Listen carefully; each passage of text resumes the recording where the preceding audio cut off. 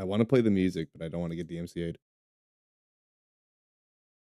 Yeah, this time I'm multi-streaming. I wasn't multi-streaming the event last night, um, but I did post the VOD, so you guys will get to see the VOD over there. If you want to watch it and you just want to see me play through it, you can totally do that. It's going to be ad free. That way you guys can pick through it and watch the specific moments you want instead of having to watch the entire 9 hours. Because I did like a whole 9 hour VOD, dude. It was a lot. Um, the story itself is probably like more like a 6 hour story, but the VOD for me was really fucking long. So I'm like, yeah, you know what? Because this game was so damn good, because the update was so amazingly good, I have to post the VOD. I wasn't going to, but yeah, I'll do it just because like it was so incredible. I need to post it because that was remarkable. Um, and it's exactly what I want to talk about today. So, those who haven't played 3.0 and 3.1, actually, really just anything after 2.0 Wuwa, if you guys are not caught up and you aren't really paying attention to the story, please give it a shot. Because while the first like 2.0, half of 2.0 is pretty good, but it's not like anything crazy. Once you get to the latter half and then you start getting closer to 3.0 and then you hit 3.0, they get so good, and you need the context of 2.0 stories for 3.0 to be enjoyable as much as it was for me. So, you gotta know the context. You can't skip all of 2.0. You need to sit through it and give it a shot. Genuinely enjoy it because it is really good if you pay attention and you really just give it the best shot, you know? You got into a fight with a customer, so typical day for you. You do that fairly often, Spicy. I'm not at all surprised when it happens, but it is hilarious. The tea goes hard. But so without like saying anything about what exactly happens and that out of the way, Wuthering Waves 3.1 was easily the best update we'll probably ever get to that game. I don't know how they can top that. But I said that about like 2 point whatever when like Septimont came out, and then they did, and then they topped that. Like, so I don't know, man.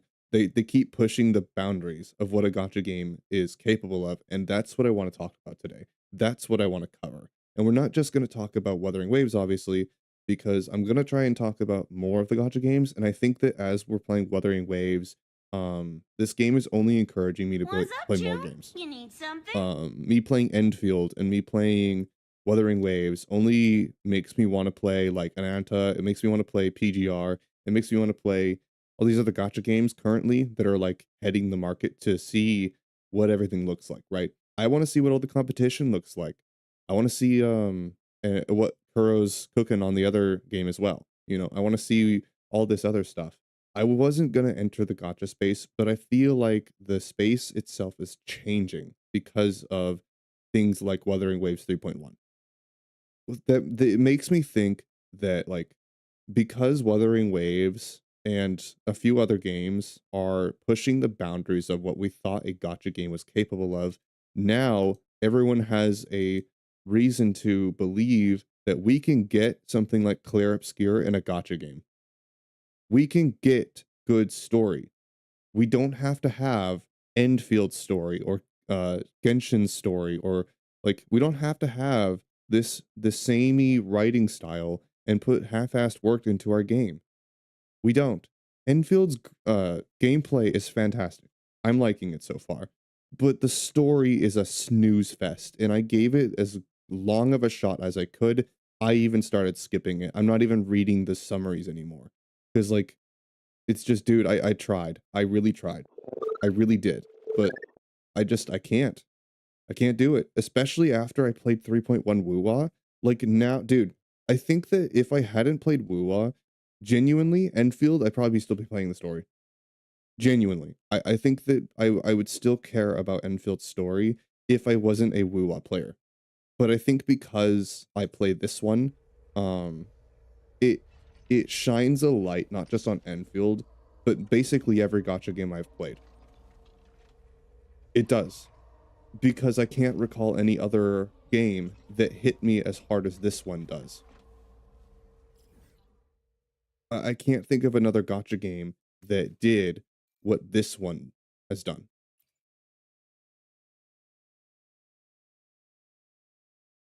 And that's not just me being a woo-wah fanboy. That's not just me glazing the game. I'm not paid to say any of this. I think that genuinely woo-wah and 3.1 and 3.0 were healthy for not just Wuthering Waves, but the space in general. Because what it proves is that it we are more than capable of asking for genuinely good story in a gacha game. We deserve genuinely good story in a gacha game. And this idea that we aren't allowed to ask for that should be abolished. This idea is done. It's old. Everyone needs to move on and accept that it is totally okay for us to want something like 3.1. And now that 3.1 exists, now that Wuthering Waves exists, every other game needs to be held to the same standard for story writing. Now, there are some caveats to that. Wuthering Waves is not their first game. It is their second game.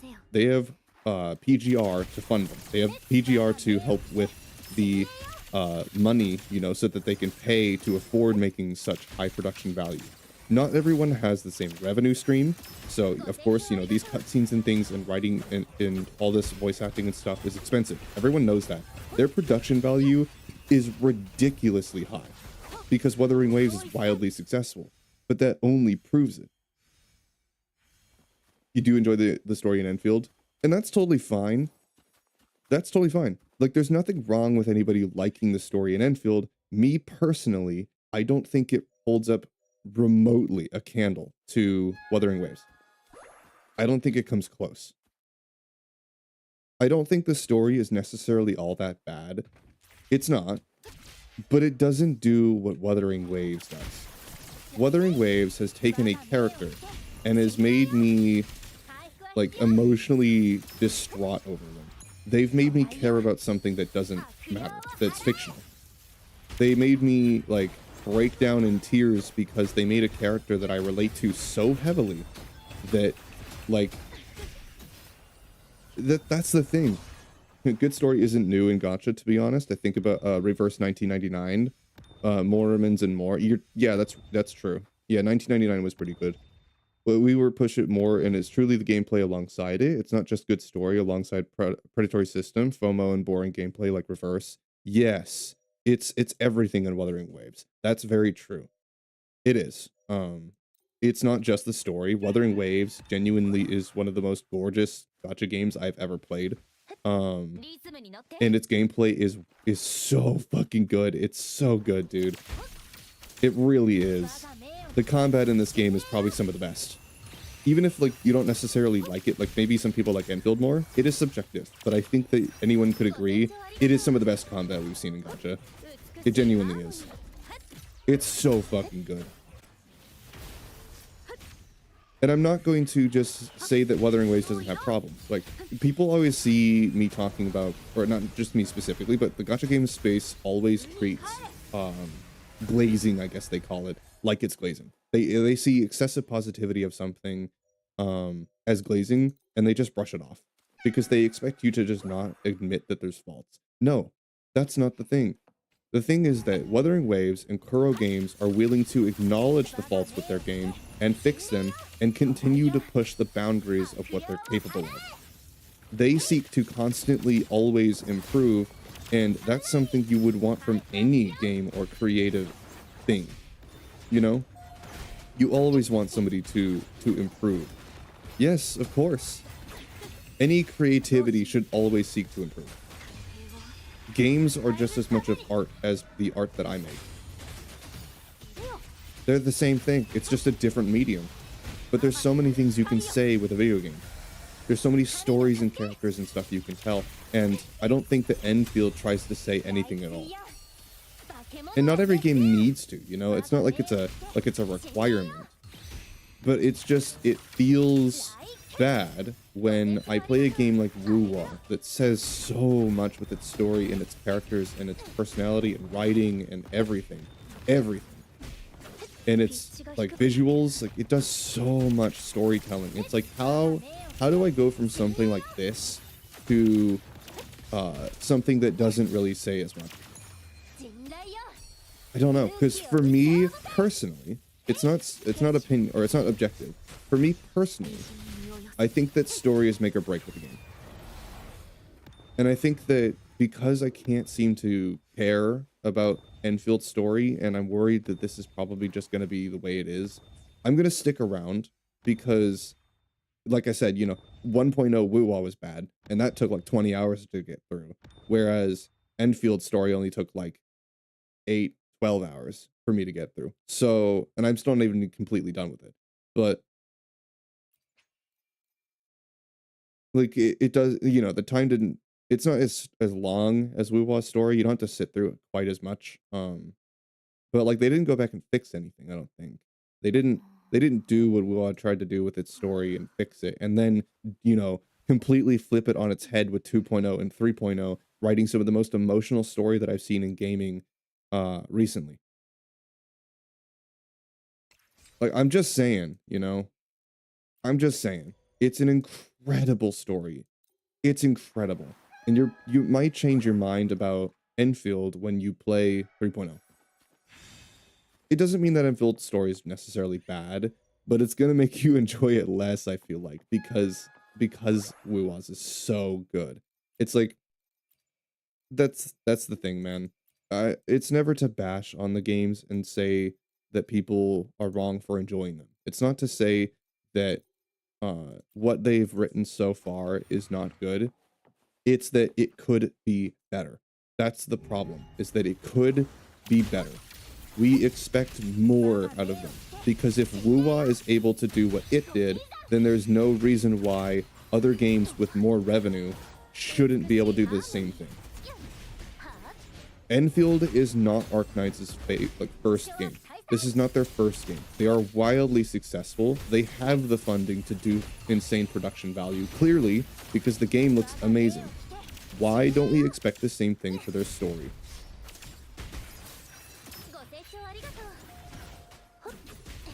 Who cares how good their game looks or how good the graphics and gameplay are if the story is lackluster? Not everyone cares about the story. Some people are just there for the factory and gameplay, which that is totally fine. But that's why I said, me personally, story can be make or break for me. Because now that I've played Wuwa, I think that like it's just kind of a standard that I hold gachas now, is that everyone is expected to perform to a degree. You don't have to do what Wuwa did, but there's a certain expectation or a level or a degree that they need to be held to, when you have the money and the time and you can afford to write a good story, why don't you? Why not? When you're making millions of dollars on your banner, you could spend half of that on your story. Why don't you? What reason do they have to not write a better story? That's my problem. Is it fine? Yes, but fine is not good enough for me. I want to be emotionally invested in their campaign. I want to be hyped when I'm watching a building blow up. Because for a while I was, and then they wasted all the momentum they built with it. They build so much momentum in one thing after so many hours of it being so damn slow, and then they just do nothing with it. And it's like, wow, well, I guess it's over.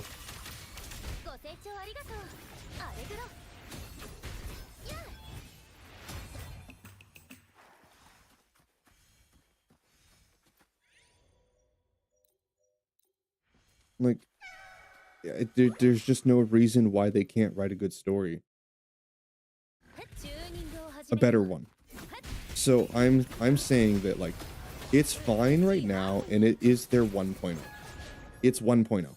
This is the first time they're getting all their feedback. They're going to collect it all. What they do with it is what I care more about than what the game looks like right now. Because it's 1.0. Everyone understand that, right? It's 1.0. Whatever problems they have right now, that just happens. Every game has problems on release. They only know about them after they get feedback and stuff, and after they do testing, right? This is basically them doing testing. and they did submit a very long review. I haven't done it yet, but I'm probably going to do it today, because I've gotten far enough. And my gameplay or my playing of Enfield is probably just going to slow down a lot, because like I think I want to try giving PGR a try.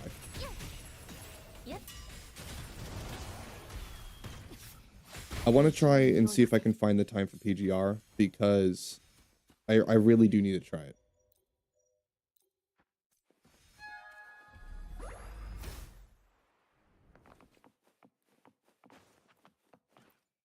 People will say oftentimes that comparison is not fair, right? And comparing these games, and everyone's sick of it. Well, what if I compared two games that are within the same company? Girls Frontline, Sublime Story. Dude, yeah, I've played Girls Frontline. I know exactly what you're talking about, Oscar.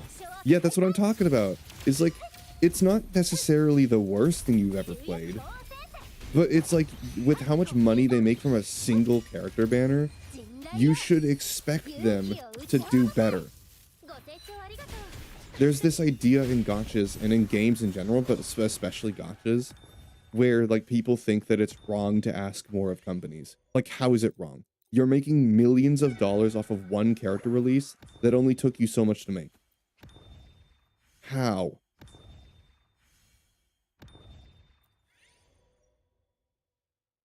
Yeah, they won't go through events just for the story. Yeah, but see, Wuwa doesn't level lock or difficulty lock their story. All of the fights are scripted. You can't use your normal resonators to clear it, which means that when you're doing the story, and this is why I mentioned this during the story, because I love it. I love it so much. All the fights are scripted, which makes them not only feel more intense and more engaging and more immersive, but also it means that they are just difficulty balanced. They don't need to balance the fights to be enjoyable, because you're using the same thing to clear all of them.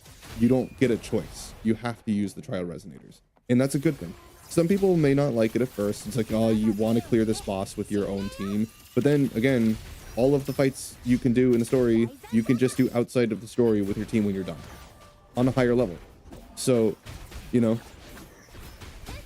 it's like, it makes it so much more immersive because you're playing the character in the story.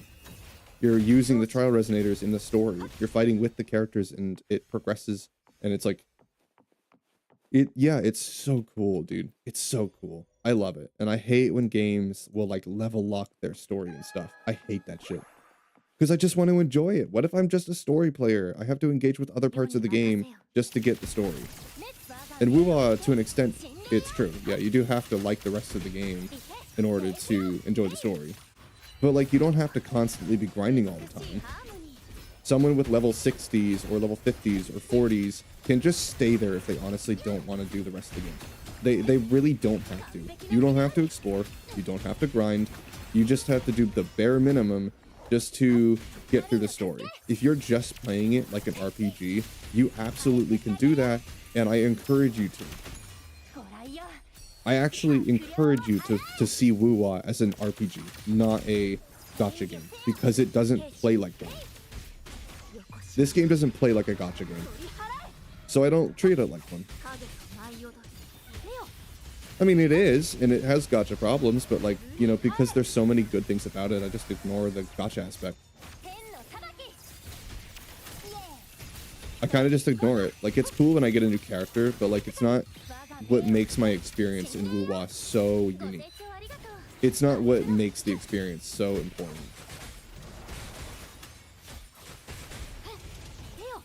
Like, truly, the character stories in this game are insanely good. Every character has some kind of grounded, real problem that someone can relate to, that most of us can relate to. They're extremely relatable characters, and they have backstories and lore that gets closure because of Rover. And there's this unique interaction with Rover too, where ever since 1.0, Rover's had no consequence for their actions. We've never had any consequence for our actions. And finally, in 3.1, we do. And the ball that gets drops so fucking hard. Like, dude, it just, oh my lord. You gotta play it. It was so remarkable. It really was. And it sucks, and I feel almost somewhat vindicated because of this idea that, like, the gacha space, you just can't write stories like that. Like, gacha games are incapable. Like, well, hello? Should they not be held in, with the same candle that our RPGs are? What reason do we have to not expect the same thing of them that we do with other games? What makes them so different? They are some of the most high revenue generating games out there. Gachas make so much fucking money. They make so much money, it's ridiculous. They do it so easily too. So why should they not be writing great stories?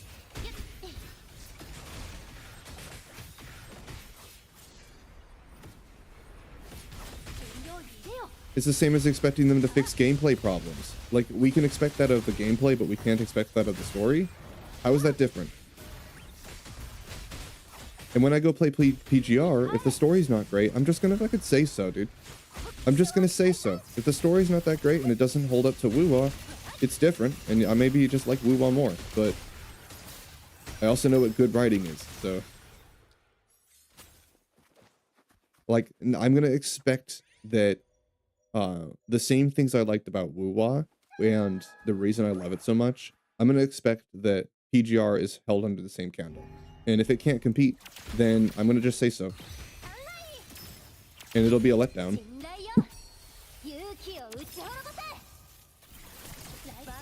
I hope so. Like, I hope that PGR is really good. I'm gonna try it. People are saying that the story is good. They're saying the game is good, that I might like it, so I gotta try it. It's a Kuro game. And right now, all I see is Kuro cooking, so.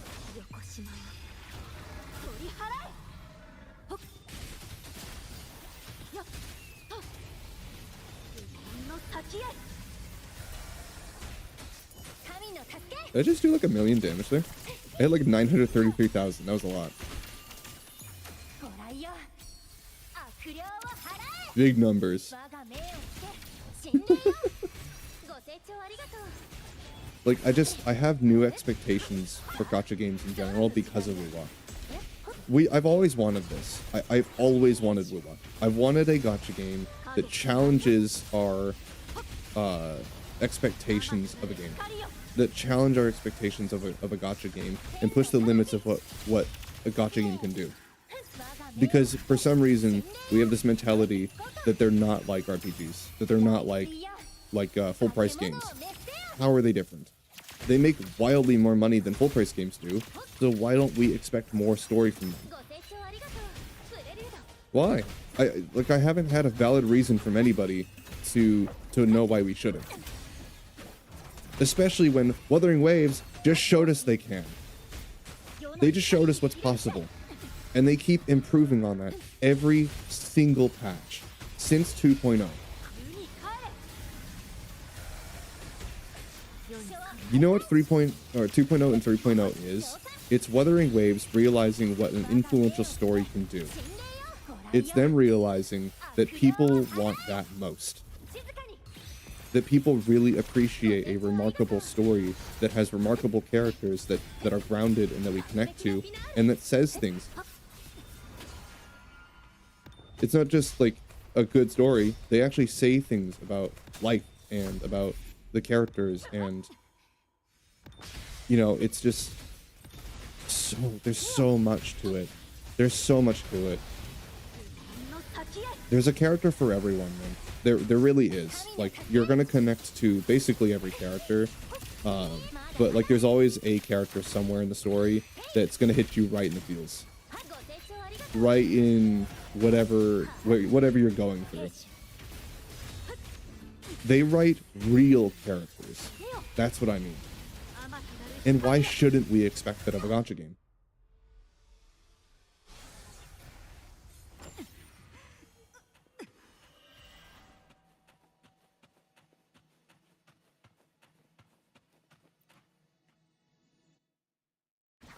Like, if that's not what a gacha game is trying to be, that's okay, you know, and not everyone needs to be the next greatest hit, but like, it's just when I get a half-assed story and I feel like it's half-assed and I look at the rest of the game and it's like the gameplay and everything is great and then the story just completely falls short. It's like, you put so much work into the rest of the game. Why can't I expect the same of the story? Especially when it seems like you had the right idea, but you just did nothing with it. Like, Arknights has a really good idea. It's classic, great motif. Like, you know, like mysterious character that has all of this responsibility and is in charge of like this world-changing plan to, well, I don't even know exactly, but like there's this undertone of like what we're doing is wrong and it's hurting people, but we're doing it for the better of like the greater good, you know? It's like it's the greater good thing. But there's this whole morality to everything we do. And it's such a bit, like, the factory is like the biggest part of the game. That's the biggest part of the game. It's almost, like, honestly, it's immersion breaking for me. It is, when I'm doing the factory, and then, like, they briefly mention all of this stuff in the story, but then they don't elaborate on it. And it feels like it falls short. It's immersion breaking for me. It is. When I play the story, and they give me this hint of morality in the actions of the main character, and then they don't explore that. It's immersion breaking, because now like it's the biggest part of the game, and yet the story doesn't make it feel like it is. The story doesn't tell me anything about it. They hint at this idea that it's important, that it's like this deep like thing, you know, but then they go right back to glazing the main character like she's some huge like savior.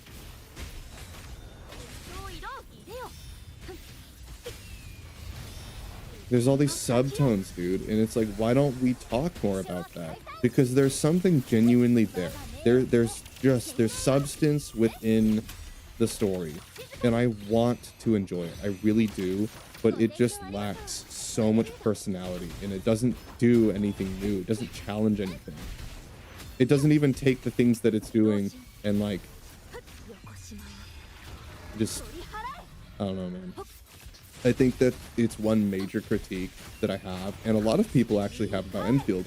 I've been looking online and seeing what people have been saying about 3.1 Wuwa and 1.0 Enfield, that like the biggest problems people have with Enfield are the tutorials and the gacha system, and above all else, the story.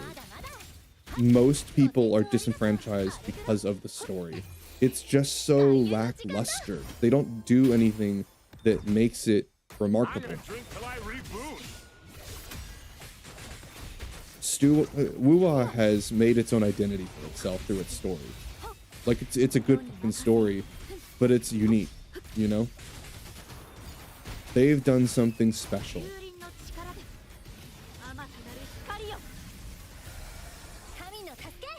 I want that for most games. I think that games and players have every right to have expectations of development studios, especially gachas that make so much freaking money and they put like half-ass work into their story.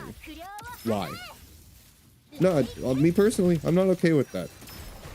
And I hope that 1.1 pops off. I hope that they realize that they have so much they could do with their story that they're not doing. I hope that they flip the script. I really do. I hope they take what Wuwa did and what they did and they flip it around. Please. Because I really want a good story in Arknights. I really do. Arknights has always been this like part of the gacha space where like there's so much flavor to it and there's so much personality, but I don't get any of that playing it. You know? Most of the story for Arknights that I've ever enjoyed was like from YouTube people who have read like all of the character bios and have played all of the story and have done all the side quests. And it's like, they're so hardcore that they did all the things that I don't want to do. They sat through all that and gave me the good bits. I can't imagine when I'm watching lore videos about Arknights, like how much of the yap are they cutting out? And now that I played it, I know. They're cutting out so much to discuss the things that actually matter, but like relative to the rest of the game, those things are like momentary things. For the most part, the story's like 80% yap, 20% substance.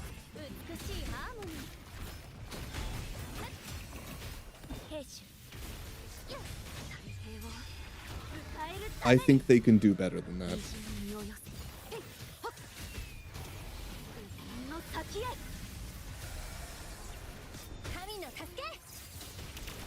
Oh, Scar, you take so long to die, bro. Why you gotta be so difficult?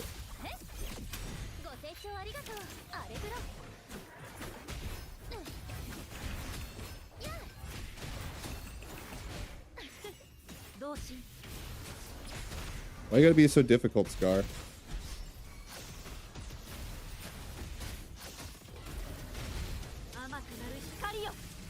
Just everything about this game has just been great, man. And it's like it soils the experience of other gachas for me. It really does. Any game that can't compete with Wuwa, like it soils it for me. I enjoy them less than I would have if I hadn't played Wuwa, because like it shows me what games can be. That's what Clair Obscur does in the RPG and like indie genre. That's what Clair Obscur is. It's an amazing story. Nobody expected to be as good as it was. And then you play it and you're like, holy shit.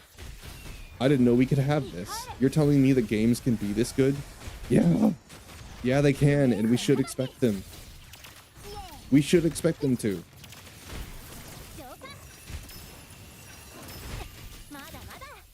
Not every game is a story game, but like if it's trying to be, and you can tell that there's something there, it's like, why not? Why not write a good story? What's stopping you? What's stopping Enfield from making its own unique story and really pushing it? What's up, Shelly? I'm doing fantastic because I just finished 3.0 and 3.1 of Wuwa, and 3.1 update story was so fucking good. You've got to play it, dude. You have to. It's so good. Even if you just play it as a story game, man, and you just ignore the rest of it, like, you totally can do that. Just play for the story, man. That's what I play for. It's so good. Like, I was just laying in bed watching other streamers' reactions on YouTube to the 3.1 story moments, and I'm like, just laying in bed, bawling my eyes out in the dark. Like, as soon as the stream went down and I made sure everything was offline and the camera was off, and I'm like, all right, now I can sob. Bro. Oh my God. Like, I'm gonna be hung up over that story for a long time. You know why? Especially why? Because Wuthering Waves, and I just know this because of how 2.0 and 3.0 have been going, and how the story's progressing, I just know that's not gonna stop. They're gonna keep doing stories like that. So once the next one comes out and we probably get like closure for everything, I can't wait to see what Rover does now, because Rover faced repercussions for their actions. Rover had this huge lore story drop with Ameth, and like now I'm like, where do we even go from there? How does Rover actually like respond to this? I genuinely care about what the main character is going to do in response to everything that happened in 3.1. I don't know. We haven't seen yet. They gave us a huge cliffhanger, and now I'm waiting for 3.2. Like, fuck, dude, it was so good. There's a million things I could say about it, but like, I feel like the more I talk about it, the less people are gonna like, weirdly, I feel like the more good things I say about it, the less people will believe me and think it's glazing. So you know what? You know what? I'm gonna try and drift away from just Wuwa, especially 3.1, and I'm gonna say 3.0 and 3.1 were some of the best stories that I've not just played in Gacha, but I've played in games in general. They were actually remarkably good. They were very good. And if you don't believe me, that's fine. It's sad that you won't try it, but you know, if you don't want to, that's fine. I can't make you do anything. But if you're willing to try and give it a shot, it's free. You're not losing anything by trying. You can skip 1 and 2.0 to go to 3.0 and you won't miss much. You need like it's really truly enjoyable if you play through 2.0 and you have context for 3.0, but you can skip to it if you want. I say that 3.0 and 3.1 were just so good that like you should give it a shot. They were genuinely good. So is 2.0. But oh my god, man. Wow. Like everything about this game is just so remarkable. It has its problems, but like it makes up for it in all of the other aspects of the game. Like the ecosystem, I think, is really the only issue we have. That's really the only gripe I have with this game is just the ecosystem. It's rewarding. They deeply care about their players and their story. Their music and production and art and gameplay is so top tier. Like they're really pushing the line of what a gacha game can be. They're making like a triple A game or they're making a gacha game as close to triple A as possible. It's like, how can did we even know we could do that? Because no one's ever really tried. No one's ever gotten this far. But now we know that it's possible because Wuthering Waves has done it. Games are scared of games like this. People are scared of games like this because when they push the boundaries so far, it raises the bar for everybody else. Now because Wuthering Waves is willing to push the bar so hard, everybody else will have to meet that bar. Otherwise, they won't compete, and they'll suffer. Like, this game only makes everybody else suffer because it's doing so well. But now they're going to be expected to do better. Do better. I know you can. You're a gacha game with billions of dollars behind you. There's no reason why you can't do the same thing when Kuro has less. So, like, there's literally no excuse. If you've got billions of dollars and you're making millions of dollars every patch, there's no reason why you can't use that to make a genuinely good story. I don't see why you can't. Why is your story a yap fest?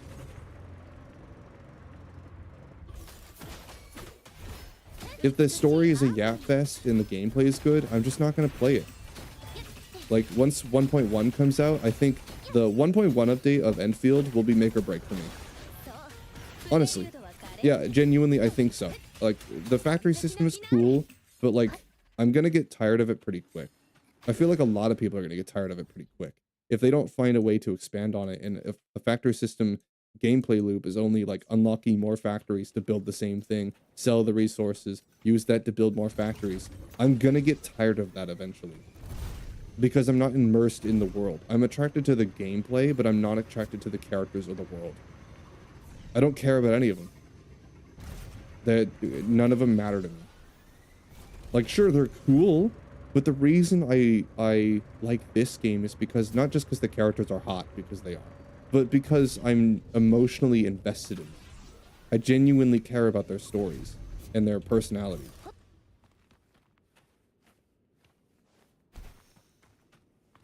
Some of them made me cry, man. Time has made me cry. Like, ugh.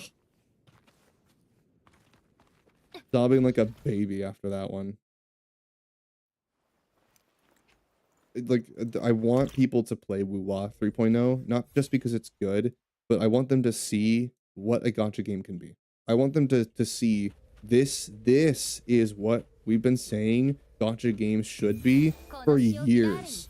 People have been vindicated for years saying this stuff. This is what they should be. And they have the ability, they just don't. Because it costs money to make something remarkable. It costs money and time and effort, and story and stuff doesn't plead. It doesn't please money greedy, money grubbing investors and stockholders. Yeah, I get it. I get it. They don't care how good the story is. They only care how much money you make. And if they can't see a direct correlation between the story and their revenue of the game, then they're not going to invest in it. I understand that. But whatever Wuwa did to make this possible Figure it out. You're a billion-dollar company. There's absolutely no reason why you can't make something remarkable. It's like when I see Nintendo making Pokemon games the way they are. Everyone's starting to realize, huh, they've kind of been trash for years. Pokemon's almost never put story into their game. They did in Gen 5, and then everybody hated it, so they never did it again. Like, honestly, that was the fault of the community. Like, the reactions to Gen 5 and Pokemon were just so bad that they never did it again. They're like, oh, okay, we tried to do something different for once, and you guys didn't like it. I guess we won't try again. I guess we won't do that again if you didn't like it.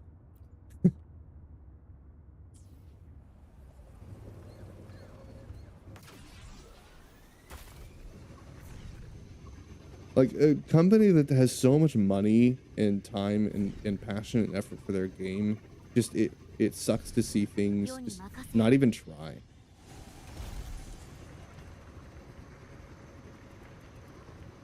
Like, do something remarkable. It doesn't need to be WoW 3.1, but it needs to be enjoyable. Like, I feel myself falling asleep when I'm playing Enfield, bro. I'm just skipping the story. Like, it's just, I want to enjoy it. I really tried. Every now and then I'll stop skipping it to see like what's happening and try to get invested, but like I shouldn't have to try to be invested. It should just come naturally. A good story, you don't need to try to like a good story. It just is a good story. I've been trying to find reasons to enjoy Enfields. I really do. Like I want to know like what the world is about. I want to know what the big bad is doing, what her intentions are. I want to know all this stuff, but like they don't do anything remarkable to make me care about it. They don't give me a reason to care.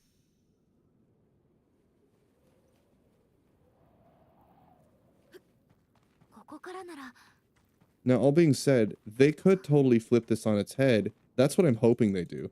I'm hoping they cook for the next update. I'm hoping 1.0, they realize that their story can be so much better and that they absolutely cook. I hope so.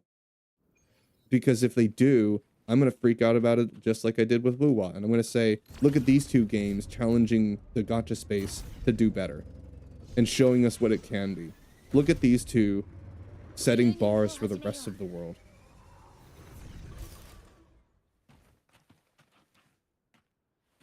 Yeah, I want to put them in the same conversation, but I can't yet.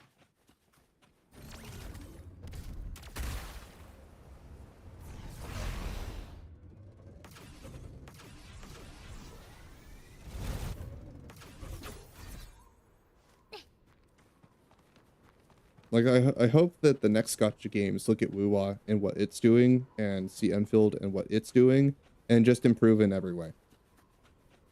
Realize how beneficial it can be to a game to have an amazing story that actually does something remarkable and unique. See the value in that, because most companies for gacha games don't see the value in a good story.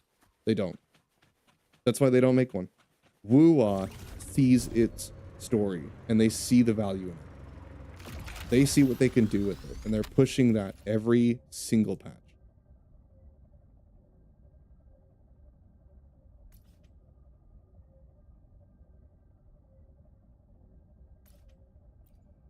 You know what I just realized? I haven't even been to Imet's house. Do I even want to go to Imet's house? I feel like I'm going to start crying, bro. I kind of want to go there, but like I just know that I'm going to start crying. Because they probably put all sorts of little things around, you know, like the life that she lived before, the things she used to like, the food she used to eat, the drawings she did as a kid. Like, they're just going to have little things. Ugh, God.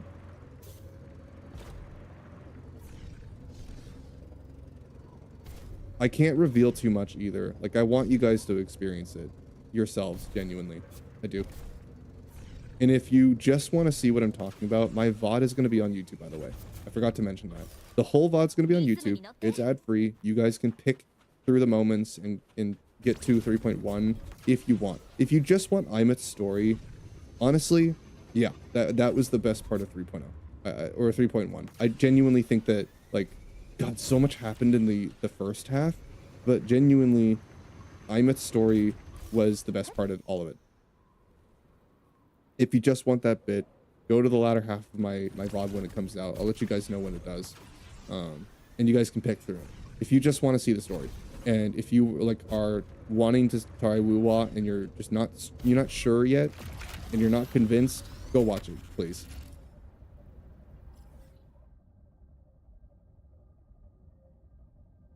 Oh man. Like, I'm probably going to clip certain moments of that VOD and maybe make a video on it at some point, just to show people, like, this is what I'm talking about.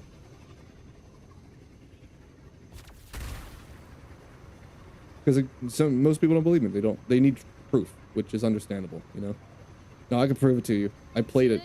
It's a 9-hour VOD of me holding back tears half of the whole thing. I'm sitting there for like 4 hours of that stream just trying to hold back tears.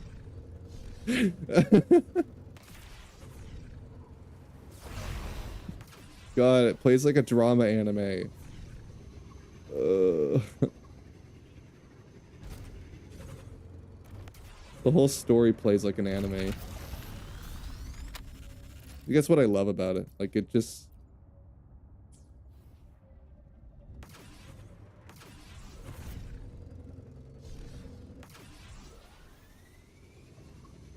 Oh, man.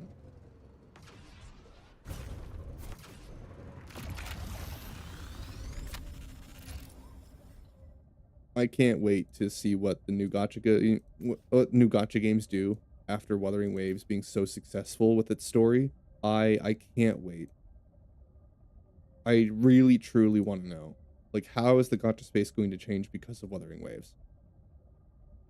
This game is challenging things in such a unique way, in such a massive way, showing us that they can write a amazing story, and they can take the money they make from their game and feed it back into it, and they can make something insane, as close to AAA as a Gacha game has ever been. And they keep making it better. It's not just a one and done, it's not just a one-off thing. Every patch is going to be like this now. They have set up a standard not just for everybody else, but especially for themselves. Now, anytime Wuthering Waves is writing story, it needs to hold up to 2.0. That is their bar. 3.0 was their massive drop, was their massive like lore drop, and that was the climactic moment. So I can't hold the rest of 2.0 up to the same standard. Well, because it's the climactic moment. It's supposed to be the most intense out of the entire story. It's supposed to be. It's gonna be. You know, 2.0, it has its moments throughout the 2.0 story, of course. But, like, that was, like, the moment in Wuthering Waves. You know, and you know what I mean? The moment where everything for the past 2 years that we've been waiting finally pays off.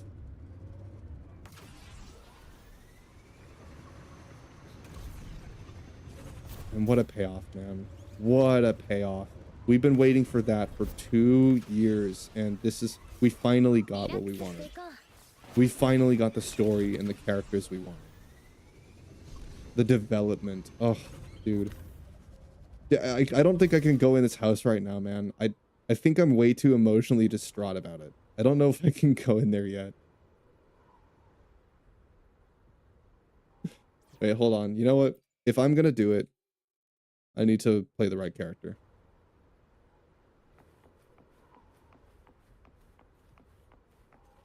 This is Rover's house.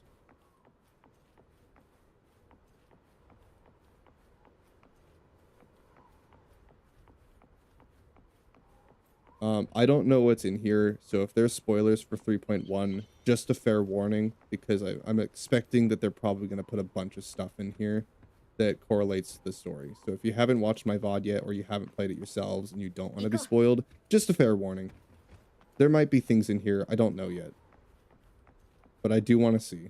I've been waiting to check it out. Oh god, all right. I wonder if they put anything in here. Imeth is here.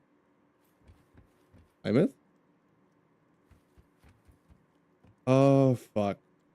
Oh no, no, no, no, no, no, no. Wait, there's after story. I forgot they do after story. Oh god.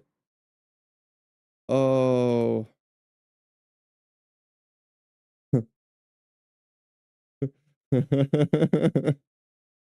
Though buried deep deep beneath the snow, the rusted iron bird still longs to sing. That's fucking great. That's awesome.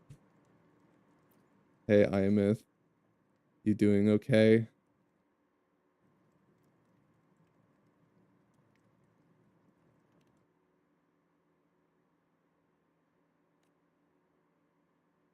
You look toward Imeth. She hunches over the workbench, head tilted as she pores over the display. This was where you used to work, and the usual haunt for young Imeth. When you were busy, she would sit beside you and draw in silence, like a small, loyal guardian keeping watch. Now the tabletop is covered by a thin layer of dust. That's fantastic. Thanks for that. Thank you, Kuro. That was great. Thanks. And then she's gone now. Great. Thanks for that. That's great.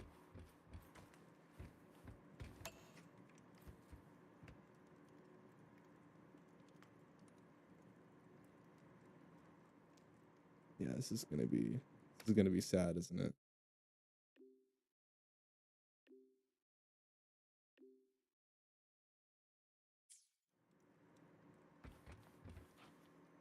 What's the story for this? Hold on.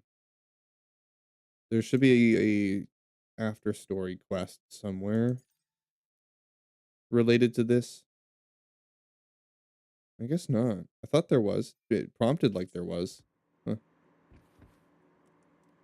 Yeah, because it's giving me a trial resonator, so I'm assuming that there's something. Oh god, there's a playlist. Oh, I can play music in here. Well, I'm gonna get DMCA'd if I play that. You know what? Fuck it. I'm too emotionally connected.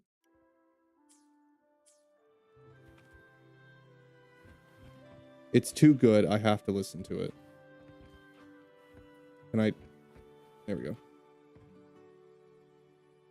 Oh god. Which one? Let's do this one.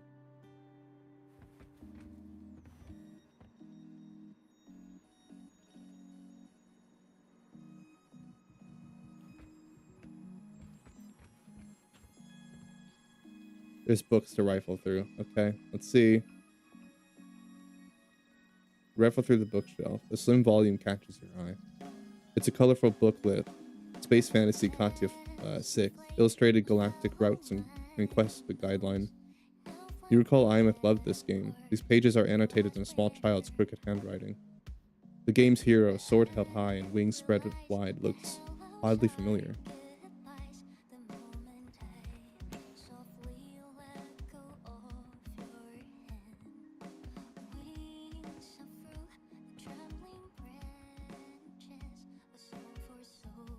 Rifle through the books on the shelf. Several stand out. On the left, worn copies of child psychology assessments and parental engagement and cognitive development in children. From left to right, the book grows newer and the subject matter shifts. Healing a child's past. Oh, building a new home. How adoptive families fill childhood gaps with love. Hearing what your child doesn't say. Parenting books line the shelves. They still show signs of having been regularly thumbed through. You open one of the books to a dog-eared page. A short handwritten note is scribbled in the margin. Imeth brought a snowfluff seal inside to play. Soaked the floorboards. Ended up yelling at her. Need to work on my communication.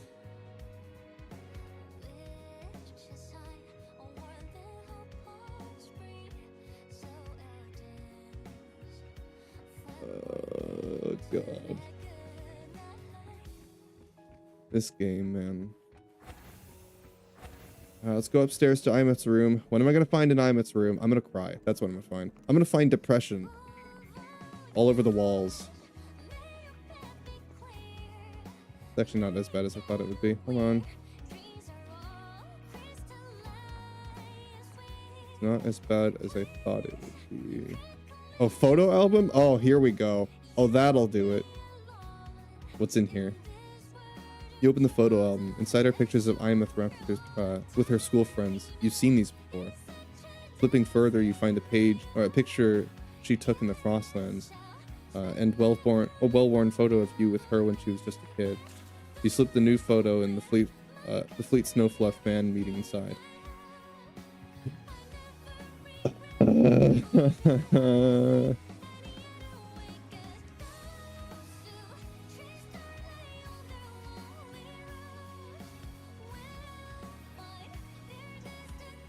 The echo of her song seems to linger. That happy tune. You'd give anything to hear her sing again. Yeah, and I got an achievement for that. Thanks. Tiny pink plush cat leans against a large black plush cat, as if listening intently to a story. Because the pink one is her and the black one is us. Once upon a time, there was a little cat hero. I hate you right now, Kuro.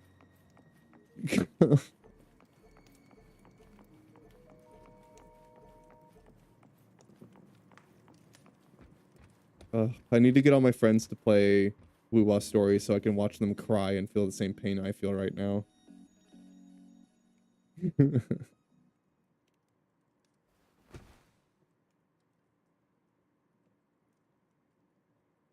They let us sleep too. Like, we're able to sleep in the room.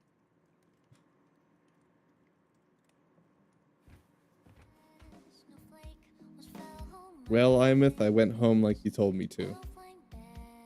I did it, and now I hate it. Thanks.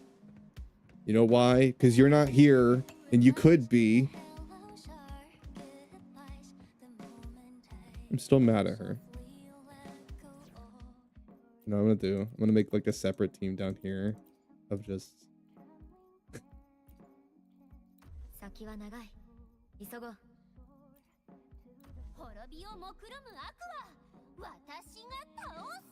Oh God. There. The perfect team. I don't need anybody else. I got these two. There you go. I don't need any other characters. I got these two. Look, Imeth, you're home. See, Abyss, she's home. She's alive. She made it. She...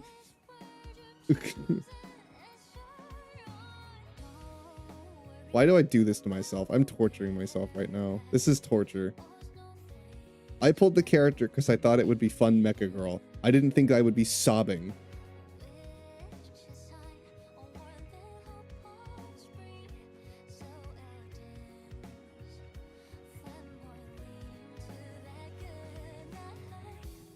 She's so cool, isn't she? She could be here right now. She could be.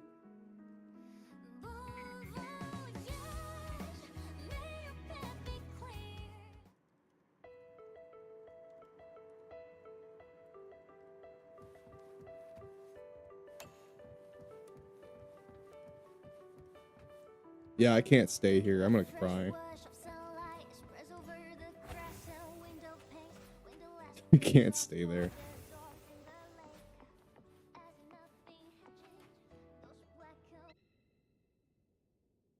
Been staring at the cabin for half a minute there. Something going on in your mind? It's nothing. Yeah, it's nothing. Don't worry about it, Abby. There's nothing in my mind. Don't worry. Don't think about it too much.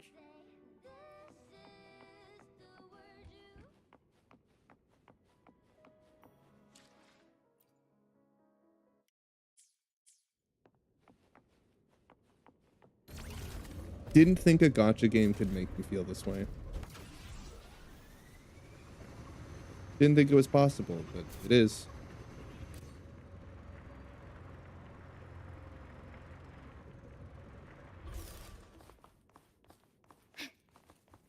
Oh, okay, there's the quest. Right. That's why it was interacting so weird. Okay. Yeah, I was like, it's giving me a trial resonator, but I don't understand why.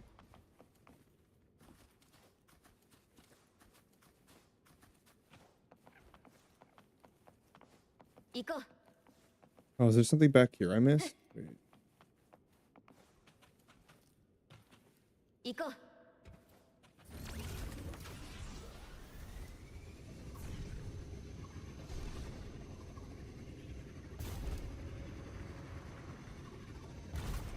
No, okay, it's not having me go back in the house. It's just a side quest.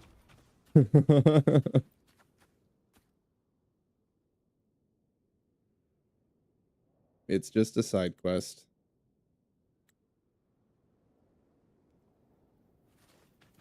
It's like, please don't give me more story. You already kicked me in the dick enough. As much as I would want more story. Don't.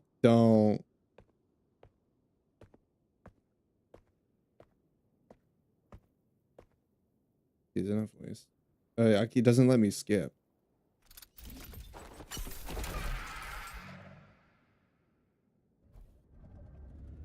It must be a point if it's not letting me skip it. Okay.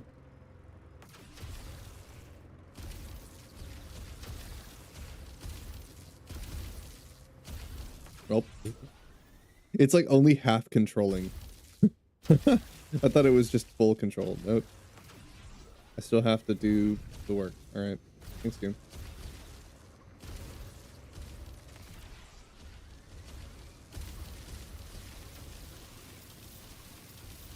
It's gonna explode. Yeah.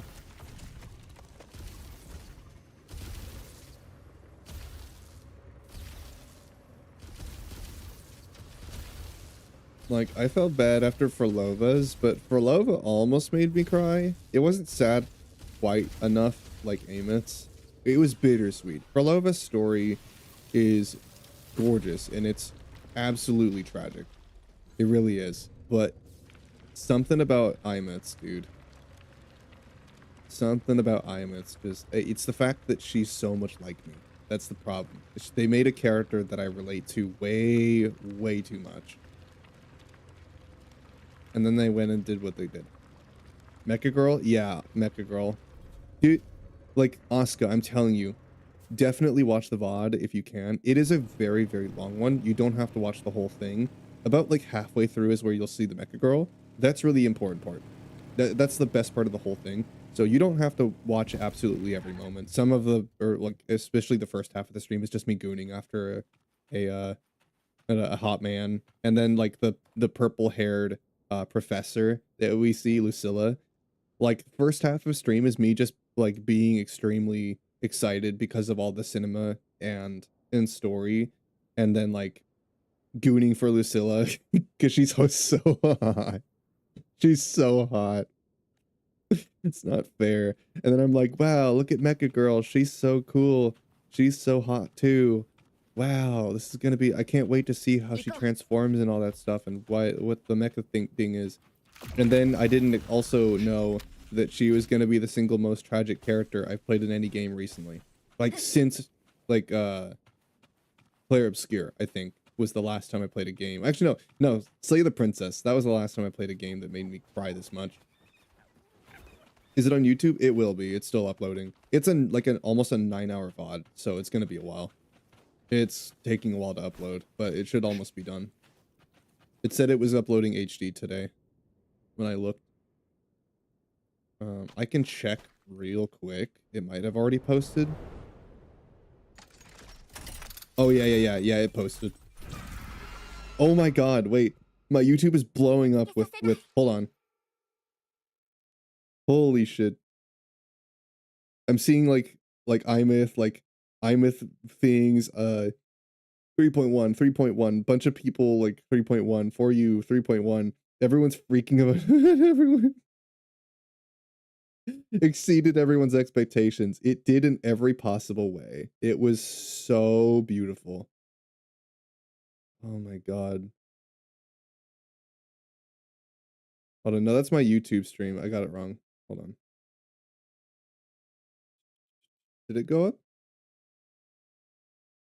No, it doesn't look like it did yet. No, it's still processing up to HD. Okay. It's still going. You guys will see when it posts, hopefully.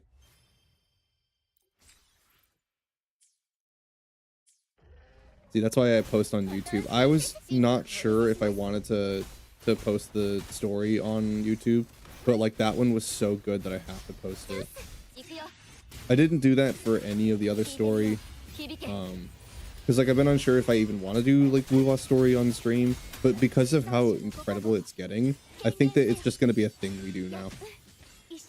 Like I think that when story comes out for Wuwa, we're just gonna play it together. Yeah, 100%. Like it's too good, man. I love it too much now. I'm too invested not to play it on stream when it comes out. So when 3.2 comes out, I'm gonna be freaking out when we get news for 3.2.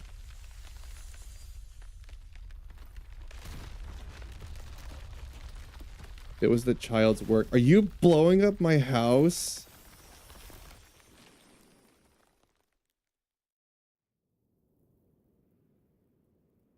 It better not have been my house.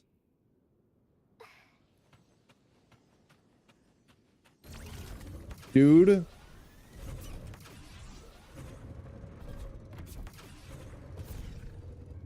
Okay. No, it's a different area. I'm like, you did not just do that.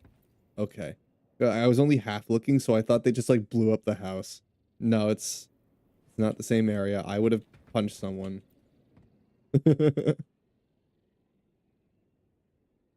Like, imagine. It's like, it's the one thing we have left of her. It's the one thing we have left.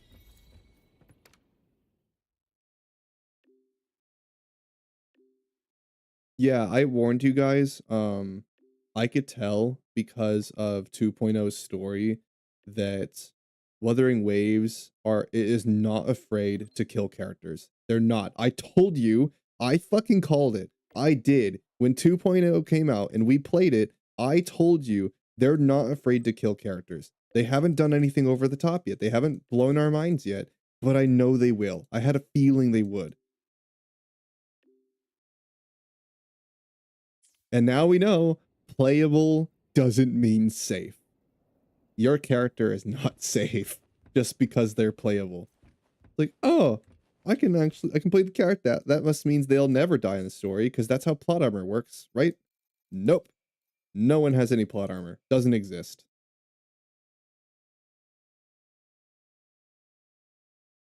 Because we write good stories here. Maybe I do Zani's story just to make myself feel better. Maybe I do Zani's story just to feel better, Dan. I need a part of Wua's story that's not making me cry. Ugh. Like, I've been waiting to do it. Maybe I just do companion story for Zani.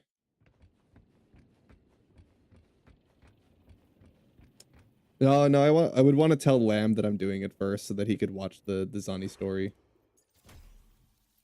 He's already played it, but he probably would want to see me react to it.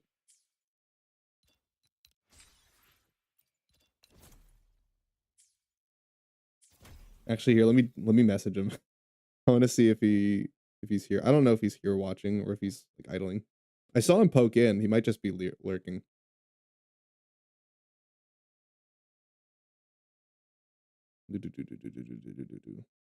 Well, we can save it.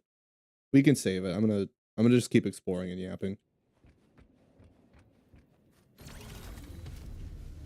There's so many things I can say about Wuwa. There really are. And it's like, I hate that people will just see it as glazing.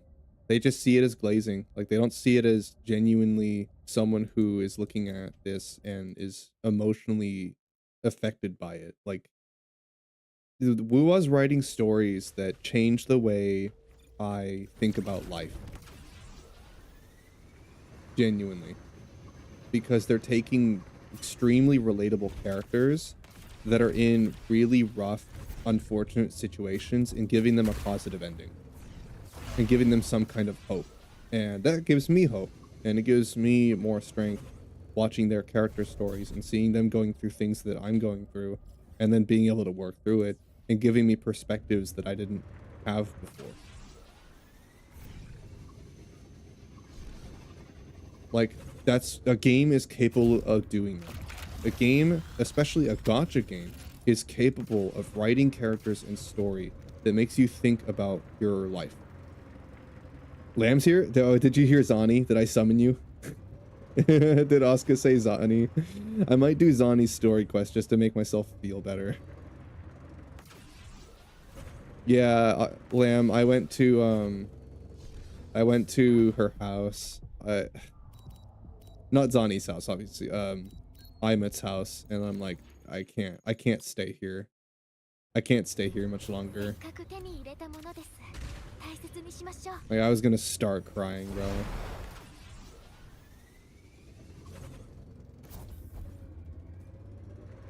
Like, these stories are sad because they're so real. Ugh. The emotion the characters feel is so real.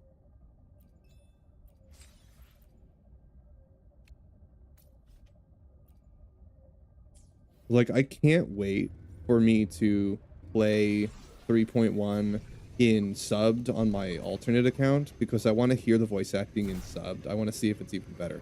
Because if it is, I'm gonna break down a second time because like the emotion of the dubbing was good, but like I watched both a playthrough of someone doing it with male rover and one with female rover, and no hate to female rover, but male rover just like displayed more emotion through his voice constantly cracking and talking in a way deeper tone than he normally does.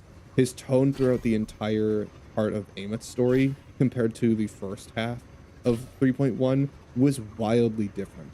You can tell. Rover felt entirely different in the male voicing. So the voice acting in that moment definitely made a difference, because watching male Rover part of the story I think made me even more emotional, to be honest, just because of how his voice acting was so good.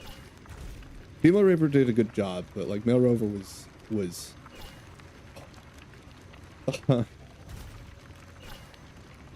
like I'm probably gonna play male Rover in subbed and see what happens, because Japan, like I've said last stream, is known for putting like way more effort into their voice acting than we do when it comes to anime.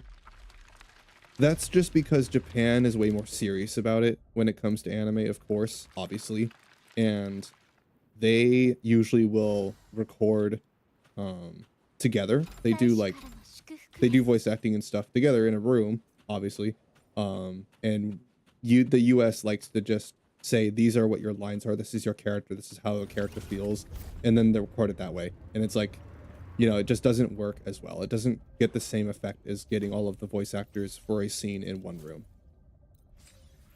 and recording it together. But usually we'll do things individually, and that's where you get games that the voice acting sounds like they're just reading a script. That's where you get that feeling, is because they literally are. They literally are. The voice actors have to do a lot to try and establish emotional connection and display emotion in the character they can't even really see, you know? And like in a conversation, they're only having a conversation with themselves and the idea of the character they're talking to in their head. Like, it's really hard doing it that way. That's why usually not only is Japan just more serious about it, but they record together a lot of them. Some obviously do the individual recordings, but they like to do everything in one room. They're much more into it than we are, which usually results in way more emotional voice acting.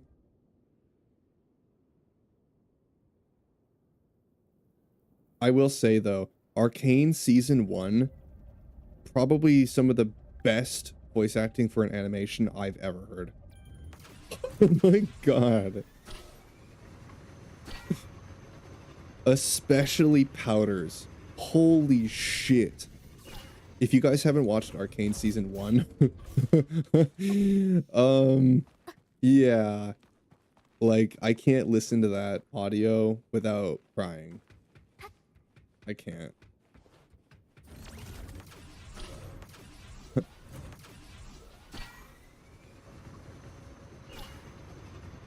You know how to describe it without saying anything about the story or spoiling it? Basically, it's like, so you guys know, have you ever watched something where there's a kid voice actor or like actor, and they get really into it, like almost like viscerally into the character, and it's like, what were you going through to make you do that? How did you display so much emotion?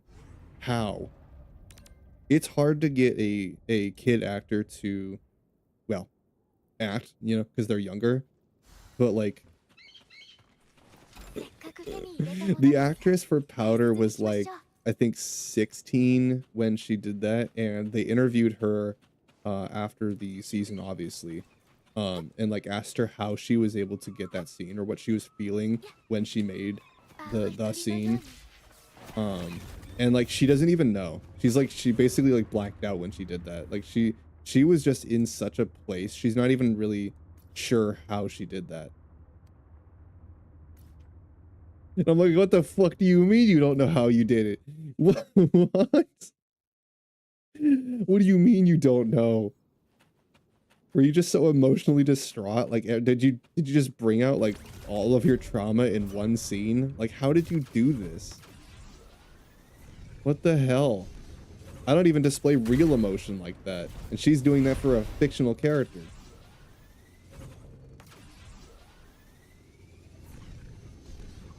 Her fictional, like, her acting is more expressive than my own acting. Like, come on. Okay. That ain't acting. That's my real emotion. She's wildly more expressive than me.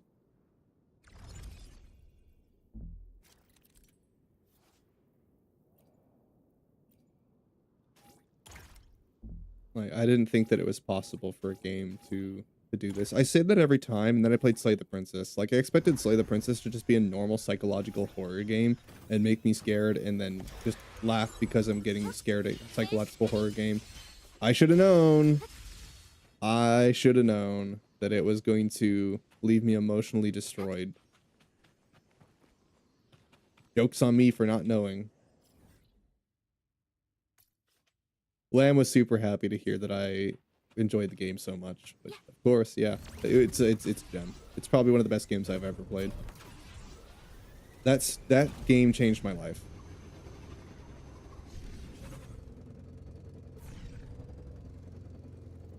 That's what I'm talking about, guys. When I say that I want story, I want an experience. I want the game to use the story to step away from the game part.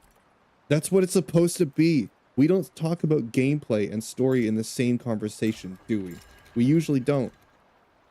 We usually talk about them separately. Why do we do that? Well, for an obvious reason. It's because they're not the same. The story is the break from the gameplay. That's where the game stops being a game. It's the only time when that happens. So why would you make it stay that way? The gameplay of a story is important. Yes, you're playing a game, you're not watching an anime. But like, the closer to an anime it feels, the less game it feels, and the more story and art it feels. Like, the amount of cutscenes, I think we saw a total of like 10 cutscenes before like Imet's story. And then when Imet's story came around, I stopped counting. I just wasn't even counting anymore because I was so emotionally wrecked that I totally forgot. I don't even know how many cutscenes we saw in the entire 9 hours that I was playing it. I have no idea. It was like 6 hours of content, like actual content. But yeah, most people took 6 hours to complete it. I took 9 because, like, well, I was probably more emotionally distraught by it than most people. I mean, she's just too much like me, dude. She's literally my VTuber character. She has the same lore I do, dude. So what am I doing here? Oh, I get it. I see what we're doing.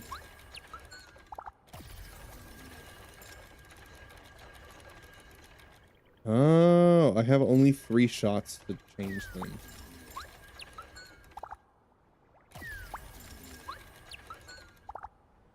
Huh. That one. Okay, interesting puzzle. Very cool.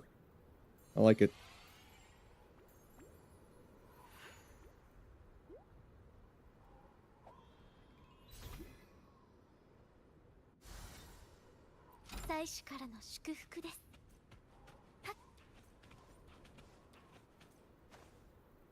Uh,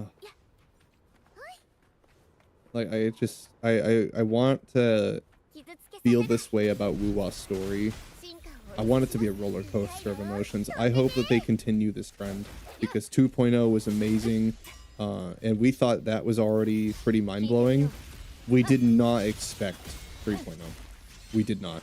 Especially because, honestly, if I'm being real, if I'm being completely transparent, 3.0, like, I thought was not as good as 2.9.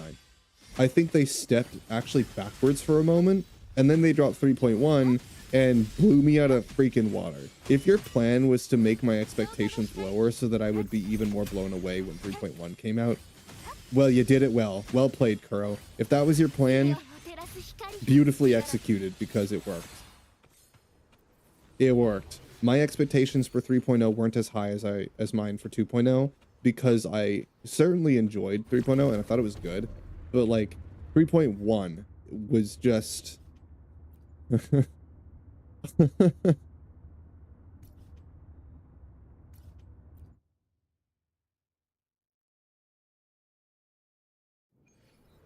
like, how do we even go from here, dude? I'm so curious.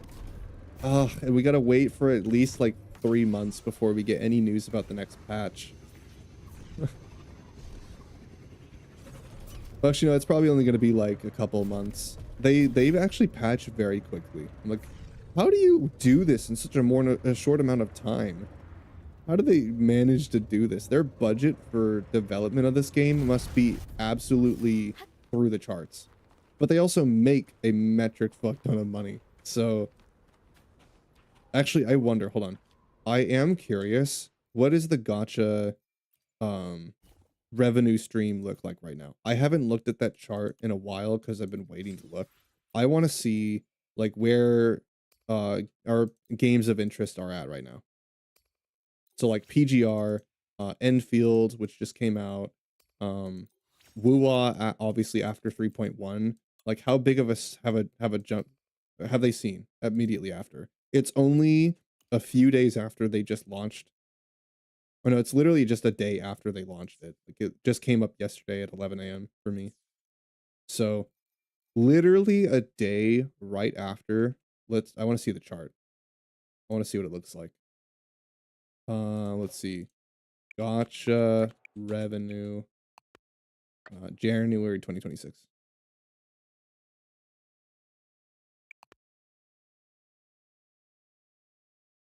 Monthly report. Yeah, there's a chart that shows us the monthly report of money. You guys want to see it too? Are you curious? I'm very curious. You know, I'll show it just because I'm looking. I kind of want to know. I don't know where we're at. Let's see. Where's my screen for it? There it is. Here's the revenue stream. Let's see. Naruto Mobile is up there. Okay. I forgot they had a mobile game for Naruto. So, this unique thing about this, thank you Reddit by the way, shows us where the revenue is being counted. Just in China alone, they're making 44 million in 1 month. Guys, I'm just saying, when you make this much money in 1 month, not 1 year, 1 month. This is like the amount of money that some games make in their entire lifetime, and this game made it in 1 month. Just based off of that country alone. Just China. This is not global Naruto Mobile. This is China alone.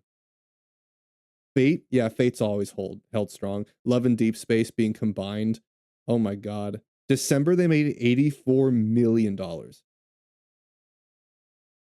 84 million. Wuthering Waves is at 11. They went down from last month. 18 million. Guys, I'm just fucking saying. Look at this. Look at this. This is the combined revenue for Wuthering Waves. We are at number 11 this month. 11. It's not like we're up here making this money. We're making this money. And yet, for some reason, this game can write an insanely beautiful story. Insanely beautiful. And this one can't? Tell me why I should not expect the same thing of Arknights. The only reason you have is because it's 1.0. But that means that, okay, so 1.0 it's excusable. That's their launch. They, this is when they're getting their feedback. This is the time where they're going to realize all of their mistakes and they're going to hopefully fix them. If they don't, we're going to come back to this conversation. I give them a pass for now. I'm not going to freak out and say that the game's bad and critique it too hard right now because it is the launch. But like, brother, you should know what you're getting into. Like Goddess of Victory, I played this one too. As gooner as the game is, as over the top and sexualized as the game is, its story is actually pretty good too. It's not nearly as remarkable as Wuthering Waves is, but it is definitely better than 1.01 Wuthering Waves, and I would say honestly better than 2 and 3.0 Genshin. I think that like if I had to put a tier list on story just of Genshin, Nikkei, and Wuthering Waves, it would be absolutely Wuthering Waves on like 3 tiers higher than the other two, but like on its own world. But I would still put Goddess of Victory, Nikkei over Genshin, easily. Easily. Yeah, I played a good bit of that story. And they're not afraid to kill characters either. Like they write a good story. I don't want my game to the story of a game to play like the game. I play the game for the game. I play the story for the story. The separation is important to me, personally. Arknights, look at this. Even years and years and years after its release, years and years after Arknight's release, is still making mega money. You're telling me you make 10 million a month just off this one alone, and then this month, just during off of the release, you made close to $30 million. If your next patch doesn't fix problems, I'm going to have a problem.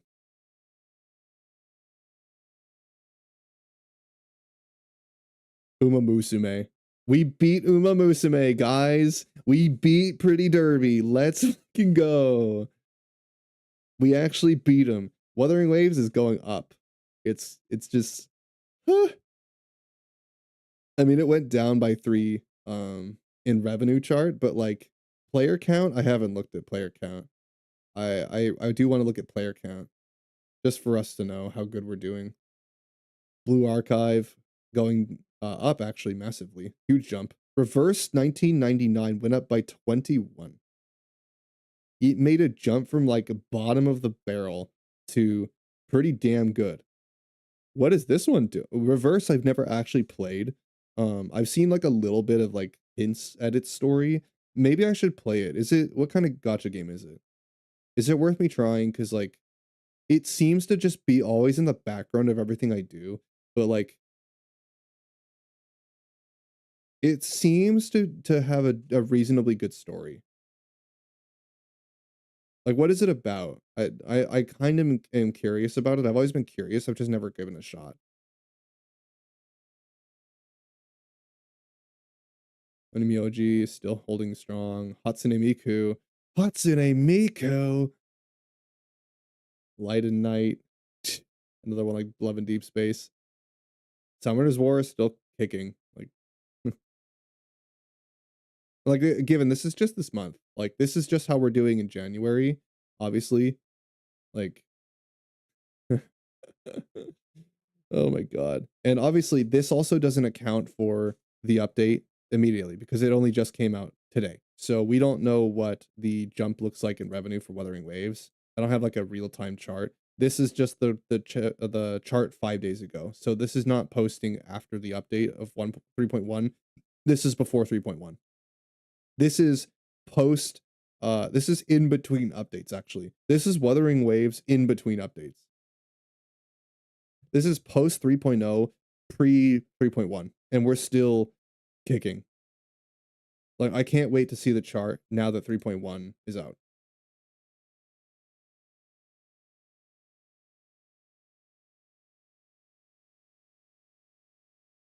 Arknight's Enfield. Total revenue. 36 million downloads. $705 million in total revenue. You're kidding. The game just came out.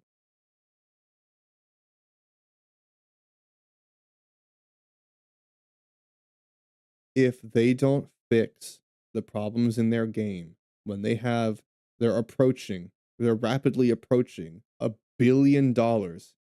You are a $1 billion company. If you don't have the money or the care or investment to fix your story or your problems in your game, that just tells me you don't care enough about your players to do that. You're not willing to try and make a story. You're not invested enough to do that. Kuro loves their characters and loves their players and loves their game. They want to make something that doesn't just play like a gacha game. They want to make something truly remarkable. They're making something creative and passionate. If you are passionate about your game, I'm going to be more willing to play it. Because if the developer isn't passionate about their game, why should I be? If they're not passionate about their story and their game, why should I be?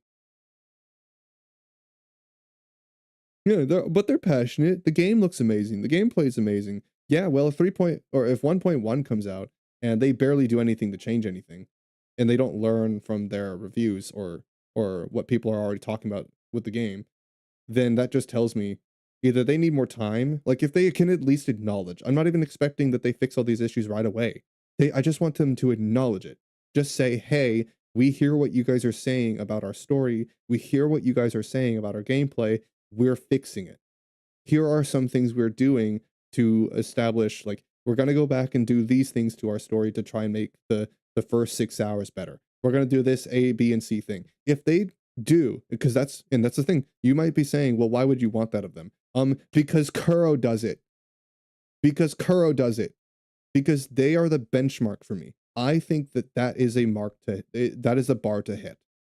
The developer of Wuthering Waves doesn't just make great changes, they tell us that they're doing them.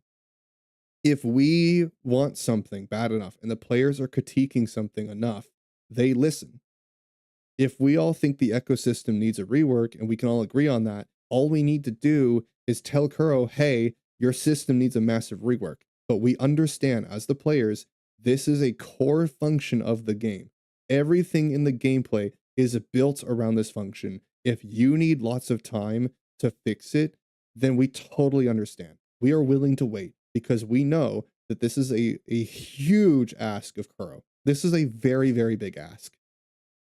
But we are passionate like they are. We want to see the game become the best version of itself like they do.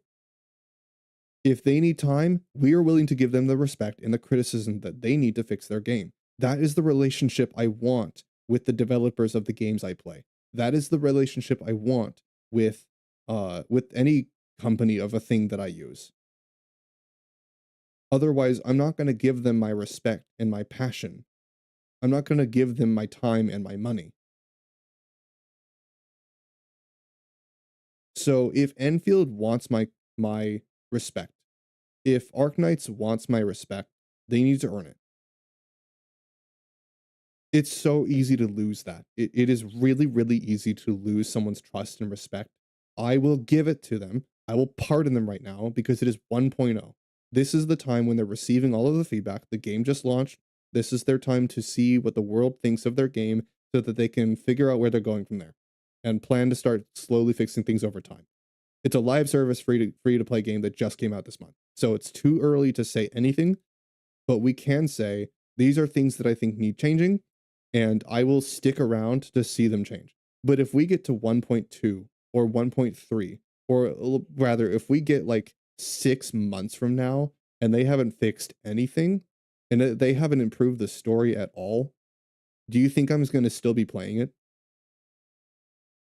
No. Why would I wait 3 to 6 months for them to fix the story and fix their problems and sit there like just patiently waiting and investing in their game and investing all this time when I could be putting that time into Wuthering Waves and PGR? Why would I do that when I could be playing Reverse 1999 and see what that one's about? Because I care more about the story than the game. And I care about the relationship the developers have with their game because a game is a creative thing. It is a project, it is a work of passion. It is a work of art. If you don't treat it like that, then why should I give it that respect? Why should I glorify your game and say all these good things about it and give it all this respect and time when you don't give it you don't give it to your game yourself? Yeah. It's like, why do I care about the story if they don't give me a reason to be? Like, yeah, that's it. That's basically all I have to say. And I treat every game the same way. This is not just Enfield. This is not just me being a Kurobot saying, oh, rival game. No, I want Arknight's Enfield to be good. I want it to, not just because I already love the game and what it has. I want to see it grow because it seems like it's going to be a really, really, really good game. It's got great bones, as everyone always says with games, but the Gacha games are known for never changing that. They're known for having great bones and doing nothing with it. That has been something that has been a trend in basically every Gacha game that's come out over the past 10 years and more. Like that's always been a thing. I want them to break away from that. Take what you have and do something unique with it, please. I really badly want to see them succeed. I really badly want them to, not just because I enjoy the game, but because I think that it would only make Wuthering Waves and PGR even better. Competition for Wuthering Waves is extremely healthy. It only means I just get more things in the game I like most. My favorite game only gets better because there's competition. If there isn't any, they will follow in the same footsteps as Genshin. Actually, that's not true because Kuro is not Hoyoverse, but they're more likely to struggle, or they're not as willing to push boundaries and change things as quickly um if there's no competition, right? Like there's no competition. There's no reason for them to try harder. Like it's the entire reason I push so hard to be so professional in my streaming. It's the whole reason. It's not just that I obviously I care about it. I'm passionate about everything I do, obviously.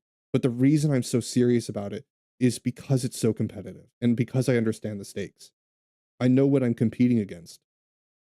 It's that competition and that drive and that energy that compels me to do all the things I do and push even harder than I normally would have if there wasn't any.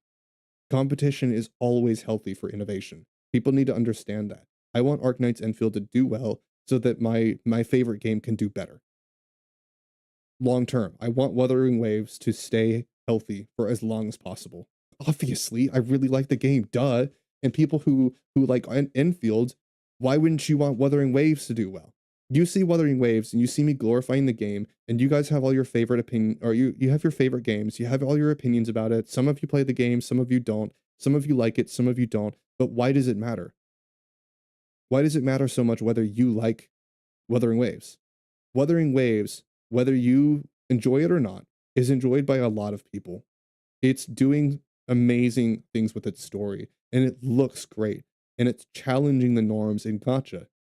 If you want that for your own game, it makes sense that you would want that one to do well so that your favorite Gacha game will do better. Whatever your favorite Gacha game is, it's only going to be better off because the competition is getting tighter. This is a good thing. This is a really good thing. We need this shift in the Gacha games so that we can see more of them becoming what Wuthering Waves is. We need more of them so we can see what all of these games will become. Push them in and drive them to do better. Actually put work and thought and passion and money and energy and time into your story, not just the gameplay. Is this just Gacha revenue for Enfield? Oh no, Enfield is just the one that's on the front page. Oh, is this the revenue snapshot for all of Gacha gaming? This might just not be and I think this is all of them, not just Enfield. I was gonna say I was like this looked like it was Enfield. No, this is probably just like all of them. Let me see. Then I got my information wrong, but it's everything I said is still true, regardless of the revenue. All of what I said is still true. Yeah, current revenue 30 million. Dude, that's a lot of money. That's a lot of money. And it's only been out for what, a week? Like you're telling me it's almost made 30 million in the first week of existing?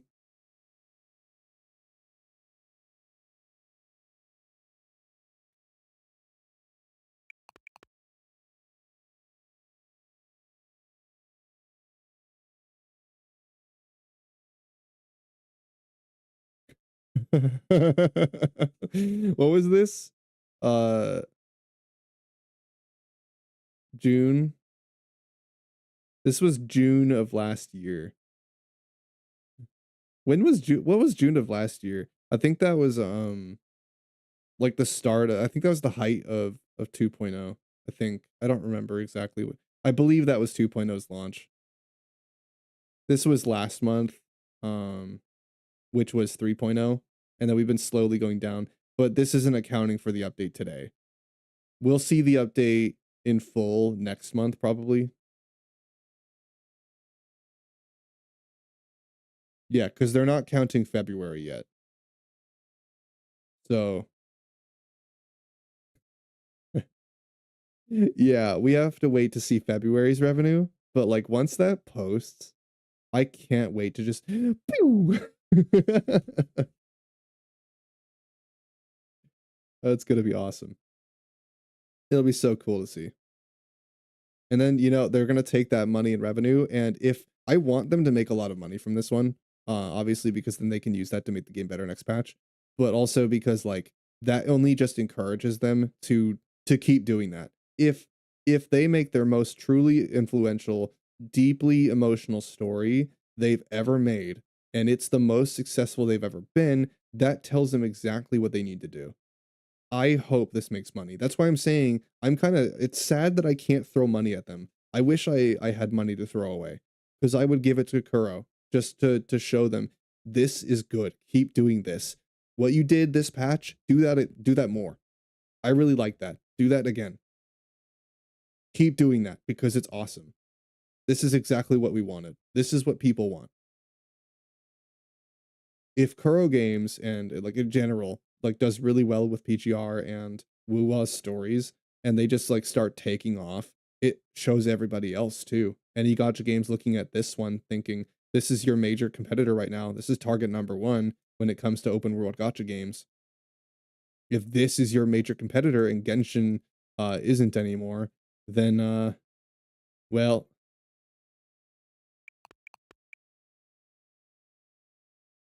you know what I really like? I like the fact that Genshin's not even part of all the conversation anymore. I love the fact that when we're talking about Gacha games, basically no one mentions Genshin. I was the only reason it was talked about because I mentioned it. But like nobody's really said anything because like nobody really cares enough anymore. 66 million still. Holy shit, dude. It's still making bank. This game still makes so much money. It's up this month. What are they doing that's making them do so well right now? Did they just get a patch? What happened? What happened in January? What did they just get? Um, what are they at? Like 5 point something. Genshin Impact. I'm curious. I just want to know. Genshin Impact, because maybe they're actually starting to do something good. Maybe they are starting to change. Maybe. Let's see. Genshin Impact January update. What did they get this month? Luna 4, uh, titled A Traveler on the Wind's Night, launched on January 14th, featuring the return of the Lantern Rite Festival. Oh, right, it's the Lantern Rite Festival. Yeah, that makes sense. Everyone likes the Lantern Rite. New playable characters, Columbina and Zebai, along with the new region, Nodcra. You got a new region? Okay, that makes sense. Yeah, fair enough. You guys are getting the Lantern Rite Festival and a new region. Okay. Is it any good? If anybody plays Genshin, can they like play it and tell me? Because I'm still curious. And it's not because I just want to make comparisons to Wuthering. It's because I genuinely want to know if Genshin's turning a new leaf. I genuinely want to know if it's getting good. Because if it is, then I'll play it. But like, just like I used to love this game. I really want to love it the same way I love Wuwa. Everything Wuwa is, I wanted for Genshin. I did at one point, but I've been convinced, long convinced, I'm done trying to wait out and see if they're ever going to become what Wuthering Waves is. I can't stick around and waste my time and my energy and my money I don't have um waiting for them to make the changes they need to their game. I'm tired of waiting when Wuthering Waves does it like every patch. So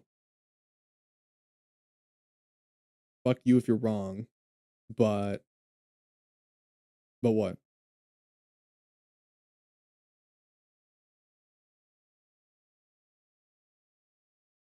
The Earth's not flat. Where did that come from?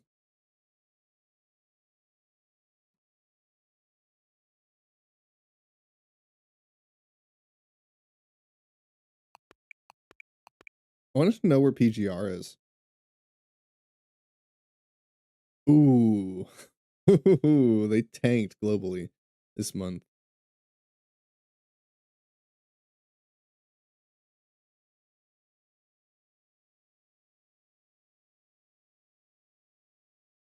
Damn, that global revenue just what happened? Damn, PGR, what happened? Holy thin. It's not, no. What happened, PGR? Jesus. You didn't even make 1 million last month? Oh my god. You went from 91,000 downloads to 23,000. That's rough. What happened?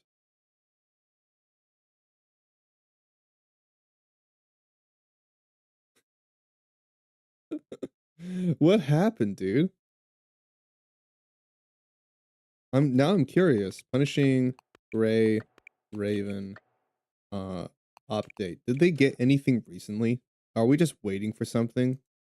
Because if they got an update and their player base looks that bad right now. Oh. Yeah, I mean it could be a rotation, but that is a big drop.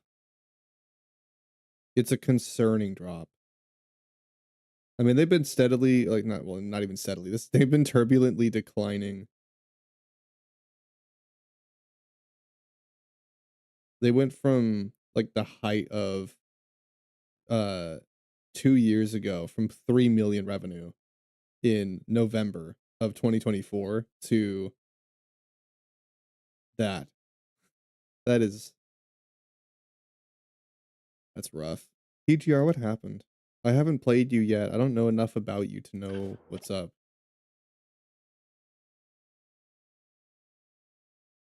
This is gonna release on the 30th, it looks like. Yeah, so no, it already did because it's February. So you guys got an update, and then we plan to perform the update maintenance of the new version, Withering Crown. During the maintenance, you'll typically new to the game.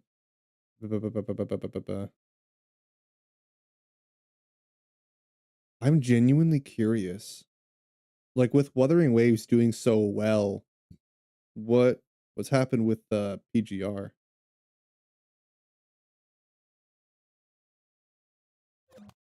Maybe we need to look into this.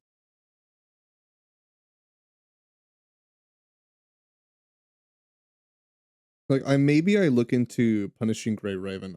I'm very curious. I'm extremely curious on where the game is right now. Because it's another Kuro game. I want to know. Punishing Gray Raven. 2025 starter guide. Atrocious Gacha review. I'm not gonna watch any of these, I don't think, but I'm gonna just look through this and see what I find. Best action RPG Gacha game you've ever played. Things about better than Wuwa, the Gacha game that no one knows about, the best Gacha game you've ever played. Is it truly underrated? Why aren't you playing Punishing Gray Raven? Maybe I watched this because like maybe this will gas me up. Wait, I want to take a quick peek at this. Have you ever wondered if the amazing combat in Wuthering Waves also exists in Kurl's previous game? Well, let me tell you, PGR is a different monster in its own Don't show right. Carlotta. It has the best gacha People will start system, sniffing. The best gacha combat, the best boss fights, and some sick-ass Holy, music. whoa, go back. Music. It's got it all. And if you're an unsuspecting Wuthering Waves player, let me tell you, you have no idea. Wait. I think it's worth mentioning that maybe it's probably best that you get some idea over what you might be getting. Wait, this looks like Wuthering. Yeah, this looks. If you want to try this looks like Wuthering. Because as much as PGR is my personal favorite gacha game, and I enjoy it more than Wuthering Waves, there are some things that might not sit well with some people out there. Whoa, what is this? But I have to say this again. If you have not played PGR, you're definitely missing out. So okay. With the half Gas me up, brother. Let's do another. Tell me why I should be playing. My favorite gacha game that I always go back home to. Again. Yep, I'm doing this again because things are going to be different this year, and the game has certainly evolved since I made my last video, so I wanted to make a more updated video for this game, and maybe push some people to jump into this game while setting some reasonable expectations, who knows. Anyway, let's start this whole thing with... I'm gonna watch a 1.25, I just want to see like a few points that he makes. In my own opinion, I believe that the introduction I'm very curious is the most important part of the game. The problem with this opinion is that a lot of people excuse the early section as long as the game is great afterwards.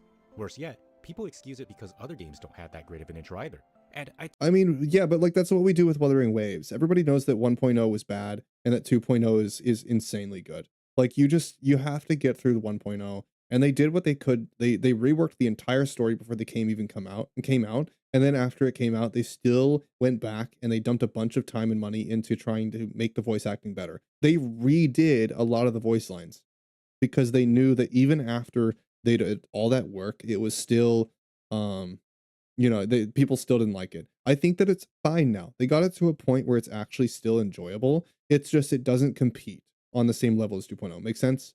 Wuthering Waves 1.0 story is not like absolute garbage. It's not the worst thing you ever played. I'd still say Wuthering Waves 1.0 story is still better than 1.0 and 2.0 Genshin. I'd still say it's better. 3.0 Genshin beats it, obviously by a mile, but like it's still better. I totally get it, but the way I see it, the like 2.0 and 3.0 Wuthering Waves, not even the same world. The player in, give them an idea over what kind of experience they're in for, and reinforce their value. Like, are we even playing the same game anymore? The best way to go about this is to either have a good story or tease. Look how good this looks. Journey will look like in the future. For the story, it's intriguing, but the problem behind it is that it has a lot of setup. The story itself does come off as a generic post-apocalyptic sci-fi story that is. That's the same thing Wuthering Waves came off as. That's like literally the same thing we thought about Wuthering Waves. So what makes this one unique enough and stand out from Wuthering is my question. Because everything he said so far, it was true about Wuthering Waves. So it's like, why would I play this one over Wuthering? If this one's not distinct enough from Wuthering, why would I play it? Inspired by Neurotabata, which isn't a problem on its own, but it isn't exactly a good selling point either, as what ended up happening was that it was meandering around its own identity until they finally found their footing in around Chapter 11. But you see, it's going to be a while before you hit Chapter 11. As for the gameplay side of things, teasing what your journey will look like in the future will be a bit more complicated, as PGR back in 2019 looks vastly different from what PGR is now.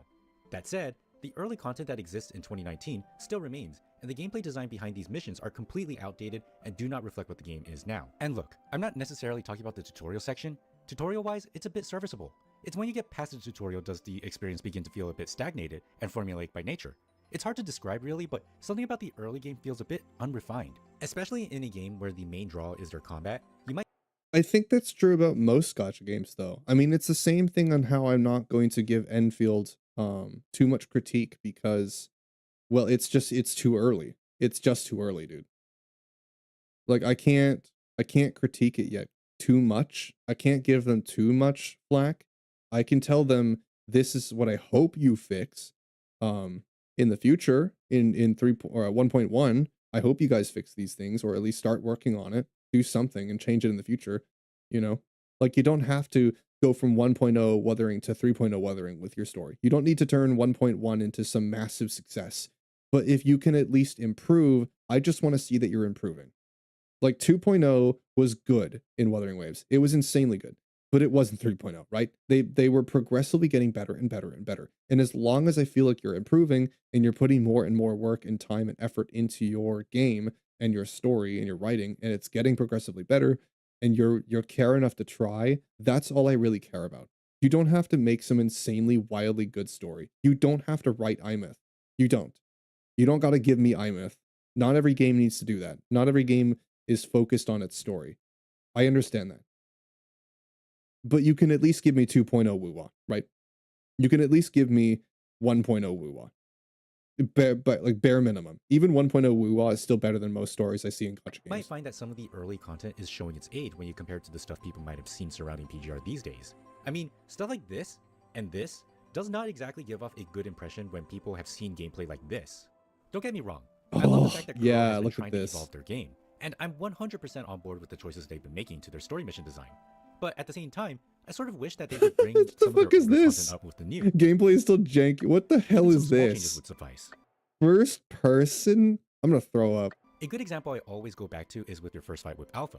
I personally would rather have it to where you would play as Alpha instead of Lucia, because although simplistic and also a Gen 1 frame, it teases a bit of the potential of the 3-ping orb system playing into the core. What is this? Like, look at the combos on the bottom. Is the combat just based on you pressing a number sequence? Of the characters.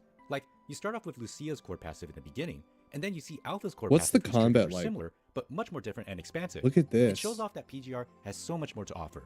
Little things like that can go a long way for the game. Whoa. And I know, Alpha wasn't even out until Frozen Darkness. That's just how it goes. Like, look how but good since this the game looks. has changed a lot since then, and the characters that didn't exist before now do, maybe it's time to take a look back and update some of the older content. There are some things like invisible sprites of characters not even out in the story at that time, or this kind of mission that could use a new coat of paint. Aside from that, progressing from the early game is I mean, it is their first work. It's not gonna hold up to Wuthering Waves, because Wuthering Waves is their newest game, and there were years between when they made Wuthering and when they made PGR. So I don't expect PGR to hold up to the same expectations completely as Wuthering, but I still want to see the same growth. That's the thing, is that I don't think that anything currently in PGR needs to be the same level as Wuthering Waves, but I need to see the same passion, because it's the same company. It's the same. You're working under Kuro, you're different development teams, but I would still expect the same amount of passion, I want to see that you are Kuro Games. You are willing to keep adjusting and making changes to your game. You are trying. You are trying to be distinct from Wuthering Waves while being impactful. You're trying to make this game unique. That's all I care about. As long as I can tell that the company actually loves their game and they're willing to keep trying to improve it, that's all that matters. If I get that feeling from PGR, we do have there you a go. mentor system, which is the saving grace for all new players. This system will help bypass most of the growing pains of progressing your account, as it speeds up the process of leveling your Commandant, while also getting you some materials that would help you in the long run. For new players, I would absolutely recommend that you interface with the system. Most PGR players, myself included, will welcome you with open arms and do our best to help you out, because we want don't others replace to her for experience real. the Give her best parts of this steroids game as soon as possible. Is there a global chat? No, he's probably just talking to his friends. Yeah, tell me a little bit about the combat. I'm gonna skip some of this. Wait, you can generate the orbs back by attacking an enemy with their basic source-based combat system called the 3-ping signal orb system. Every character has a basic attack, 3 abilities, each represented by a signal orb, red, yellow, and blue, and a signature attack, which is pretty much your ultimate. So, in order to use your abilities, simply press the button associated with the orb color. Once used, the orb will go away. You can generate the orbs back by attacking an enemy with their basic attacks. Note that the orbs generated will be random. Also, if you swap an attack with a... Oh. Okay. Huh. Yeah, the combat system is very unique. That's interesting. So like your basic attacking to generate your orbs to use your other skills. Your skills are not like basic cooldowns. A different character, orbs will generate for your off-field characters at a lower rate. When you line 2 of the same orbs together and activate them, you'll perform what's called a 2-ping. This will make the ability do more damage than if you activated the orb by itself. If you line up 3 orbs Oh, if you get more than one of the same orb in a chain, you can hit both of the Together buttons and activate at it, the same you'll time perform to do what's called even a a stronger three-ping, attack. which deals the max amount of damage possible. That's so weird. So the way you play PGR is with your fingers on the number keys instead of what? Huh? How does this? Oh my god. With the orb, with the addition of some added effects depending on the character. When you perform a perfect dodge, you'll activate Welcome what's back, called a Abyss. matrix We're dodge looking that at temporarily PGR slows down because time. I'm deeply interested. The more I'm talking about gotcha games in general, and the more I'm talking about like Wuthering Waves and Enfield, the more I'm curious about PGR. That happens, you'll notice that your orbs will start blinking. So like When I'm your orbs speeding blink like through a that, you video can real activate quick any just of to those get it orbs like and they'll an activate what's called a idea. matrix ping, which counts as a 3-ping. By the way, matrix dodge goes on a The cooldown for combat 15 system is seconds, meaning that weird, every dodge while but matrix like is on a cooldown will be a regular I'd have to dodge. try it to know how it However, it feels. transforms what a character It can seems do interesting. beyond just smacking an enemy with some attacks and signal orbs. Take Alpha Crimson Abyss for instance. Her character core passive is that if you activate a 3-ping blue orb, any 3-ping orb after, no matter the color, will temporarily turn all of her orbs into sword waves, allowing her Whoa. to launch sword waves at the enemy. Further down the line, newer characters' core passives will come out with even more complex core passives with descriptions that would rival a college thesis, expanding the potential of the character, and by extension, expanding the creativity of how the 3-ping orb system will work. I use my ult, college thesis, and you just drop a book on their head. Unique gameplay scenarios. So here's the thing. The combat has evolved with the 3-ping orb system over time to where the community had to divide the characters into Gen 1 frames and Gen 2 frames. By the way, when I say frames, I'm referring to construct frames, which are what the playable characters are called. Okay. Anyway, what truly defines Gen 2 frames from Gen 1 frames is that Gen 2 frames possess a mechanic called time-lag calculation. So it sounds like, okay, from an outsider perspective and who hasn't played a moment of PGR yet, what this looks like to me, just like very just I'm spitballing here. This looks like 1.0 or like Gen 1 I keep saying Wuthering. Gen 1 PGR looks like they had an idea but they weren't like solid. They weren't really um pushing the limit that much. You know, they're going nuts now. It looks like they're really, really trying to fix the game and change everything and compete on the same level as their major title right now. Like this, to me, this looks like because of Wuthering Waves' success, they're trying to fix this game to be more unique on its own too. Like they're trying to make this one Why better. bother using Gen 1 frames? Well, Crow has got that covered. You see, for some of the older frames, Oh, okay. every Here, so often wait. Crow implements what... Well, Crow has got that covered. That sounds She important. can only use red and yellow orbs. Then there are other characters that say screw it and completely ignore the whole orb system entirely. So Oh my if Gen 2 frames are god. that insane, why bother Some using of the Gen 1 combat frames? on these Well, characters. Crow has got that covered. You see, for some of the older frames, every so often Crow implements what's called leap skills, which adds a new angle to the frames and updates their combat flow Oh, to feel yeah, more like in line with the newer characters that are slam out. attacks and Leap woo skills will definitely make them stronger and make their outdated gameplay feel smoother, but Okay. it won't make them as strong as the newer frames. Yeah, For it's the not most gonna. part, It's they still serve gonna as a be good weaker. substitute for other units when needed. That said, nowadays, leap skills are not limited to Gen 1 frames, as Gen 2 frames are starting to get their own leap skills, which smoothens out their gameplay further and adds new nifty animations that make them even more Oh my exciting to use. god, look at Also, this. you may have noticed that each character has an element. Yup, PGR has an element system, but it's Okay. nothing too complex. Currently, there are 6 elements in the game: physical, fire, ice, dark, lightning, and Nile. I'm not Are going there to get into reactions, the though? nitty-gritty in this video, but all you need to know is that the game pushes you towards mono-elemental teams due to modifiers that focuses on one element. Of course, there's exceptions like Heavy Luna Oblivion, but you'll find that you're going to be steered in a certain direction. Aside from that, the only other thing you need to know is that physical damage can crit and elemental damage cannot crit. There's so much more to talk about, but we'd be What? here all day. Like, we haven't even touched on QTEs, CUBs, or how my UI may look different compared to yours, and the Oh my equipment god. system. Just know that this combat system may look intimidating on the surface, but It does. it's pretty simple when you break it down and see how all the parts come together. Sure, at the end of the day, it's just an action combat system with Candy Crush slapped on top of it. But as much as I feel it's a bit disingenuous to describe it that way, I can definitely say that it's really fun to engage with. Okay. I care more about the story. Let's get to the story bit. I'm gonna watch this segment and then I'm probably good. Like I just want to know the story. Let's Much like the combat, let's the do story the has evolved story and the over time. gotcha. That's The those basic are the synopsis for most PGR story is like that the world was concerning ravaged by things for something me. called the punishing virus. Basically, the virus Gameplay was we some can sort of figure out pathogen on that our was so own. spicy that it would quickly destroy the human body, as well as corrupt machines which reprograms them to mindlessly eliminate humans. This virus was so destructive that it forced almost all of the remnants of humanity into a space station called Babylonia. In their effort to reclaim Earth from the virus, humanity created modified human frames that were somewhat resistant to the virus, called Ghost in the constructs, Shell? to push back against the apocalypse. On your end, you play as the Grey Raven Commandant, who is the commander of the Grey Ravens, a small Okay. team of constructs who are a part of this effort. So, as you can probably tell, it's nothing groundbreaking, and you'll find that All the characters are constructs. Dude, they've been writing my VTuber lore for me. Dude, Kuro in general, both PGR and Wuthering Waves, they've been writing my character story for me. Dude, Kuro, uh,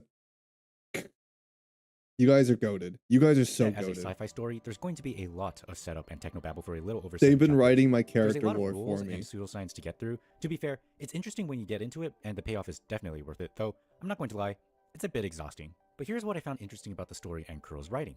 Okay. So when looking back at the earlier Yeah, because chapters, that's the thing, is that it is the same company, so the writing style is gonna be very similar. It's not gonna be the same across both development teams, but because the heads are all working under the same company, because they're all so passionate, they're probably coordinating a lot. you will find that the story will be weighted more towards being plot-driven.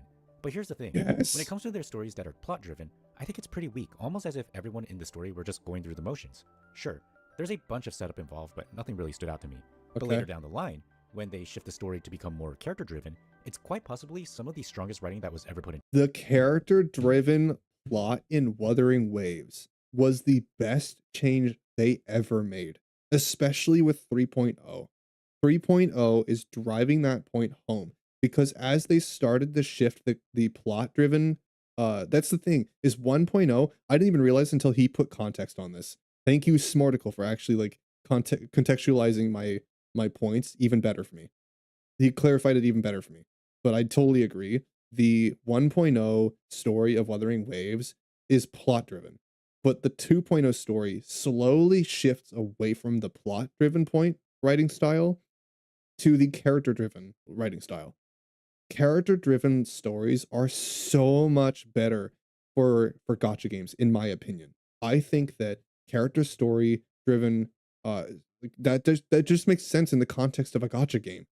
You're selling us characters. I don't want just big booby goth girl. I want to care about who the character is. I don't care how like crazy over the top their animations there are, or like what, I don't care what their appearance really looks like. Yeah, they should be attractive. They all are. And I'm never worried about if my gotcha character is going to look attractive. That's not a concern for me.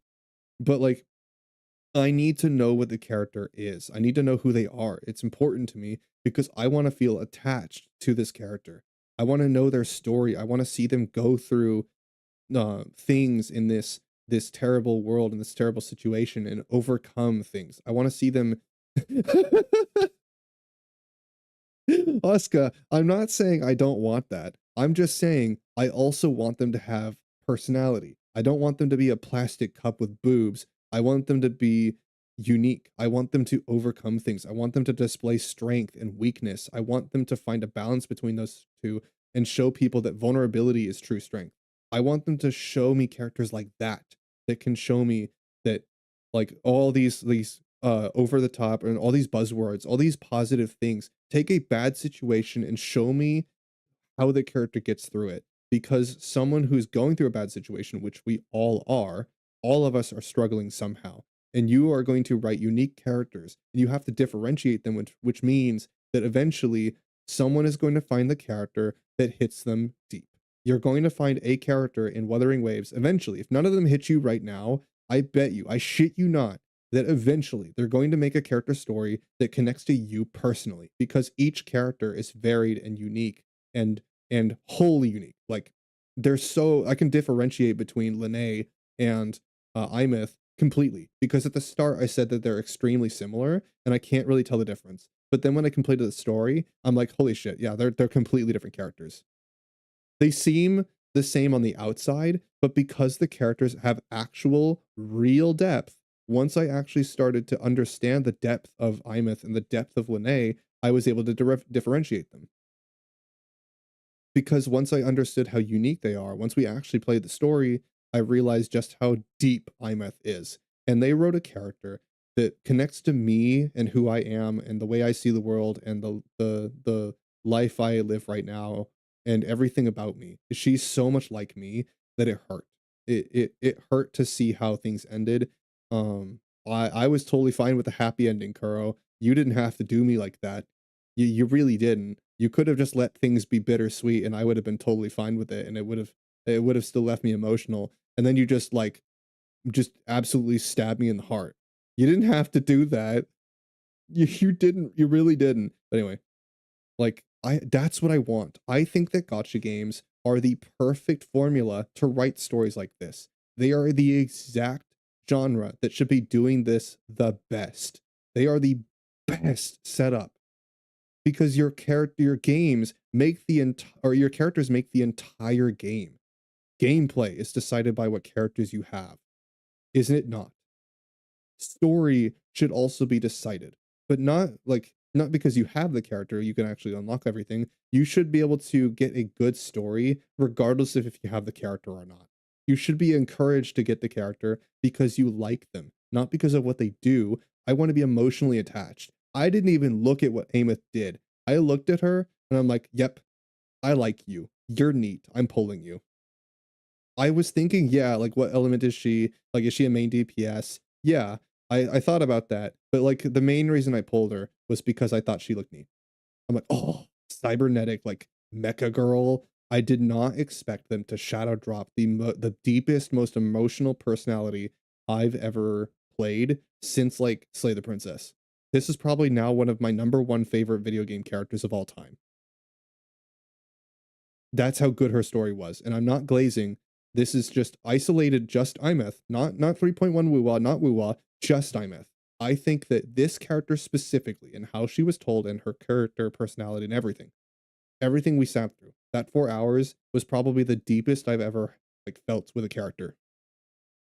That was that was hard. It like, I broke up after stream, dude. I was not okay. I'm still not okay. I'm still, like, in it in the feels, you know? I'm trying not to, like, cry about it until you guys watch the VOD. You guys go watch the VOD. If you wanna see what I'm talking about, genuinely, please do. It's a story that I think that everybody should give a try because it tells you exactly what Wuthering Waves is about. It is the pinnacle of Wuthering Waves. It shows you this is the proof you need. If you guys are not convinced that Wuthering Waves is an amazing game and everything I've said about it is true, go play just that little bit. You don't even have to play the game. At this point, I'm just asking you, go watch my VOD. I played it for you. Go watch it. And if you like what you see, please give it a try. It's a free game. There are problems, but here we are willing to acknowledge them. Kuro is willing to acknowledge them. They understand that 1.0 was not exactly what they wanted. They didn't achieve what they wanted to achieve. And now they're changing what they need to. They learned from it. They learned from it. And now they're doing something truly, truly remarkable.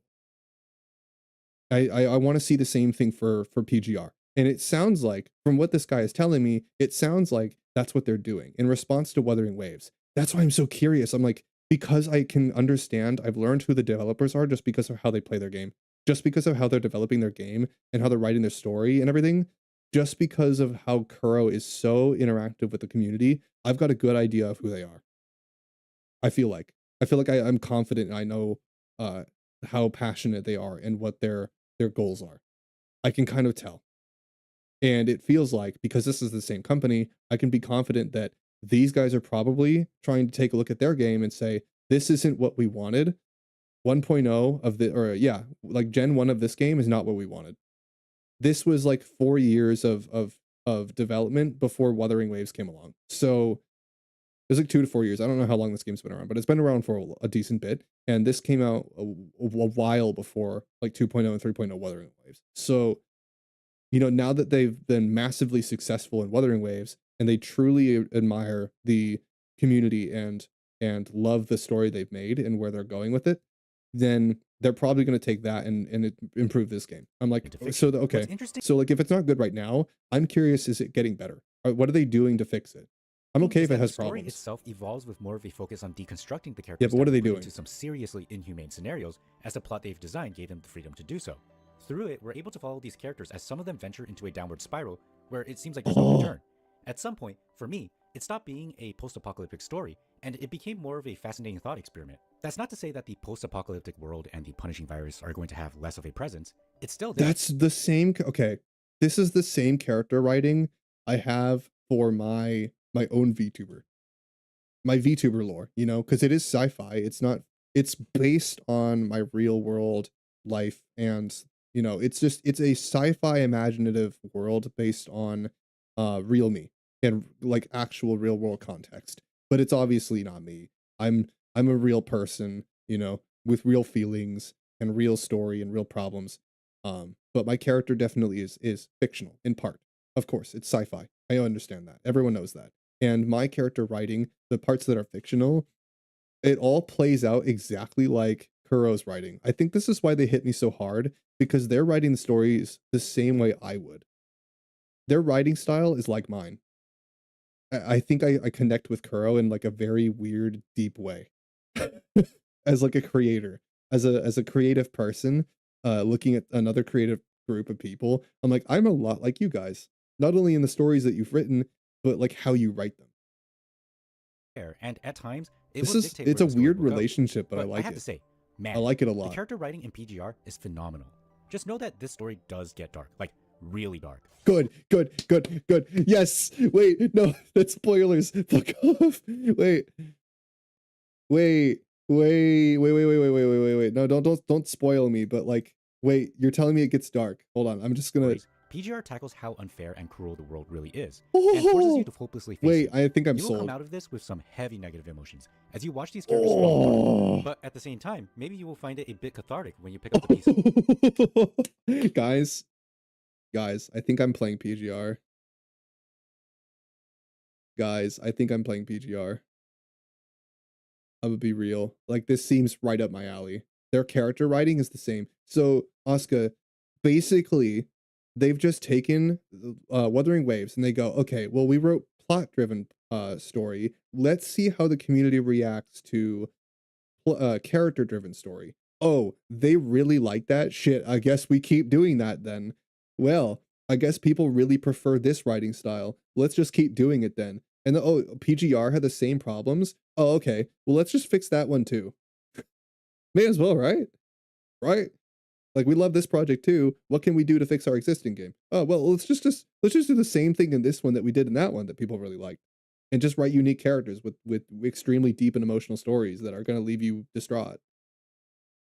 Abyss. What's up, Abyss? Welcome in. We're still looking at PGR. And I'm kind of sold. I'm kind of sold. Just off this a little bit right here. Unlike many other stories, PGR tackles how unfair and cruel the world really is, and forces you to hopelessly My face it. god, you You will just come out shot of a this with character some on heavy negative screen. emotions as you watch these characters fall apart. I've watched But like at the same time, 4 maybe you will find characters it a bit die in cathartic when this you pick up like the pieces left behind. 50 Hey, in 50 Wuthering second Waves, we make segment. waves with our waifus, but in PGR, we punish our waifus. But let me just say, Oh it's my not dark for the sake god. of being dark. What I think makes PGR story so special is that it capitalizes on the setting of being in our world, drawing inspiration from our history to create their own tragic yet human stories filled with consequences. Dude, their character writing is exactly like mine. It's the same thing. I take all of my stories in my VTuber lore and I base it off of my real life.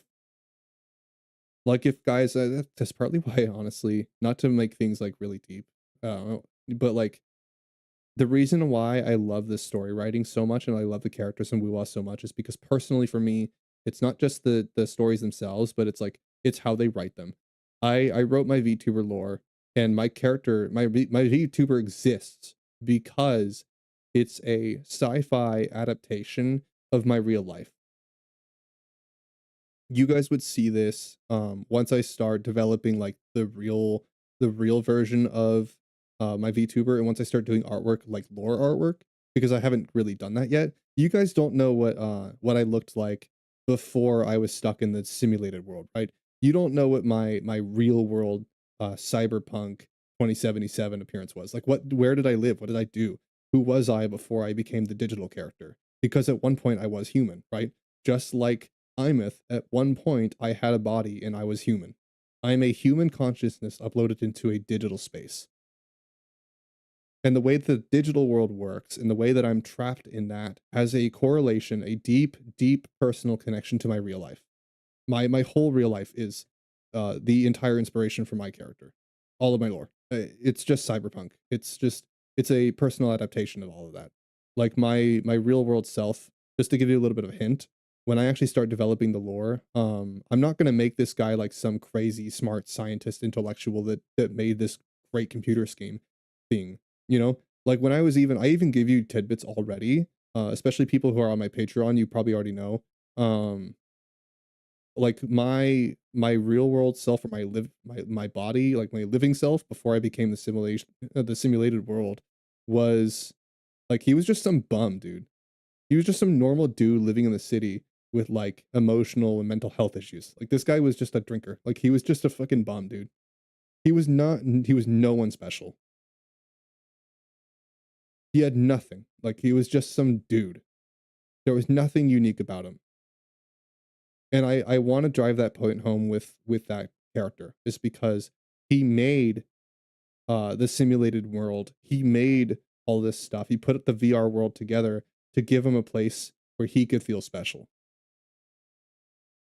And the more I talk about, like, my real life and the more I drop lore of my VTuber, the more you guys will, like, see just how truly passionate my character is. And, like, you'll start to understand and connect the dots between, my real life and my VTuber. And I'm honestly scared to do that, but seeing how people are reacting to the story of Kuro, like, in their games, I'm seeing that people really do admire and respect that, artists who do that. And it's giving me a lot of encouragement, and it's motivating me to go all out with my story. Put as much emotion and energy and passion into my character as I can. Like, it's driving me to be way darker with my character. It is. They're compelling me to actually, like, just go all out. Like, stop being afraid of people, seeing all the negativity and pain in your character, because they understand it's real you, but that's why they like it. You guys will admire my character's depth because you understand that it's not a fake character. I didn't just come up with a story, it's entirely based off of real me, which makes it even more personal. It makes it so personal, and you guys connect to that. A lot of you do. Honestly, So, like, aside from the slow start, I would recommend that you check out a bit of the story. With all of that said, I should address the elephant in the room. Yes, PGR's primary form of storytelling is through the visual novel medium. it's a visual novel. Unfortunately, Okay. as far as visual novels go, I've seen better ones. This one, by comparison, is too stiff. I know Kuro is trying to make the best out of this medium, but all I can say is, I've seen better. And if you've been around the block, I'm sure you have seen better as well. At the same time, it's worth noting that they are slowly evolving to where they aren't solely relying on the visual novel format. Okay. As of right now, they are experimenting and moving the needle to provide a more cohesive experience of story and Because of gameplay. woo But for new players, it's going to take a bit before you get to this point.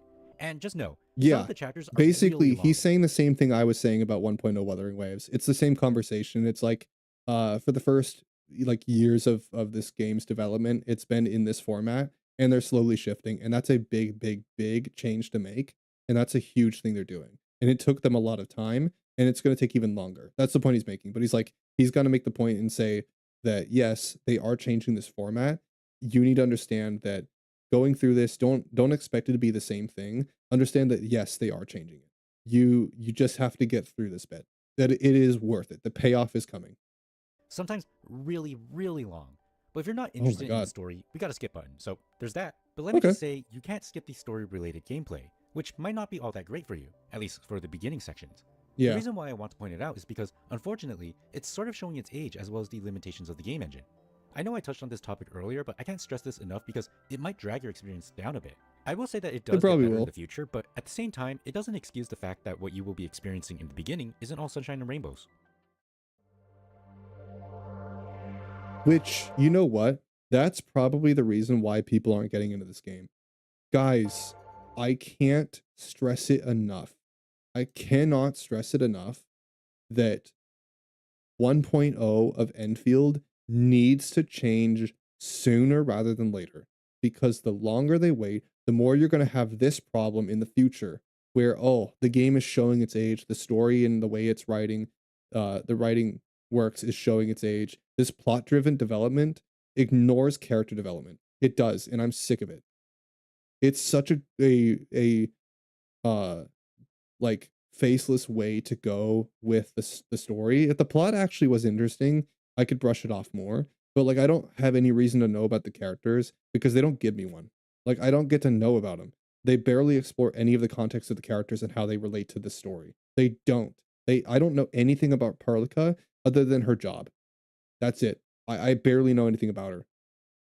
I have no context for where she came from, how she knows us, or, like, how she feels about it. I have no clue. I don't know I don't know a single thing about any of the characters.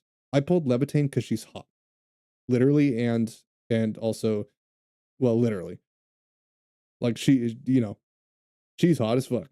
I pulled her because she's gonna be good for my team. Did I pull her because I actually like her? No. I don't know anything about her. And if I want to know, what do I have to do to know her lore? I have to read her character bio, and I have to play the previous Arknights, basically, because it gives context for this one. Like, dude, you're telling me that the story doesn't actually tell me about this character? You did nothing with this character? I'm playing through the story, and I have no clue who Levitain is. I have no idea why I should care about her. You see the problem? That's a massive pitfall. I'm pulling the characters because I like their design and I like what they do, but I'm not pulling them because I actually care about them. Whereas in Wuwa, I'm pulling the characters because I'm emotionally attached to them. I struggled to pick between Augusta and Yuno because both of their stories hit me hard. Because I empathize and I connect with them a lot.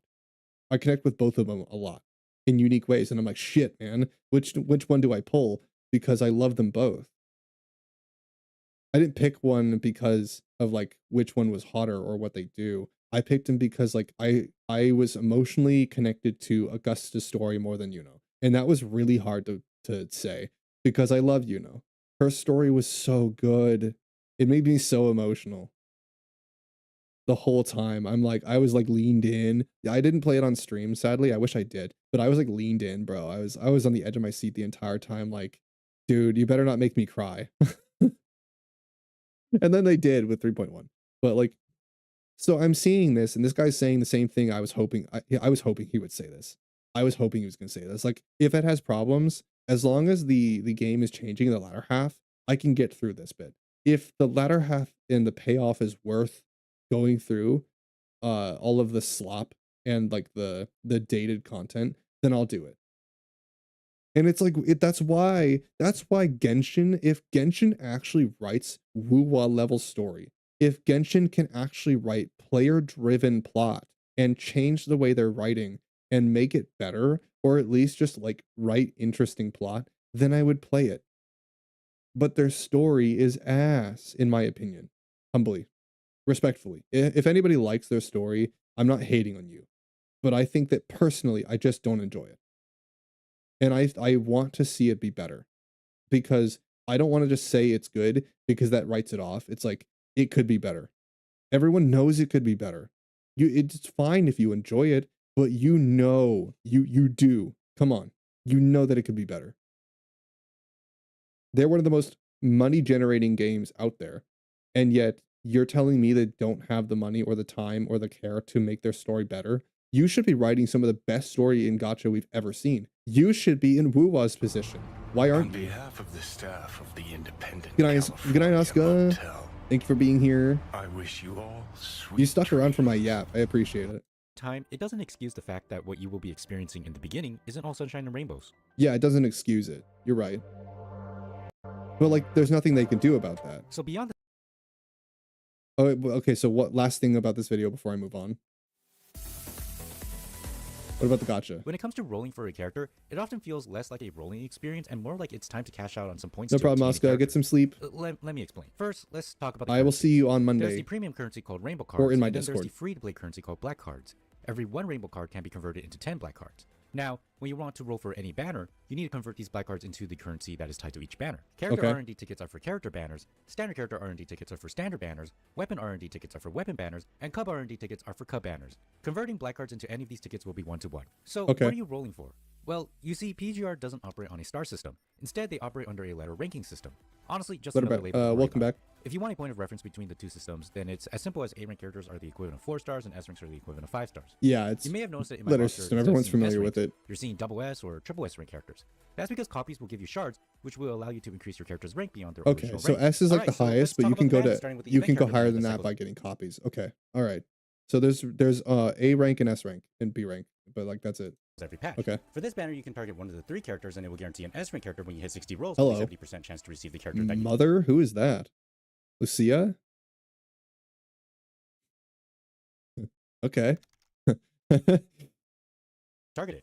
If you What's the lose to video? 70-30, you will receive So the thing about Punishing Grey Raven, it is by Smorticle. Go give it a like. He's contextualizing a lot of points that I made, not just about PGR and the gameplay and stuff, but the segment about the story. I yapped about a lot because he's explaining that the story is extremely deep and extremely dark, like probably darker than Wuthering Waves actually.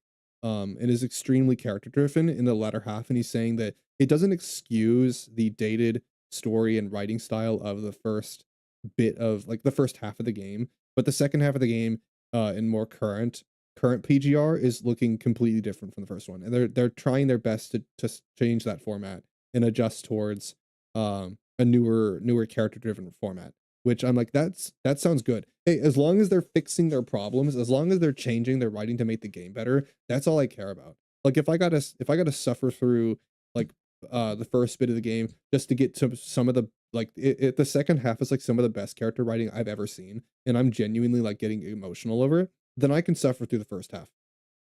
Like if I'm actually if I have to actually like, just sit through it just to get some of the best story I've ever had, then I'll do it. Like if the exposition sucks, I can still get through the latter half. Like he's saying it's mostly setup and it's really dated. And I'm like, yeah, it probably will feel like that, but I'm gonna try my best to enjoy it. And if I can get through it, then I'm rewarded by having some of the greatest character writing we've ever seen.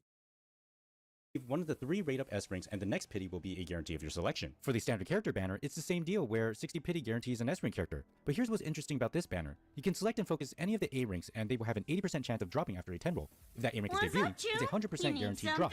Yup, if a new A rank debuts, you get the character immediately after a 10 pull. Suck on that, Genshin and Wuwa! And there's more. All right, brother. Okay. You're not gonna shit on Wuwa like that, all right? You can select Come on, any man. S rank in the current pool of characters. Look, I know your gotcha system's better. Come on, man. And you can receive them as your guaranteed He's S rank right after though. 60 pulls. God damn it, Now, he's right. You can only do this once, but you can hang on to it and not use it. Yeah, that's pretty cool. Yeah. That's pretty cool. Okay. Because the thing is, PGR does not have limited characters aside from collab characters. That's right. That's pretty cool. All right. Well, Wuthering Waves is already really rewarding with its gotcha system sucks, and people look at it from the frame of just the gotcha system. They don't understand that we get a lot of rewards. Like they give us so many rewards for new events. Like you don't understand. We get 5 stars like every other patch, dude, because they give us so much stuff. We get 5 stars so often. So like, you know, it just, and that's part of that is luck, and part of it is the system lets you win the next one. If you lose one, you're guaranteed the next, which means you can use that guarantee and save all your gems for a character you really want. It's like, would I rather spend the guarantee on Luke Herson or Imeth? Basically what I did. I'm like, I have a guarantee for the next one and I'm in soft pity. Why don't I just start working up the gems and save it for the next patch? And the next patch came out and I'm like, Imeth, I have to have Imeth. I gotta pull Imeth. I'm sorry, Luke. And my next patch when Luke comes out is probably, I'm not gonna probably get him, but like, you know, that's fine because I got Imeth, and then I skip Luke, save all my gems that I get through that patch, and pull for the next character that comes after him. Probably Lucilla is probably the next character I'm saving for. I'm gonna be honest, I'm gonna pull for Lucilla. Like, sorry, Luke, I was kind of into the idea of pulling for you, but like, we don't know. I don't know because it's character driven plot. We don't know about him yet. He's a mysterious figure who seems to have a lot of information about us, and he's really smart, and I'm attracted to that. But I don't know enough about him yet. So, you know, I'm not quite into pulling him, but I do want to pull Lucilla. I do want to know more about her. Every new character you see that comes out, as long as they're not a collab character, will end up in the regular pool after a couple of patches. Oh, every single character. So like Dislight, every character goes in the regular pool. So there is no late rate up, dude. There is no, well, there's rate up, but there's no limited time. What? You got 4 5-stars in 2 patches. In Genshin, I think my only 5 stars were Chi-Chi and Yaimiko. That's rough, dude. I feel that. You see that comes out. My second account was ass because I just could never get anything. My main account, the only reason I had so many 5 stars was because I was a whale. That's it. I wouldn't have that many if I wasn't a whale. And I got mega lucky. I was like ridiculously lucky. I basically never lost a 50-50 in Genshin because I would spend like 20, 30 bucks on a character, and then I would just like get the remaining gems I need and I would pull for them. Like if I was almost gonna get a character and I was at like pity almost, or like I was getting close, and I would spend the rest I needed to hit pity or get to soft pity, I would win the character basically every single time. It's like as soon as I would spend money, I think the only 50-50s I ever lost was when I didn't spend money. Like, you know, that's wild, right? That's wild. I got incredibly lucky. Like one in a million chance. But you know, I know that like how lucky I was. I know that. Like it's not like I didn't know. No, it was Not a insane. collab character will end up Someday I hope I can show you my account at some point. I just need a reason to play Genshin, dude. Beyond just being a veteran and watch like playing the game because I'm not gonna have fun. I'm gonna have fun showing off my account for like an hour and then I'm gonna be done because like I'm gonna remember why I don't like Genshin. You know, like I need a reason to play it. in the regular pool after a couple of patches. You never got a 5-star. You probably didn't play long enough to even get one, which is crazy. So, if anything, at some point you might happen upon the character randomly if you skip past their debut. Speaking of which, let's talk about the debut banner. When a new character debuts, their banner will have a 100% guaranteed drop if you hit You never played it at all. Well, constructed conversation. Thanks for adding for that. Thanks for adding, Spicy. pity. No strings attached. You get the character and you're done. Yeah, pretty crazy, right? The same rule applies to uniframes and cubs, except that the pity for uniframes is at 10 and cubs are 20. If you're asking what uniframes are, don't worry about it. Now moving on to the weapon banners, the first one you'll encounter is the target weapon banner. When you roll 30 times, you'll be guaranteed a 6-star weapon, but you'll have an 80% chance that it will be the weapon that you targeted. So here's the thing. Every single weapon in the game will always be available to be rolled for no matter the time. Only downside is that you'll need to navigate the 80-20 on pity. But don't worry, if you lose the 80-20, the next pity will be a guarantee. As for the other weapon banner, it's just a standard weapon banner. It's just that you don't get to target for the weapons, and the currency used for this one, you'll get over time for free. For the most part, don't worry about this. Speaking of not worrying, you may have noticed that I have not talked about the fate banners. All I can say is, do not roll on these banners. Okay. They are a bait. You are wasting your rolls, it's not worth it, pretend it doesn't exist. Okay. But yeah, ignoring the fate banners, this gacha system is rather bizarre for a gacha game. What it really It comes is. down to is that if you want a character, just get it, no strings attached. And as an added bonus, pity That's crazy.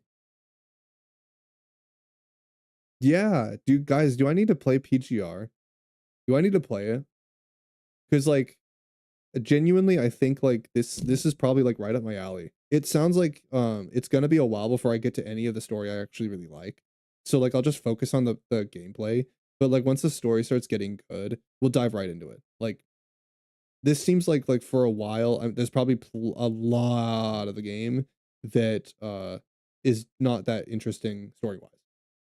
Probably, which I'm fine with because if the second half of the game is like the most rewarding shit I've ever played, like 3.0, like what we sat through 1.0 and 2.0 of Wuwa. We sat for 2 years waiting to get what we got in 3.1.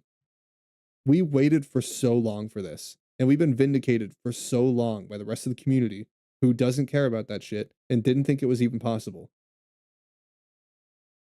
And now we have it, and it happened, and it subverted everybody's expectations, and the payoff has been glorious. I love Wuthering Waves now. It is because of 3.1, I think it's genuinely like one of my new favorite games. And I hope it continues on that streak. I hope they keep writing amazing story like this because it is impacting my life more than they know. it does carry over. In a way, it certainly doesn't feel that exciting to roll in PGR because at the end of the day, you will have this feeling that you will get the character no matter what happens. But wait, but isn't that a good thing? But isn't that a good thing? Like if I don't care if it's pretty much a guarantee, that's a good thing. Tell me more. What? I have a lot to talk about 2.0, but it's long and I prefer to talk in Discord. Absolutely. Absolutely. I want to hear everything. Like maybe later today because it's a Friday, so I have tonight off. We can totally talk tonight if you want, if you have time. I will just like make a cup of coffee and we can sit down and like yap about it. I absolutely want to like deep dive into 2.0 and hear what you guys think. If anybody's genuinely played 2.0 and you guys have a lot of thoughts, please tell me. Because you know I'm not going to get hurt if you have like things to say, you know. You can be negative, I don't care. Critique is not negative. I want to separate that. You're not shitting on the story if you have some things you don't like about it. You're allowed to not like things. You are. But like when I say that you should try something, I don't mean that I want you to like it. Well, of course, well, yeah, of course I do. Of course I want you to like it. I think you will. That's the point. Is like give it a try because I genuinely think it will personally affect you.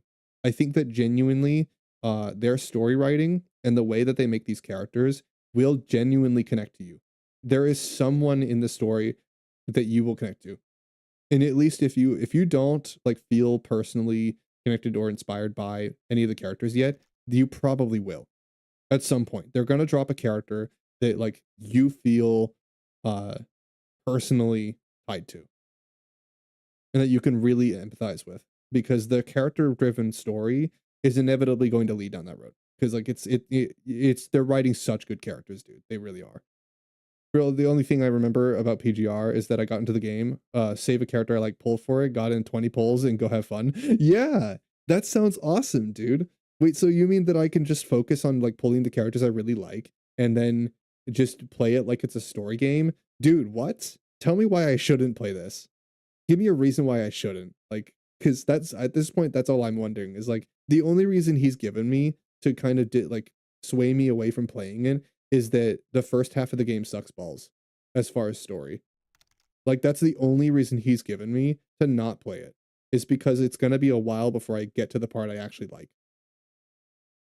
It's going to be a while. Like, there's a lot of the game to get through before it gets good. That's his only point that he's made to sway me against like playing it. But so far, I don't think that sways me, because I love Kuro's writing so much, and because I love to hear that they're going character driven plot now instead of story driven plot. Oh, you're And don't already worry, installing if you missed it? out on the debut banners, the 100% drop rate banners will come back every so often. It's not a big deal. All right, Lamb, I'll install it.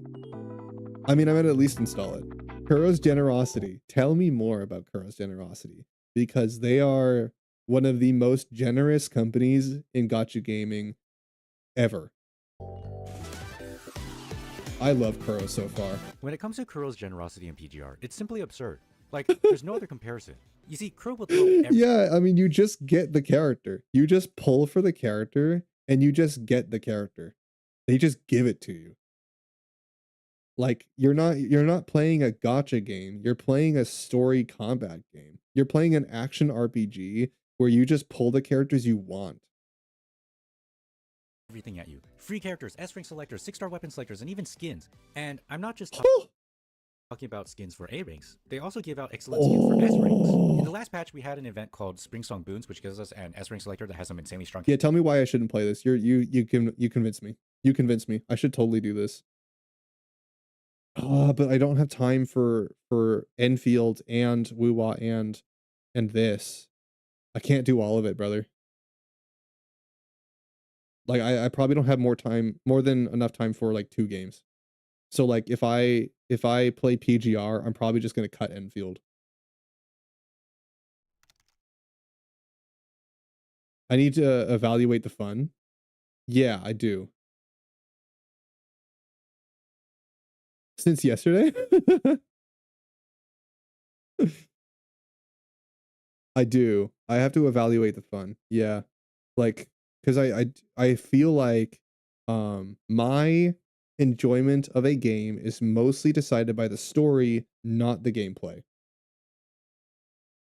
The gameplay is fine. It looks interesting. The combat in PGR looks interesting, but it's not the selling point. The story is the selling point for me, and the gacha is the selling point for me. The fact that I can just pull the character I want and not have to really like worry about not getting them, that sounds incredible. Tell me why I shouldn't do that, because that sounds amazing. And that's slowly where Wuwa is leaning to. Like, dude, please, we need to encourage this, because this is a good idea. I love this. This is sick. And they do skins. Like, I hope that PGR does well. Let me support this project, because I want some of these things in Wuwa, dude. Some of the things that are in PGR, I want in Wuwa.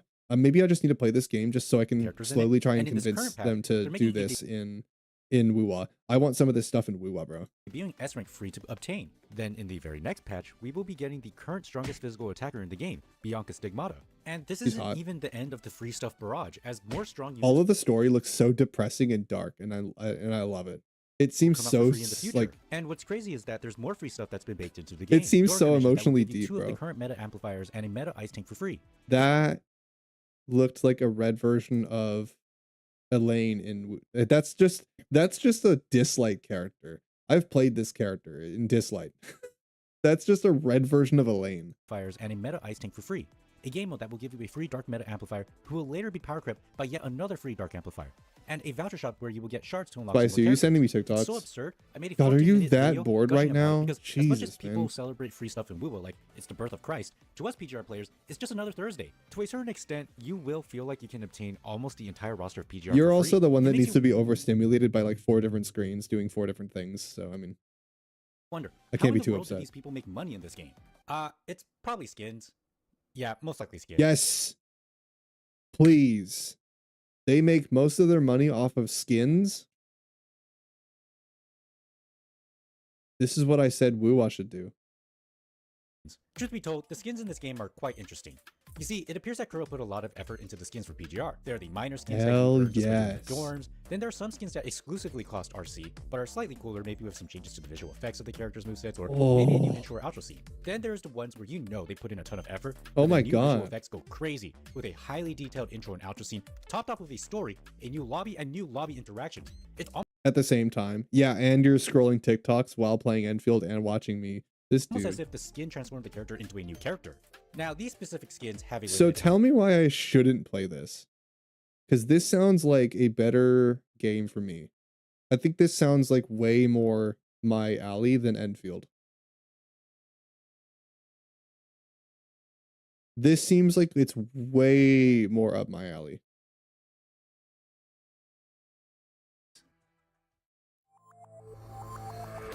Is this the end where he tells me what the bad thing is? Yeah, tell me what the negative is, because I want to know. What are the cons? Because so far, I've only noticed like one con, and that was the story's start. PGR is not a perfect game. No. But I do think that it does break the norms of how most gacha games operate. In this game, Kuro's generosity seems to stem from their mistakes, but eventually that transformed into passion and expression in their design. Hell yes. Always experimenting and giving their players a chance to play with their creations, whether it be through events or free characters. With Wuthering Waves being as big as it is, I'm sure there are people wondering what Kuro's other game is like. And as much as I can say it's one of the best experiences I've had in the gacha space, it's not all sunshine and rainbows. But even so, well, yeah, of PGR course feels not. like home to me. There's Well, like neither is Wuthering Waves. Wuthering Waves is not perfect. Everyone knows that they made mistakes early on. Yeah, everyone knows that. But like the point is that they learned. That feels right, more so than Wuthering Waves. But it might be the fact that as much as Kuro is putting a lot of work into Stop showing Carlotta, bro. Everyone's gonna start sniffing. Wuthering Waves, it seems like Kuro is still taking better care of PGR. So keep putting money into Wuthering Waves, my fellow Wuba players, because us PGR players are eating real good with your money. But seriously, I just want to say that you should try this game. I'm not dumping any money into that game. I bought a skin and I bought a battle pass, bro. Leave me alone. Now, because looking I spent ahead, you're 40 in for an bucks because I think that's what the game is It's worth. why I keep coming back. Call it some cost fallacy. I did spend money on the game. I spent time to learn the 3-ping orb system. I'm already invested in the story. Say what you want. The thing is, same about me with Wuwa. But like I feel like I can have the same experience with this one. And I feel like having both Wuwa's story and this one, like they just having these two together, I feel like will emotionally change my life, bro. I'm not playing it because I want to experience a gacha game. I want to play it because I'm experiencing a story. I'm getting invested in a fictional world. That's the whole point. I want an experience, not a game. And there's a very important distinction. If you want Enfield and you like Enfield for what it is and you're fine with what it is, then you're playing for the gameplay. And there's nothing wrong with that. You know, if you like Enfield for what it is, sure. But I think that it could be so much better. It could be both of those things if they would be willing to try. Enfield can be both Wuwa's story and the gameplay. It can be both. Absolutely. You can write the story into the factory setting. You could. If they're willing to try. That's what Roblox calls their game. Shut up. You're right, but shut up. It's like Ubisoft saying they're for the gamer. Shut up. You know they're lying. Positive and negatives, I'll take it all in because at the end of the day, I have a ton of fun playing PGR. Not just as a gacha game, but as a game. Yeah. And I think it's an experience worth sharing. Yes. So yeah, that's all I have to say for now. Truth is, I just want to gush. All right, he sold me. All right, what a good video. He sold me. He sold me. All right. I can't install it right now, but guys, I'm gonna try PGR. I'm gonna try it. I'm gonna get as far as I can in the story so that I can get to the good part. I'm gonna do it. Yep. I like Enfield, but I need more out of it, dude. Like, the gameplay is gonna get boring for me because I'm not attached to any of the characters. Why would I be attached to the game if I'm not attached to the characters, if I'm not attached to the world? I don't feel immersed when I'm playing it. I feel like I'm playing a factory simulator. I feel like I'm playing a simulator game. And while those can be fun, I'm gonna get bored of it very quickly because I have no emotional attachment to the game. Make sense? Now you might not see it that way. You may not play the game that way, but me personally, I that's why I play it. Because I was expecting a deep personal story from Enfield. I was expecting them to take all of their roots from Arknights and learn from that the same way that Kuro did from PGR. The same way Kuro did with 1.0 Wuwa. I was expecting them to take the story of their previous failures and make it better and learn. But I don't see that happening with Enfield. At least as far as the story goes. The gameplay's fine. I'm excited to see how they expand on it, but if they don't expand on the story, then I'm just gonna be disenfranchised with the game because as long as the game is fun, I'll play it for a while, but like I'm gonna get bored, bro. I'm gonna get bored of just building new factories and building the same shit and then selling the same resources. Like, you know what it boiled down to? Let me tell you actually, because my factories, I have 3 factories unlocked besides the main one. I have the other ones that you get in the story. I got far enough to unlock more of them. And all it is you defend the factory, you build the factory, you sell the stuff that you built in the factory, upgrade the factory to make better stuff, to sell more stuff, to upgrade the factory to build, you know, that's all it is. It's boiled down. And you know what? I only make the same material on every single factory because it's the most profitable in every single location.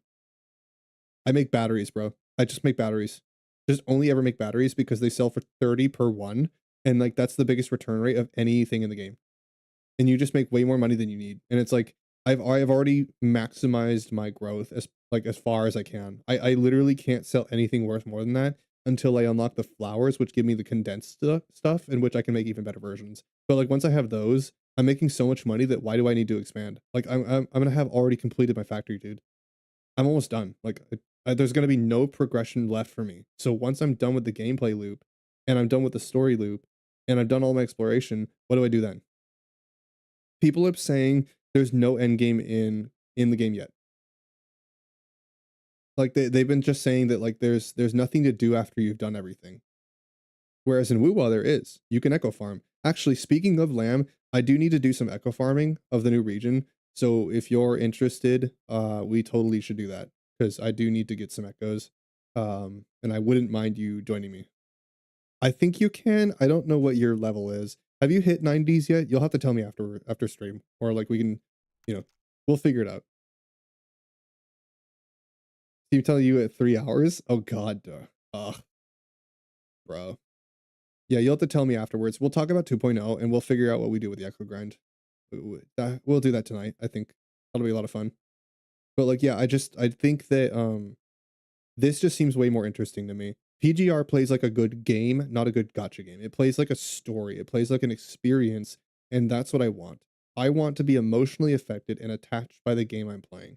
I'm not playing for the game. I want to know the characters. I want to be attached to them. I want to have a new wallpaper for my phone and cry every single time I see them. Not because just because they're tragic and because I don't have them, but because their story hit me personally. The stream was lagging? Well, yeah, you're using all of your Wi-Fi, bro. We'll figure it out after stream. Don't worry about it. We'll figure that out later tonight. I'll tell you. But like I was playing Wuwa originally for just the gameplay, but because the story's gotten so good, my reason for playing the game has changed because it's become everything that I wanted it to. I asked for story for 2 years. I've been saying this for 2 years and they finally gave it to us. I've been asking for character driven story for 2 years and they finally gave it to us. And everyone is celebrating it. Yeah. Why do you think we asked? Why do you think we pushed so hard to get this story?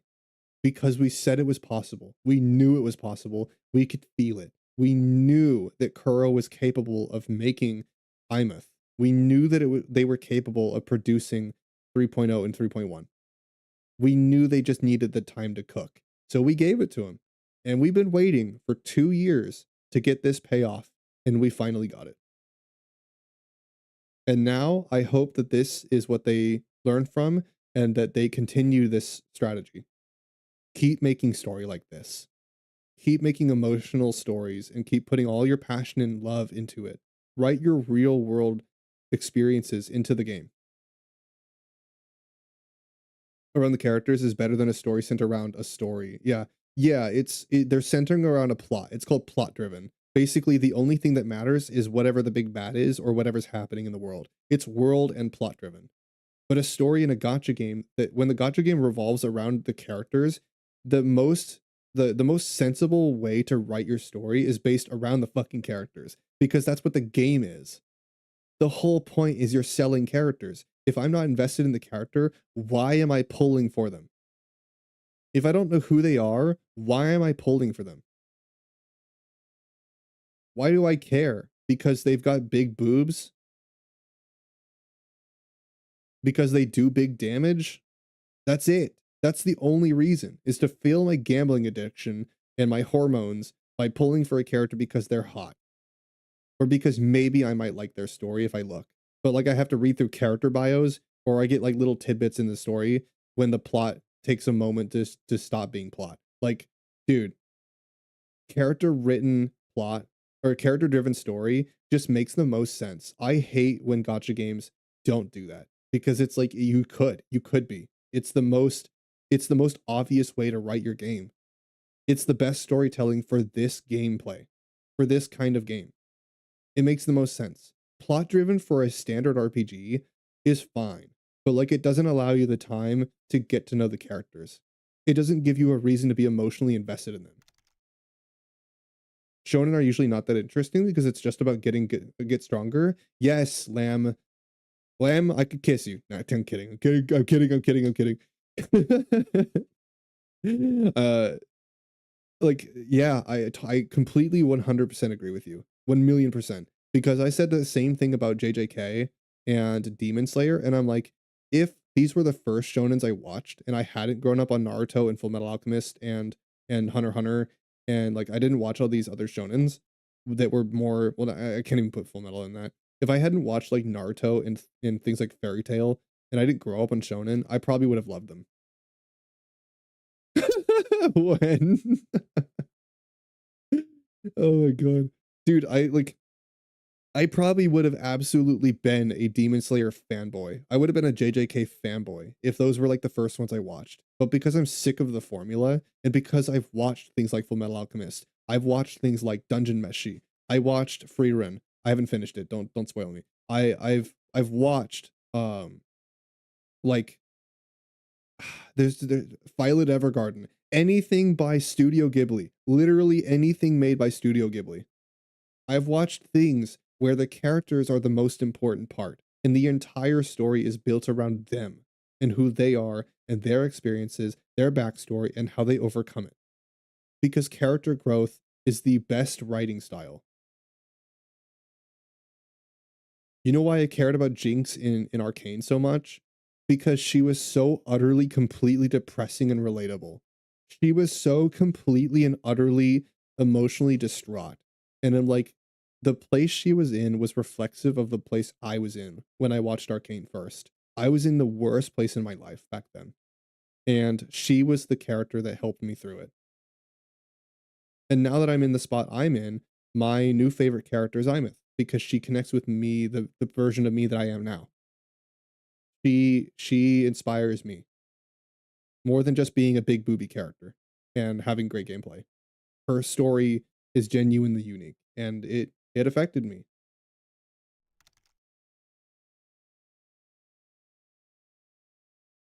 When I want to watch fight scenes, because sometimes I do, I look at things like Valkyrie Apocalypse and Ragna Crimson, who are actually just getting just fights and don't really would try to be anything else. Yeah, that's the point. Is like sometimes you do want those, but like the formula of like getting stronger and getting stronger through like fight scenes and stuff gets tiring after a while. Why I want to watch something like Dungeon Meshi, where they fight because they're trying to bring back someone they lost. They fight because they're bringing back someone they loved. The whole point of Dungeon Meshi is the moments they share with the food and the moments they share in between all of the fighting and all of the plot, when they just sit down and they just become closer and they just get to know each other and they talk about their backstories and we get character personality and there's funny moments. But a lot of the most emotional moments in Dungeon Meshi happen when they're eating food. Yeah. Oh, yeah. There's so much story that happens around eating food. That's why it's called Dungeon Meshi. Delicious in dungeon. It's about just eating monsters and overcoming extremely difficult odds. Like that's the whole point. And they fight together and they fight because they lost someone they all care about. And they want to save the people of this dungeon and there's more like it's all emotional. That anime is so emotional. That's why I love it. That's technically shonen, but it's not the same vein as Bleach. It's not the same like type of shonen as Naruto. It's not a fight anime. You know it's going to be good. You just have to sit down and launch it. Yeah, it's on Netflix. It's one of my favorite animes right now, and it is extremely character driven. Extremely. There is a lot of interesting plot. The whole plot is interesting, but the most important part is the character story. So if you're wanting the same things that I do, Lamb, if you're a lot like me and you like that kind of story writing, please watch Dungeon Meshi because not only is it visually stunning, but it's made by Trigger, one of my favorite, most passionate anime studios, and it's genuinely a really good story. It is extremely good. Yeah, you're watching a lot of things. Whenever you get the time, do definitely watch Dungeon Meshi. They're getting a new season this year, I'm pretty sure. So, it's a good time to start. Because then you'll be caught up when they launch the next one. Don't feel pressured though, but like yeah, definitely if you get the time to sit down and genuinely enjoy it, tell me what you think because it is one of my favorite animes and probably the best one I've ever watched. Like it's up there. It's definitely up there. Like, dude, Madoka Magica is also another one that I'm completely addicted to. I adore Madoka Magica. It was so good. Ugh. Death Note I like because it's a classic. It's just funny. It's such a unique shonen. I fucking love Death Note because I know that it's like it's half garbage. It's actually just fucking stupid. It's so funny though. I love it. I love Death Note for different reasons. That's my favorite special one. All right. That's my version of the OG trash that I absolutely love. I love Death Note. It's so good. Not for the same reasons that I love Madoka or Dungeon Meshi or Full Metal though. That one's special. I just think it's neat. I like this one. But yeah, what a great video. Absolutely agree 100%. Definitely going to be trying Punishing Gray Raven. I need to decide what I feel about Enfield. And I think actually I still have Wuwa up. I completely forgot that I even have Wuwa open. Let me close Wuwa for now. Let's you know what I think I want to do for the remainder of the stream? Let's go talk about Enfield. I talked enough about Wuwa. I've glazed Wuwa because of 3.1. We did all of that. Let's go to Enfield and I want to do the summary or the not the summary, the survey because I'm very curious as to what kind of questions they're asking. Spicy said it's a long one, so it implies he's probably already done it or he's just seen somebody else do it. I want to know what their questions are, how they're asking them, and be honest about them. I'm going to answer them as openly as possible. Let's see. Arc Knights, Enfield. I'm going to be as honest and genuine as possible. And based on their questions, that'll give me an idea of how they're going to change the game in the future because I still want to know. 1.1 will be break or make for me. I think. That'll be make or break for me. So I need to know how I feel about like them. I'm not getting an idea of Enfield. I'm trying to get an idea and understanding of Griffline, whatever the developer name is. I want to know who they are. I want to get an understanding of them because if I feel like the company is passionate and is going to adjust the game towards this like story written or a story heavy idea, then I will keep playing. But if that's not what it is and everyone is just accepting it for the gameplay that it is and they care more about that, then it's not for me. Does it mean it's a bad game? No. Does it mean I'm gonna shit on the game? No. It's just not for me. And I'm just gonna go play PGR instead. Because that will probably be more my speed. And that is okay. That is okay. If people like Enfield, there is nothing wrong with that. It just might not be for me, and I'm trying to figure that out. I'm trying to decide whether it is or not. Oh, wrong screen. Hold on. Boom, boom, boom, boom. It's a banger though. Boom, boom, boom, boom. So hype. Boom, boom, boom, boom. Boom, boom. Like, it's such a good looking game. I'm gonna be sad if I feel disenfranchised with it, but you know, that's just how it is. And you guess what? If Enfield ever comes out with some great story, you guys know how to pitch it to me. You know what I want. If you are playing Enfield in the future and I'm not playing it anymore for whatever reason, and you tell me that they have character written story and they like the story gets really good, I'll play it again. I'll give it a second shot. Everyone deserves a second chance. Well, not everyone, but it will deserve a second chance if that day comes. But let me figure out first. I want to do the survey. So like do my daily stuff. We'll do my dailies probably, but I do just want to. Did I already do mine? Isn't it a reset? When does this game reset? I don't even know. I don't even know when this one does a reset.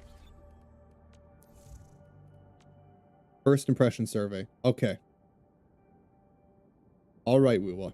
All right, Enfield. Let's see it. All right, you guys seeing the same screen? No, you're not. Let me see if I can't capture it. No, it blurs it out. Let's do display capture then. I'll just do display capture. Not that one. How's this? Do you see it now? This survey is intended solely for administrators aged 13 and above. If you are 13 or older but considered a minor adult, what? Really? Okay, I don't know why that is, but all right. Ooh, a star scale. Okay. All right. Interesting. Let's dig in this in a second. I'm just gonna make sure. Can you guys see this? Double checking. Because I'm using display capture, so I can't flick over to another screen and check.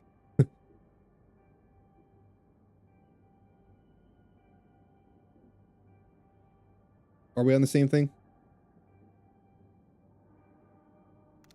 Yes, okay. All right, let's dig into it.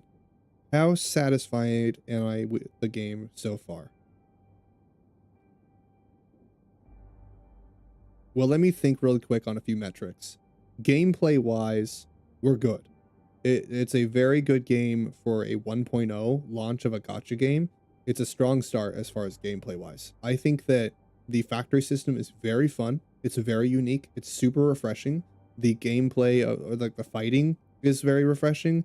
It's not my pace, but it actually is really cool to go from Wuthering Waves over the top, hyper animated combat into the slower, more still stunning, still impressive animations, but like, you know, not as intense. I like how smooth and less intense the animations and flow of the combat in this game is compared to the action RPGs that I play on the other hand. So as far as gameplay goes, we're solid. I would say gameplay is probably like a 5 out of 5. If we get to 3 or 1.1 and the gameplay doesn't change much, it'll go down to a 4 out of 5. Because I think that there is still more to be desired, but I like what we have right now. I agree that it's very fun as of right now. As far as the story, I would say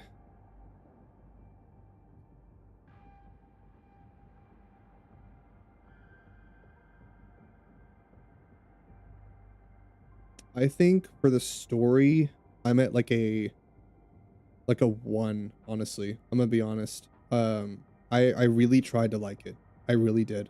I think that they have a good idea, but the lack of depth drives me off of it completely. I don't care if this world is post-apocalyptic and you tell me that there are people struggling. If you don't show me there are people struggling and you just tell me there's thing happening, I'm going to be completely thrown off because it's like I don't see the effect of what I'm doing.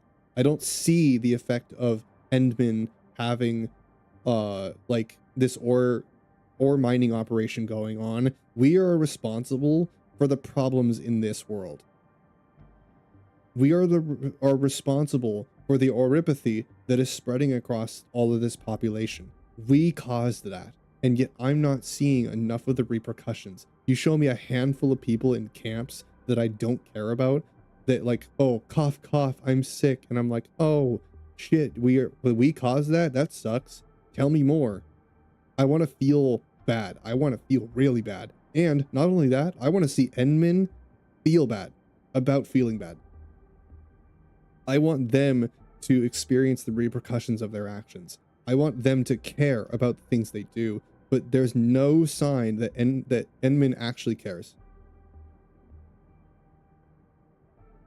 It was the absence of him that caused that. Well, yeah, but like we're still responsible. We're still responsible for that, and we're not. Well, there's no sign that Enmin actually cares about any of it. I don't feel connected to Enmin. Like I don't care about Enmin at all. I don't have a reason to. They keep telling me, "Oh, Enmin's so great. Oh, Enmin's oh my god, Enmin, your dick is so good. Oh, Enmin, you're so cool. You're so hot. You're so like important." I'm like, "But I haven't done anything to show that. Why am I important? Why does everybody care about me? I don't even care about me. Like what? You haven't given me a reason to care other than the fact that everyone is just jizzing their pants over Enmin. Am I playing a shoujo? Or not shonen. Am I playing a shonen? Like, what is this? An isekai? Why does everyone love the character so much? I haven't done anything. I barely talk. Perlica says everything for me. Why should I care? Perlica is basically just a cute cat girl of Paimon who doesn't talk as much and is like, who is more straight to the point, but like she's also as a blank slate as we are. The only reason we have any more idea about her personality is because she's the one talking for us. She does all of the character growth that Enmin doesn't do. It's the same like plot-driven story that I don't like about shonen anime. It's the same plot-driven story that I'm dissatisfied with every single other gacha game I've played who does that. And for me personally, I'd say 1 out of 5. If you guys disagree, you are welcome to share why, and maybe you can change my opinion. Or maybe you can go, oh yeah, you know what, you're kind of right. Maybe I missed that point. Maybe I missed some things. Or, you know, because I did skip plenty of the story. I did skip a good bit of it because I just got so sick of it. I'm like, dude, you just did nothing with the plot, dude. You tell me all these like things. If you're plot driven, at least make the plot good, bro. If you're not going to do character written story, you can still do plot driven story good. You can still write good driven plots or a plot driven story. You can still do that. But like you just didn't. It's just not for me. If people like it, that's fine. But I think there's so much to be desired. I think they can do better. Which part of the aspects of the game do you experience current like gotta read. Which of the following aspects of the game experience do you currently enjoy?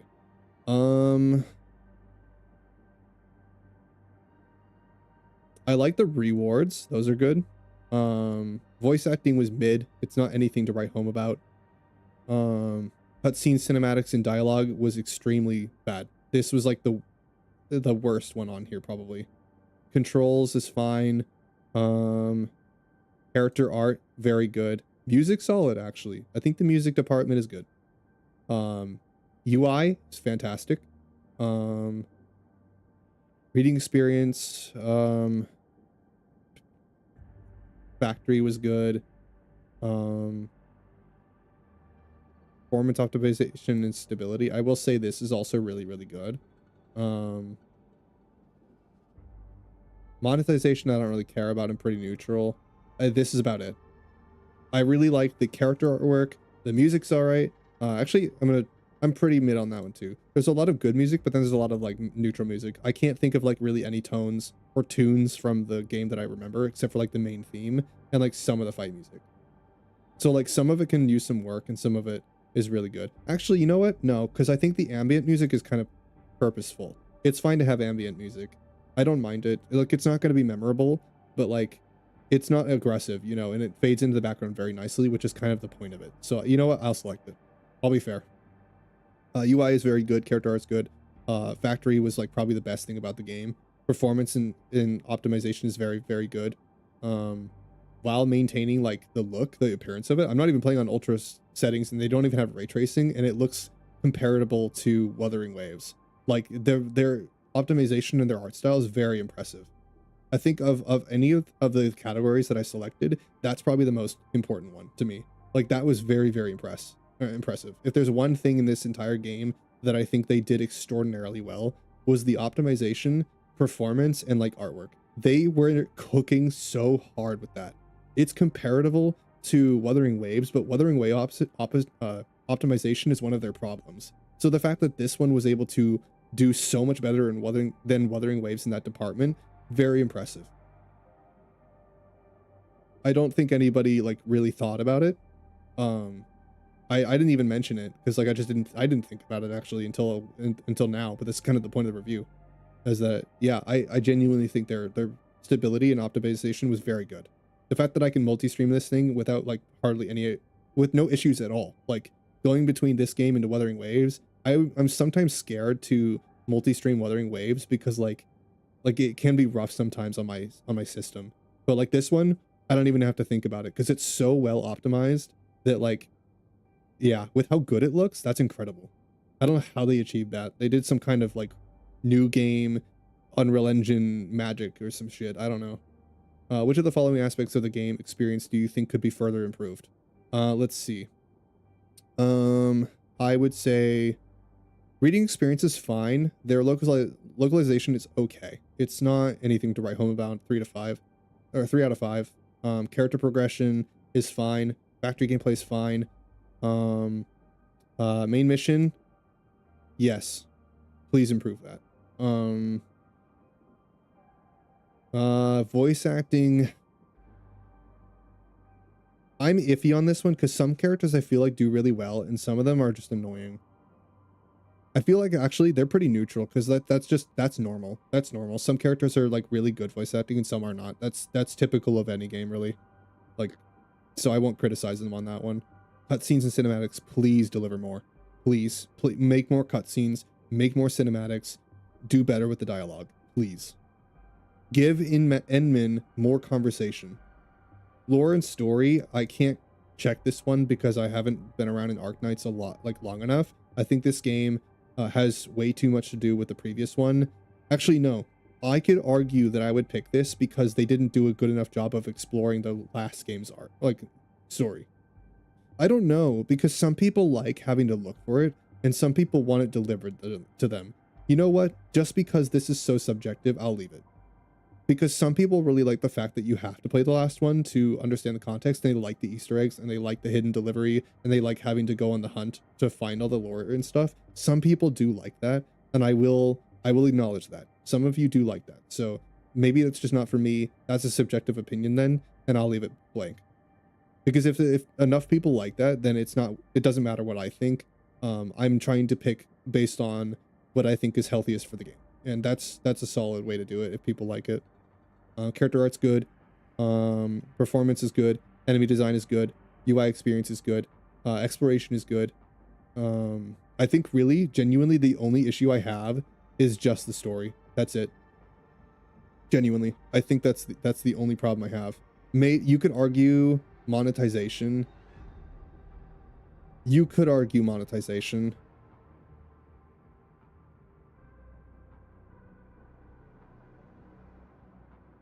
They give you a lot of rewards, but it does take a lot of your time, which does suck.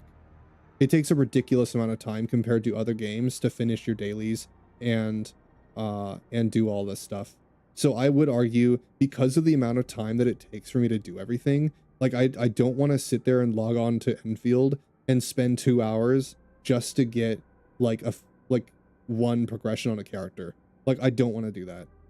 I even didn't do my dailies last night because I'm too into Wuwa and doing my dailies there, which are so much quicker. And it was like super late already. But like I can finish my Wuwa dailies so quick that like I can play both accounts in the same amount of time that it takes me to do this one. There's just so much shit to do. And I would argue that's partly a good thing, but some of it is just straight up tedium. It's just boring. Having to go and pick up all my resources, I can't just teleport. I can't even teleport straight to them. Yes, they're free, which is cool, but like I have to, it's just tedium. It's tedium. No one likes tedium. I don't like it. They could reward us more, or they can just make the monetization more generous so that I have to like do that less. It's such a grind, bro.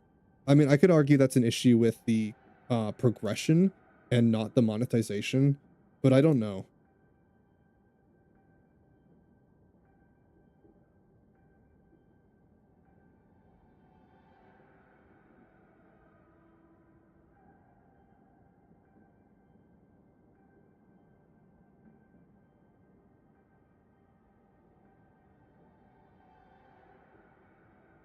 I think it's an issue with,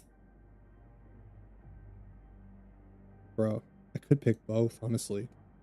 Like I'm thinking, the more I think about it, I'm like, genuinely I think the monetization of the gacha system is rough. Like I'm seeing the internet too talking a lot about it. It seems like more and more people are agreeing like that's just rough, man. Having to save so much for just one character, like, and they don't even translate the pity over to another banner. That's super rough. Honestly, yeah, I think I'm gonna check that, and I'm gonna check the free rewards because I hate the tedium. I think that like it's, well, no, you know what? Final answer. The zip lines make it so that it's a whole lot easier. They did put the zip line system in, and I don't think that it's used enough. People kind of sleep on it. It is a little annoying to do, but that's kind of the whole point of the game, is to build up your economy through like the exploration you're supposed to build. That's kind of the point. That's the whole reason why the zip lines exist. You need to set up a zip line system. Is it kind of annoying to do? Yeah, but it's also a little fun. Like the reward, it's like setting up a train system in Astroneer, or like a railway system in Minecraft. Like once it's done, the reward for being able to have like an active railway system, it's so fun. Like, yeah, it sucks to kind of set up at first. You got to do all this tedium just to get it done. But like the point is you're doing the tedium to have that reward. And it's like, once you finally have a efficient system up with your zip lines, I imagine it's very fun. The zip line system is pretty fun. So I would say, you know what, the tedium of having to pick up resources is annoying, but you can streamline that issue with the mechanics that's currently in the game. So final answer. These are the four I think. Final answer. I'm locked in. That's what I think. Main missions need work. Reading experience also needs work. Monetization absolutely needs reworking. And cutscenes, oh my god, this is the most important one out of all of them. I think this is the one that I need most. The main missions and the story, please. You can do so much better. I know you can. Currently, which of the following are your goals for continuing to play the game? Just focusing on progressing the main story for now. Trying to beat challenges in game objectives, enjoying more in-game environment arts, music, doing more factory construction in the wilderness to change the game world. Yep, setting up Zinlight routes. There you go. Literally right here. This is what they want you to do. They want you to set up zipline routes. I was going to say, I can tell that that's what they want you to do, just based on how everything's set up. Maybe some people hate that. If you don't like the building and setting up routes and stuff, then the game's just not for you. But that's kind of the point. All of the exploration is going to be like this. It's, I need to set up my own zipline routes, and I'm kind of actually interested in doing that. I'm kind of into doing that. I like the idea. So I'm going to set up my own routes and see how I feel after that. Instead of just running around and picking up the resources. Like, I didn't even think of doing that originally. But now it does sound like a lot of fun. Events, I guess. More dungeons, more events. Yeah. More factory stuff. Collecting up operators. Team setups for combat and strategy. One thing I would think would be really cool with the zip lines is if they acted like conveyor belts. That would be very, very cool. You are right about that. That would be sick. Yeah. That's a cool idea. Yeah, like you could just stuff back. Yeah.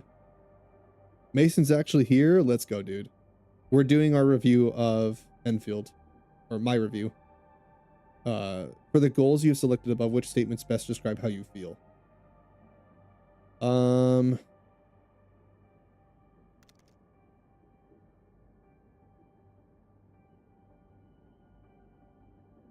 The goals are clear. They're clear. I like it. I like the flow. Of the things I picked it, yeah. For the goals that I have selected, not the ones I didn't select, I think they're clear. Yeah. They're not like the best thing ever, but they are fun. How would you rate your satisfaction with the main mission experience so far?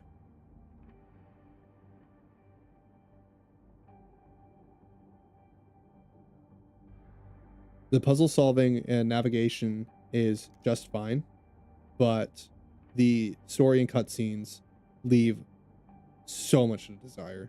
They're bad enough and uninteresting enough in delivery and writing that I'm pretty disenfranchised with the game. And honestly, if it doesn't get better in the next couple of patches, I have no reason to keep playing.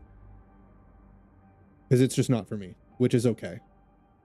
I think that the rest of the game is still fantastic. It's still wonderful. But the biggest downside to me is the monetization and the story. Story above all else. Monetization's rough, but like, you know, like it's not that bad because the character balance makes up for it. Your rating of the main story experience was low. What specifically affected your rating? I'm glad you asked. Story content, story presentation. Let's see. The length was fine. It's just their presentation, bro. I don't care how long your story is. I just want it to be presented well. Pacing and structure, the order and balance of combat, story, IAC, factory missions. Yep. I think these three things are the only things that I hate about it. Get undressed? Well, I didn't know we were doing that. As of now, how would you rate your satisfaction with the combat experience?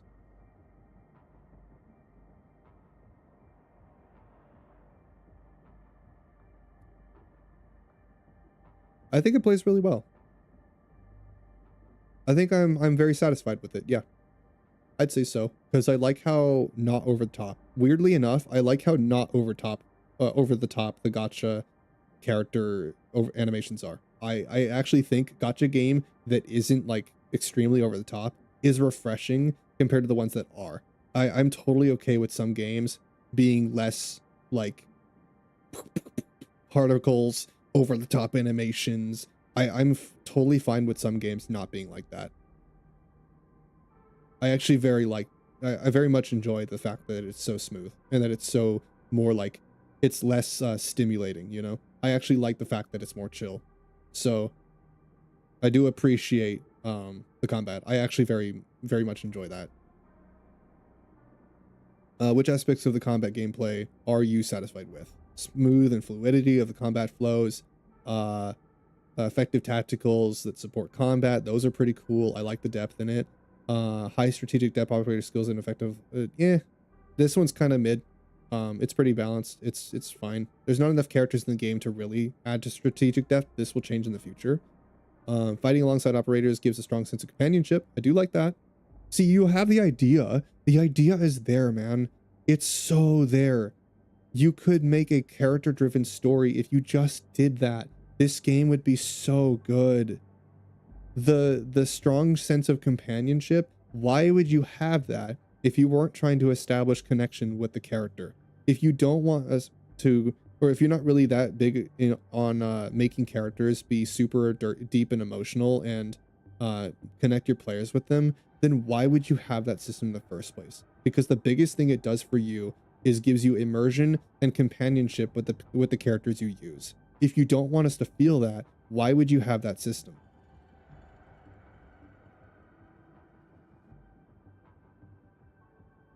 It doesn't make sense. It's like there's this subtone of like, they want to do these character driven stories. They're just not sure how. It feels like they just don't know how to write it yet, and they haven't figured it out. So I'm hopeful that they do in newer patches. I hope that they learn how to do this. But right now, this is just how I feel. High quality combat effects, animations, and sounds are good. Yep, I love the sound design. Sound design is amazing in this game. Animations are amazing in this game. I love it. Innovative combat design. Yep, it's fresh, very fresh experience. Strong sense of control. Comfortable pacing. Like combat is really good, man. I think that like most of these, yeah. Like the combat is actually really, really good. Except for like 2 things, the combat's really good.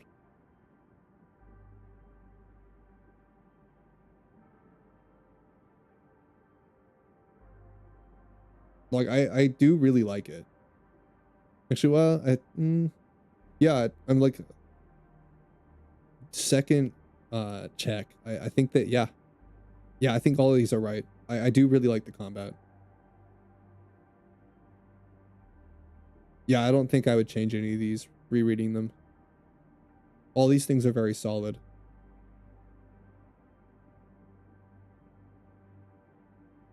For these combat mechanics, are there anything that you don't fully understand? Oh, for some of these, okay, hold on. Physical response, the trigger conditions and effects of vulnerable physical status, lifted, knocked down, crushed. Okay. Stagger is good. That's like, it's like forte, or not forte, it's like vibration in Wuwa. No, I get that. It's stagger, it's stamina basically. Meaning combo skills, the trigger conditions and cooldowns are fine. Equipped and used tactical, including their limits and cooldowns. Performing dodge and perfect dodges, what time, blah, blah, blah. Skill point bars. What's the meaning of battle skills, their casting criteria, as well as the recovery mechanisms of skill point bars. No, that's fine. How to lock on and switch between enemy targets. That's fine. How to manually switch controlled operators. That's good. Trigger conditions and effective art affliction, art burst, and art reactions. I don't think it's that I don't fully understand it. It's just that it's complex for like, because it's unique, you know. It's like, I think that it's okay. It's fine. Meaning of ultimates in there, charging mechanics, relationship between basic attacks and final strikes, how to perform final strikes and what final strikes do, how to perform finishers, what enemy attacks can be interrupted, how to interrupt it, and what. Yeah, no, like all of this makes sense. This is all fine. Like they explained everything just fine. I think the only thing that's kind of annoying is the trigger conditions of our arts. I think that's the only thing that's a little annoying to me, of like having to figure out, because it's said in like, actually no, it's in the tutorial. I just didn't play it. That's just me being dumb. I think this is fine. Yeah. Oh, I need to. I understand all of the book. Yeah. How would you rate your overall experience moving around and exploring the maps of the region? I still prefer Wuwa, but like it's not bad. It's not like mind-blowing. I'm kind of, I mean, most of the exploration is supposed to be with the zip lines. The zip lines are supposed to be your core movement thing. So like, you know, if you don't like the zip lines, then you're not going to like this, because that's kind of the point. Like running is fine. The stamina is fine. Like it's all right. I don't mind it. Like it's not anything to go crazy about though. Because like I'd say, if in reference to like Wuwa, because that's the one I prefer, I would say Wuwa 10 out of 10, dude. Wuwa's exploration is probably the best I've played out of any gacha game ever. It is so good. It takes everything that Genshin did and just does it leagues better. It improves upon everything that Genshin had while it still giving me the same experience, but like a wildly better one. It does everything that Genshin did, but just better in every way, and I love it. I love it so much. But this one, in comparison to that, I don't freak out about it. I'm not crazy about any of one system. I think I'm pretty neutral about it. So I give it a 3. During missions of free exploration, terrain design is boring and too complicated. No, it's fine. Mission guidance is unclear and confusing. It's fine. Puzzles are fine. Arts and aesthetics is fine. Gameplay content is unevenly distributed. Some areas feel too crowded or too too empty. I didn't really notice this. I don't think it's a problem. See target area, but I don't know how to get there. Movement doesn't feel good due to backtracking. Basic battle difficulty or frequency feels inappropriate. Run into issues with zipline shared with ziplines. That was something that I noticed. There's a lot of this. There's a lot of issues because people are relying on the zipline so much that it's putting a bunch of zipline routes in there that don't actually track. There's a lot of ziplines that appear because of other people making their own routes, and because of the way the game works, it will spawn in some ziplines that work on their save but don't work on yours. So there's a bunch of them that just go absolutely nowhere. Actually, most of them that are made by other players that appear in your save will just go absolutely nowhere. They just go like nowhere, straight through a wall. And it's like, it works for them, but it doesn't work for you because they have a completely different route set up. So like, they'll just connect to other people who made another route, and it's like, it doesn't do anything. They don't serve any purpose because it didn't spawn both of them. Connection between area design and story feels weak. Yeah, I'd say so. I think that like, a lot of the story just, I feel so disconnected with the world, dude. I feel the story's so disconnected with the world. Me personally. Unclear how to unlock areas. I think those are the only two things. Everything else is fine.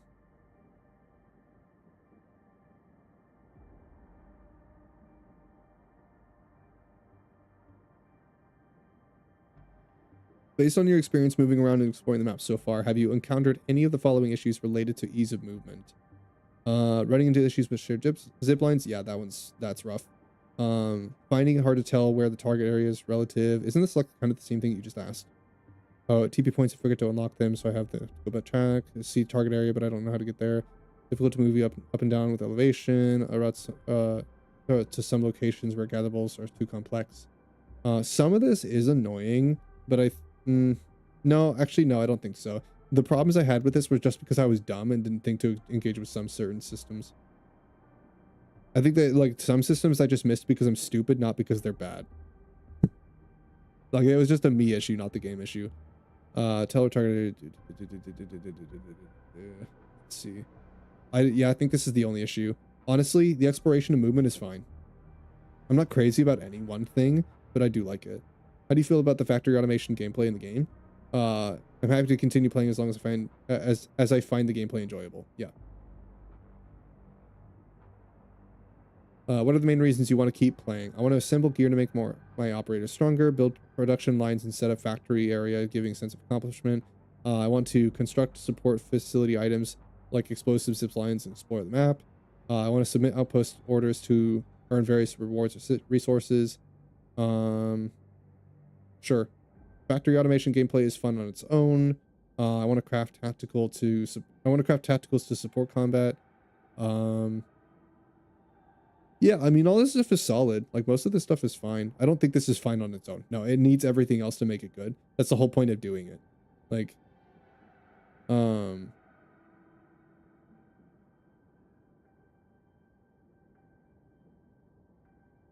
yeah, I think the factory automation isn't fine on its own. It needs all the other things to make it worthwhile, to give it that kind of sense of accomplishment. It needs all the other things.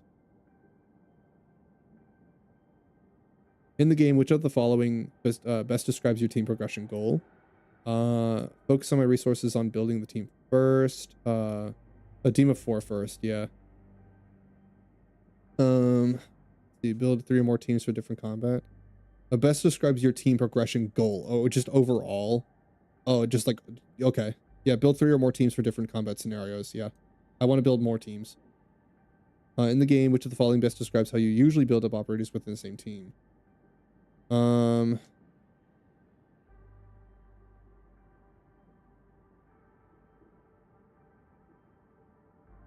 I've been prioritizing just one, really. Or like, actually, no, that's not fair. I've been doing all 4 pretty evenly. Have I listened to the Joji album? I have not. I keep forgetting to do that. Actually, let me just, like, let me literally just load that up. I'm not gonna play it, but like, I'm just gonna have it open. So I remember to do that after stream. Let's see. Joji. Let me actually just put that on my Spotify, because I totally keep forgetting to listen to it.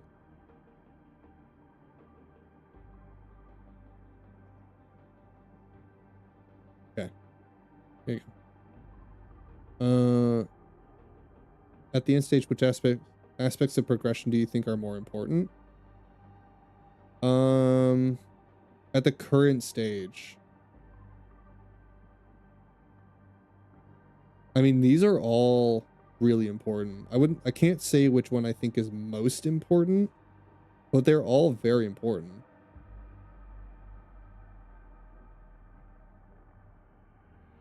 I don't know which one I would say is most important, because they're all like pretty equally. I guess leveling up is the most important thing. And like maybe they're elite level, because most people are using 5 stars, so it's kind of like a big deal.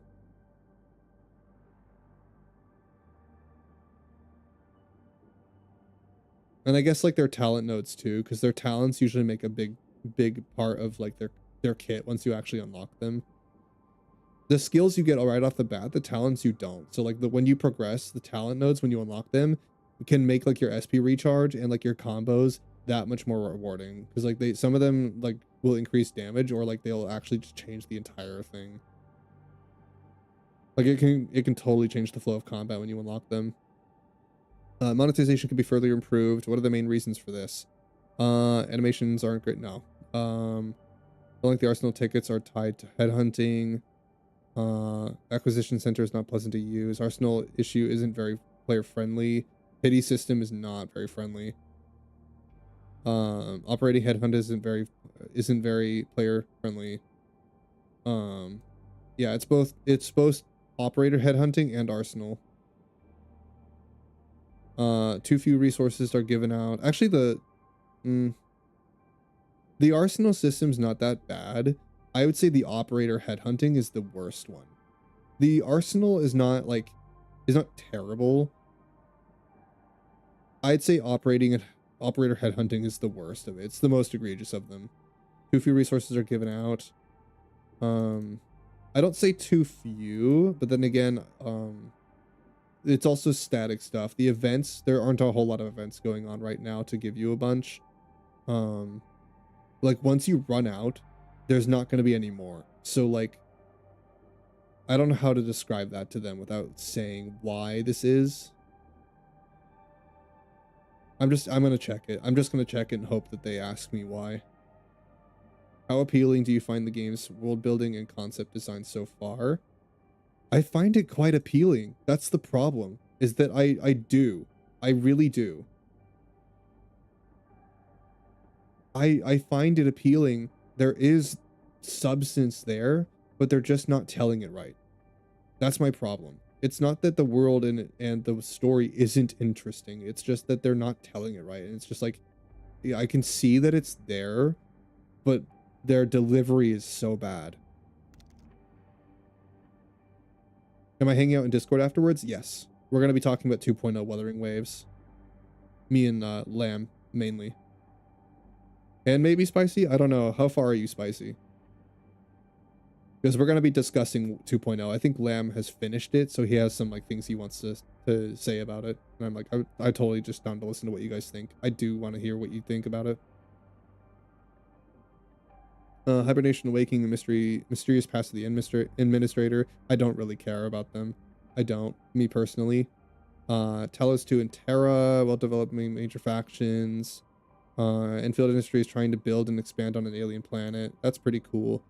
Relationships and conflicts between factions. Oh, that one. Originium, I think, is like my favorite part of it. Sci-fi element is pretty cool too.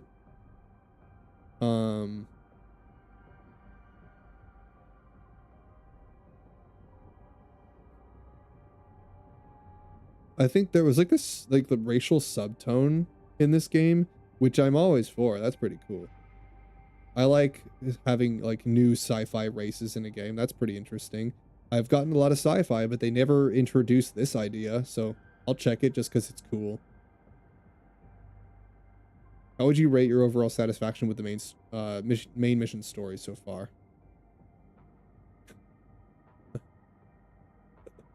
I really want to like it, dude. I really do. I can't, man. Not satisfied with the main story so far. Why? An administrator's role, sense of purpose. Yeah. Narrative flow was rough. Cutscene quality. Quality was good. There's just not enough of them. There's just not enough of them, dude. Story moves too slowly and there aren't memorable moments. Some parts of the story don't make sense and character and or faction feel overly simplistic. They do. Yeah, they do. Like they have this idea, but like they don't actually like elaborate on it very much. Narrative drags, the narrative drags and is hard to follow. There are too many proper nouns or terms making it difficult to understand. Characters feel flat or inconsistent with their intended traits. No, it's not that they do feel flat. They're not inconsistent, they're just flat. Yeah. Voice acting is fine. Dialogue, text, and subtitles are fine. Yeah, that's about it. Yeah, I think they definitely fall flat with it. Cutscene quality is stellar, but that's why I wish there were more of them. A story is generally more appealing the more you show rather than tell.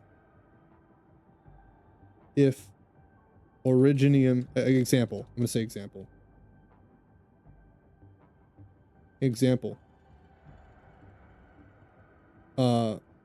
Oripethy and Originium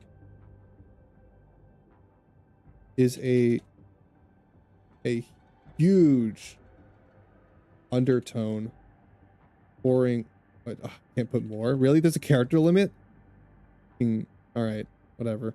I'll just like write that somewhere else then. I'll just say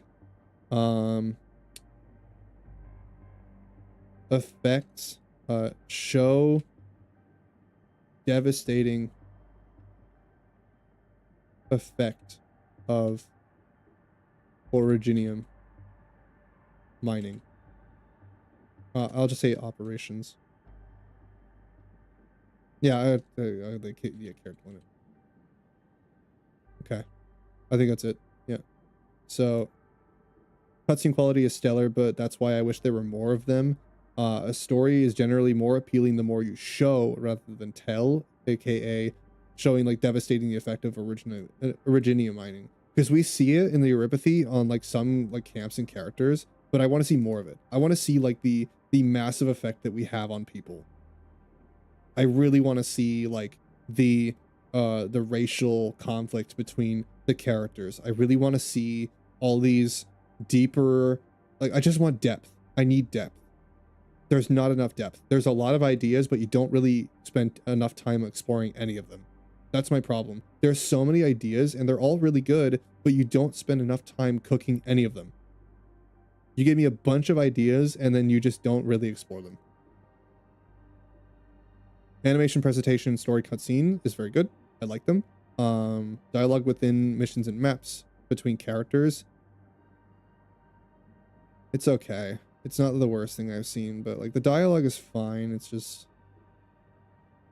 what are the main reasons you are not satisfied with the story cutscene so far? Dialogue pacing is slow. Character lacks, or the narrative lacks appeal, hard to understand, drags, lacks emotional impact. Cutscene quality is below expectations. Cutscenes are fine, it's just you need to do more of them. Visual effects aren't impactful enough, voice acting feels off. Um, don't like the story presented in the cutscenes, camera work. The cutscenes go so hard, man. It's like there's just this feeling of like they want the depth. They're really trying to do it. They just missed. They missed really hard. They clearly want depth, but they just aren't sure like what things to explore yet. It's like they have a million ideas and they tested all of them by not really exploring any one of them too much. You know what I mean? It's like they gave us so many things that they would love to do and focus on, but they don't have like a main thing that really stands out. None of it really stands out because they don't explore any of it enough. Have I seen the new Overwatch trailer? I have. Yeah, I've been keeping up on it. It looks good, but like I'm too occupied with the story games to be bothered with that one. The camera works doesn't clearly highlight key story moments or character emotions. The music and sound effects don't match the scene or atmosphere well. Some phrases don't sound natural in the local language. Scenes don't build enough atmosphere or emotion, making it hard to connect.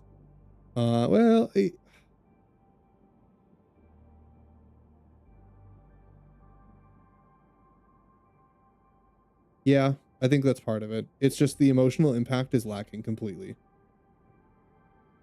Facial expressions are fine. Facial details like mouth movements feel off.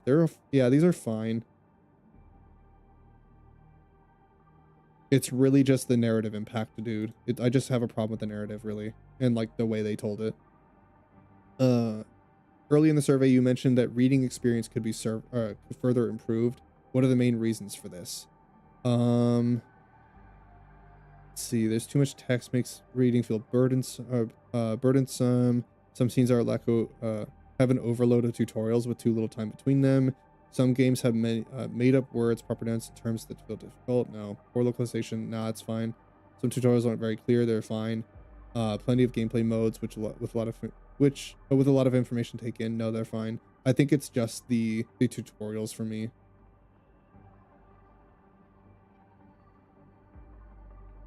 Yeah, I think that's fine. That's really about it. How would you rate your overall satisfaction with localization quality in your current game language? They are good. They're translated fine. How would you like, how likely would you be to continue playing this game?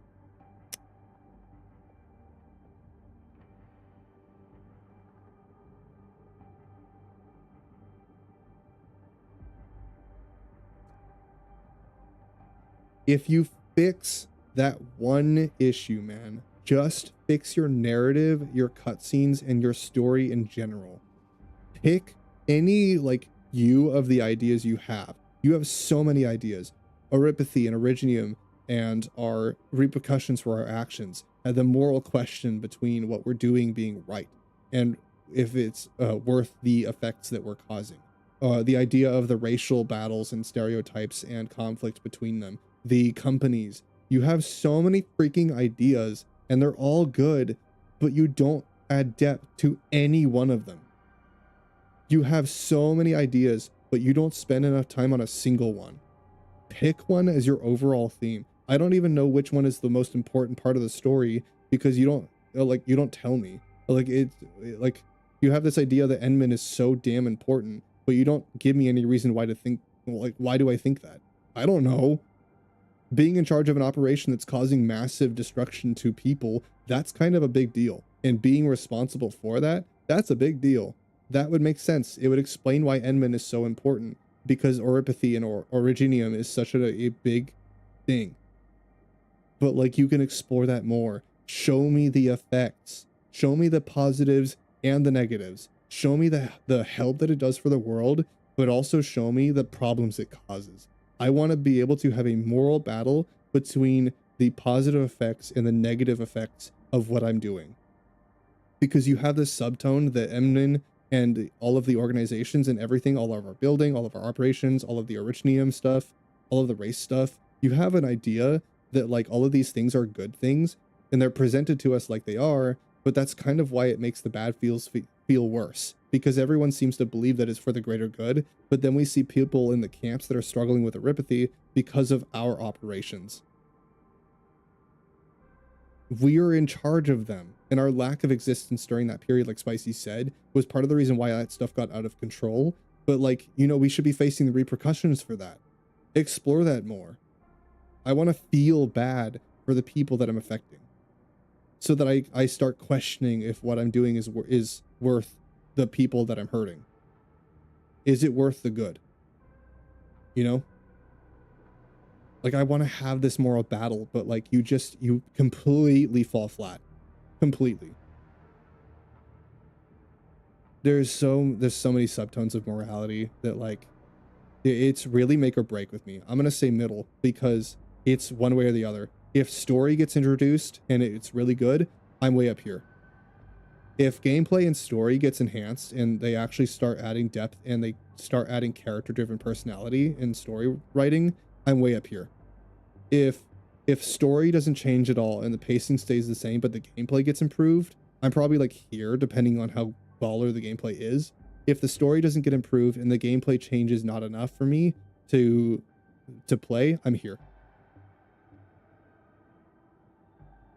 So it's really like I'm in the middle here. I'm completely in the middle because the gameplay is really fun, but if they don't engage it or they don't enhance it, then I'm not going to be able to overlook the story. If the gameplay is really good, then I can probably be here. I'm just like, I'm not going to be happy about the story, you know? I'm not going to be happy about it. Like if the story stays the same, but the gameplay is just so baller that like I'm just having too much fun with it, I'm going to be here. I'm not going to like it, but I'll be where I was with Wuwa. Like the gameplay and the art and everything is just so damn good that like I can overlook the story being rough, right? That's pretty much where I was with Wuwa. So I'll just be about here, which was the same thing I would say about that. But now Wuwa's like, wait. But like that's where I'm at. I'm very in the middle. Like it's one way or the other here. I want to continue right now. I'm hopeful that they change these things, but if they don't, I'm just gonna go play PGR. Gonna be real. How would I recommend, or how likely would I be to recommend it?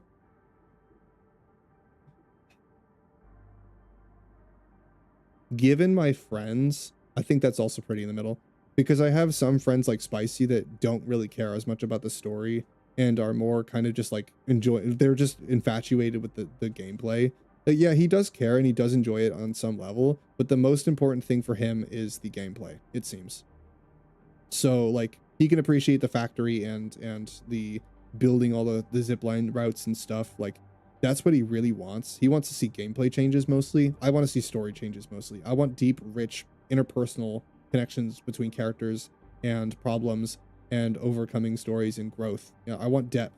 I need depth because that's the most important for me. You could change nothing about the factory system, but if the depth of the story was insanely good like Wu was, I'd play it 100%. Because I care more, I put more value on a good story than a good game. But that's just me personally. So I know there's a lot of people that are like me that would like that, and there's some people that prefer the game, that play it differently. So I'm going to put it in the middle, because I would say that it's a good game, but I'm not going to like go out of my way to say people should play it like Wuwa, where I'm saying please play 3.1. It's so fucking good. Any other feedback or suggestions, we'd love to hear from you. I'm going to summarize everything briefly. I think, let's just say, overall, the gameplay is fantastic. So many original ideas, like zipline routes,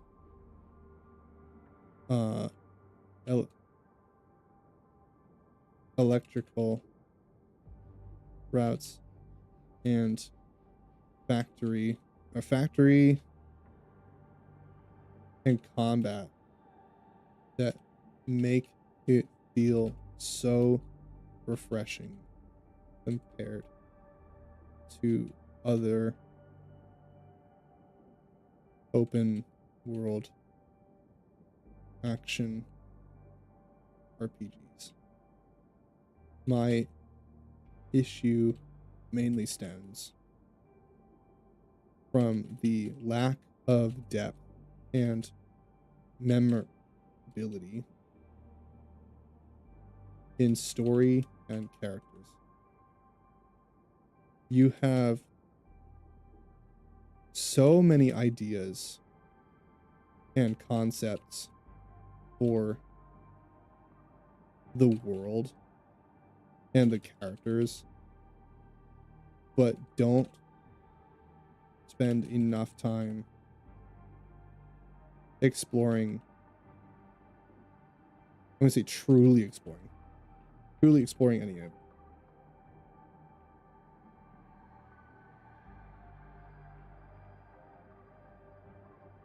I want to know more about the personality and depth of the characters, as well as our effects on the world as the administrator. Endman is implied to have devastating effects. Or actually, let's say Originium is posed as this amazing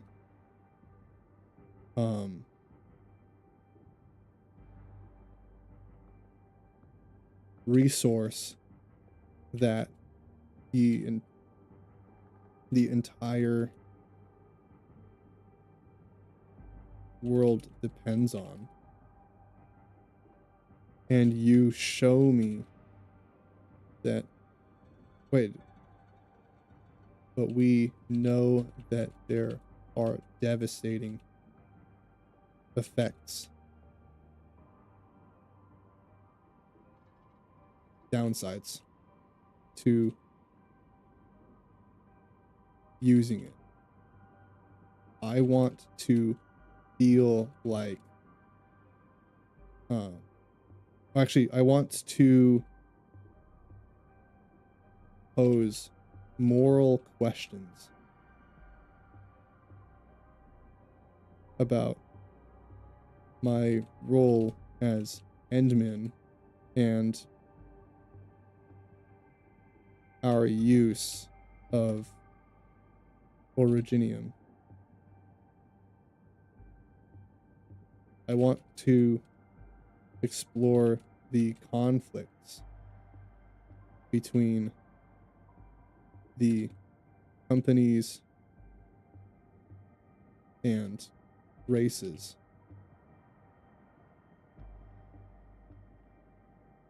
I need to see more cutscenes and depth in the story. Well, let's just say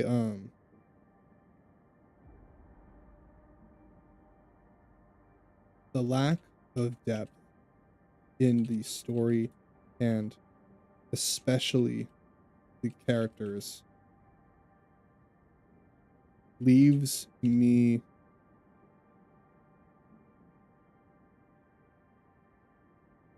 with a lack of care.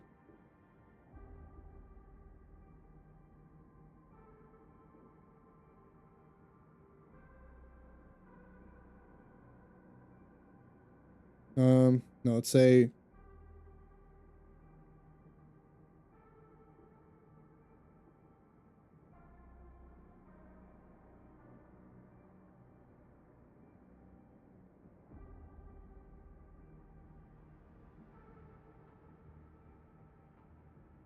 how do I word this? The lack of depth in the story, and especially the characters, leaves me indifferent to the world and the characters themselves. I don't really care or understand or care. I want to say I don't really understand or care about my place in it as Endman because I haven't been given a reason to.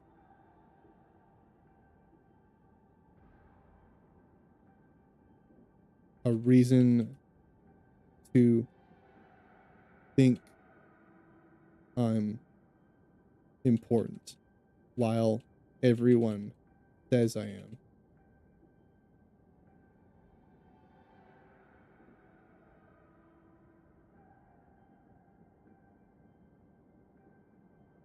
Endman also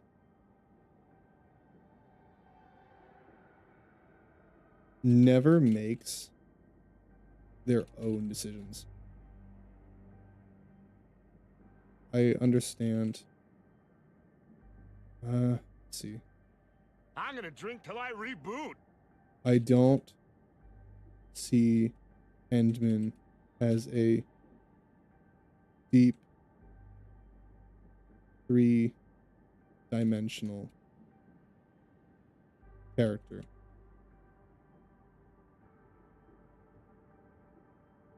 More interactions from Endman himself or Mason feeling better?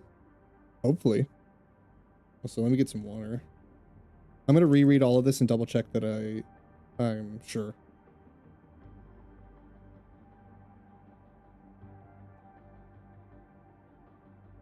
As a deep three-dimensional character,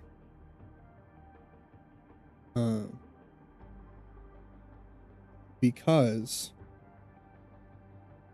of a lack of voice lines, interactions, and personal choices.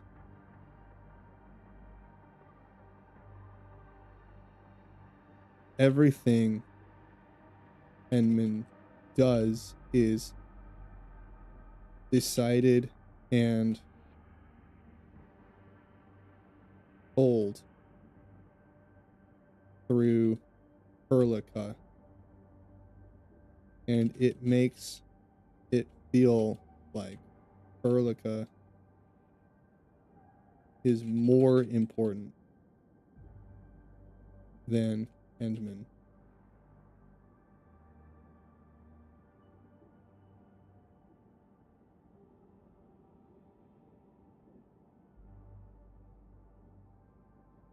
The story could really use some depth in every aspect. Oh, Jesus.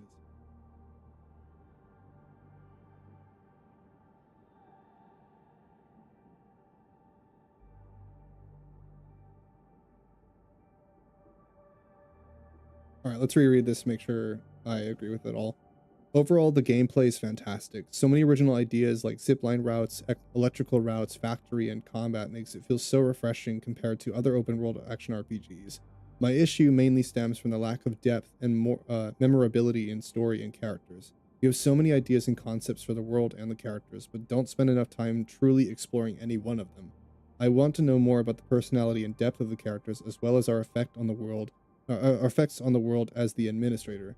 Originium is posed as this amazing resource that the entire world depends on, but we know that there are devastating downsides to using it. I want to pose moral questions about my role as Endman and our use of Originium. I want to explore the conflicts between the companies and races. The lack of depth in the story, and especially the characters, leaves me indifferent to the world and the characters themselves.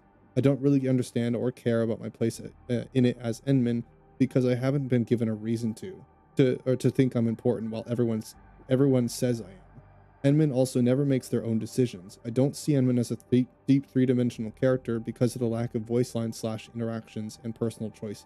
Everything Endman does is decided and told through Perlica, and it makes it feel like Perlica is more important than Endman is.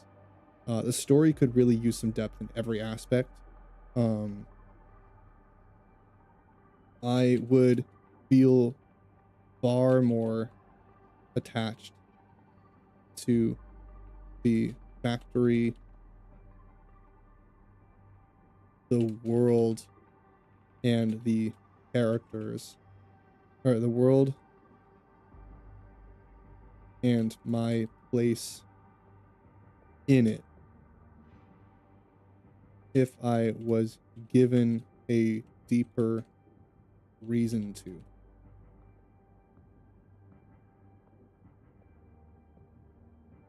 There you go.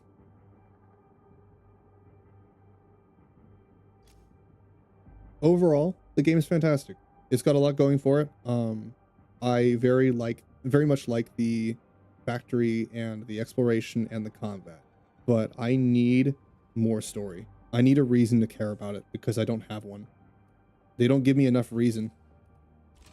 They don't explore any one thing deep enough for me to care about any one thing.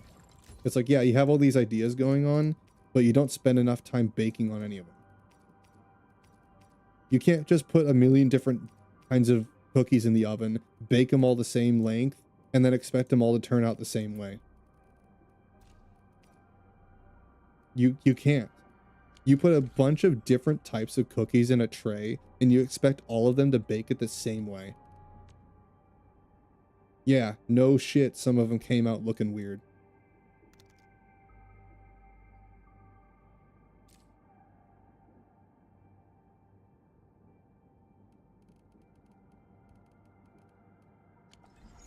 That's my genuine take. I think as of right now, I'm so fascinated by Wuwa that I'm probably just going to be doing my dailies on this one. I'm probably going to set up my my routes so that I can start leveling characters. But like as of right now, I feel like I'm just kind of waiting to see what they do next. I'm not going to invest a shit ton of time in the game if I'm just waiting to decide whether I want to keep playing it or not later on. So I think what I might do for now is I'm just going to give this game its time to develop and see where it goes. I'm going to keep a very, very close eye on the game, and I'm just going to play PGR and Wuwa instead. And I'm going to see how I feel about them, because I want to know. Well then, let us reboot this process once more. Medicine?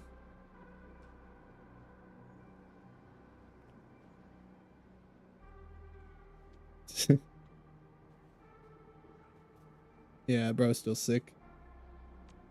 I overworked myself again. Like, ugh, game looks so good, dude.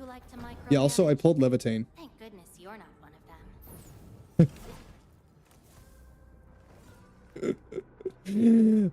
Yeah, I know. I was just as like crazy about it as you guys probably are. I pulled her. Yeah, I wish I could have this luck in Wuwa. Like, why is it the game that I care about the most I have the worst luck in? It's always the ones that I don't care about that much that I get the best luck in. Look at this design, look at the models, look at everything. This game has so much, like, so much to love about it. It really does. The models look so good, dude. Everything looks so good, man. The sound is great. There's the UI is great. Everything about it is great except the story. But because I'm someone who cares too much about the story, yeah, there's 6 stars. Yeah, there's 4 stars, 5 stars, and 6 stars. Yeah, 6 stars are the 5-star equivalent in this game. Arknights has always been that way. Like, I depend on a good story to appreciate a game. That kills 4 stars? Actually, it doesn't. Believe it or not, the 4 stars are actually good. Yeah. Yeah, no shit, right? The 4 stars are actually good. My main DPS is a 4-star. Look at my team. Look at this. Also, actually, Abyss, currently, like, one of the best comps in the entire game is this. Akakuri. She's a 4-star. 6-star, 5-star, 4-star, 6-star. 6-star limited. Or this is a 6-star standard. This one over here is a 6-star limited. This is like one of the best teams in the game right now. This one's standard. That one's standard. This one's a 4-star. Like this is one of the best comps right here. And each one is as like is equally important. Like they're all very strong. Yeah, their 4 stars are actually good, which I'm impressed by. I was thinking they would be stupid too, right? I was thinking they would be dumb and weak too, like you would never use them. No, you actually do. They actually do serve a purpose. Yeah, each one of them has a very solid team. Like I was using this one for a while and she kind of carried me, but then I swapped over to this one. Like Estella is actually really good. I've been using her a lot. Yeah, she's actually very, very good. As well as the weapons. The weapons are also good. The same thing for them. They have 6-star weapons. Must be 7-star. Yeah, sure. Like, there's a lot of things to like about this game. There really is. It's just story. And as someone who depends on a good story for enjoyment of a game, me personally, because story is the most important part, I can't see myself playing this very long unless they enhance the story. They really need to do some work on it. I'm gonna sell these really quick. Yeah, look how much money I make. It's so stupid. Batteries are so good. Like, I've gotten to a point where now I can kind of just, like, AFK the game because I make so much off the batteries. You needed my review of this game compared to Wuwa. Do I have a review I can do in Wuwa? We should definitely do that. Thanks for reminding me. I should totally do that. Is there a review out right now? I need to go check. I totally need to do one. 100%. I mean, the whole day is about gacha games in general. That's why it says we need to talk about gacha games, not any one specifically. Like, yeah, we should totally do my review of Wuwa, especially after 3.1. Yeah, for sure. Since I just finished it yesterday, we should totally do my review. My end thing is like anything else you should know. My whole thing is just all caps. I'm fucking crying. I hate you, Kuro. You guys are so mean. Why would you do this to me? You kicked me in the balls. Give me my girl back. Why would you do that? You assholes. I've been sobbing for the past 48 hours.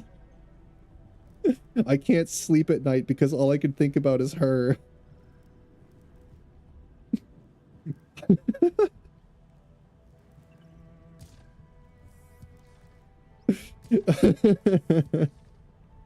my description in my tagline on my main account, I should just change it to Ameth is why I started drinking again.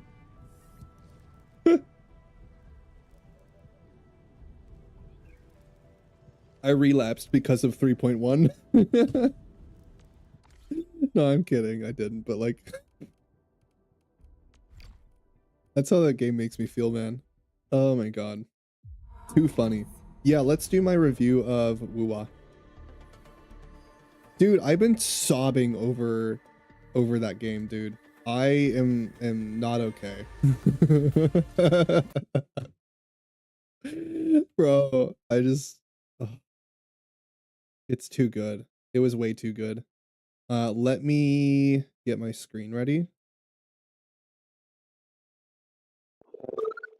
No, I'm joking. I'm making a joke.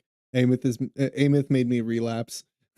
The story was so depressing that I No, I'm kidding. It's a joke. I was like, I should put that in my bio. I should put that in my description on my main account. So like people, and just open my account so people can see me. And it's like I have my Ameth profile on because I have the character. So I put hers on there, and then I just like, dude.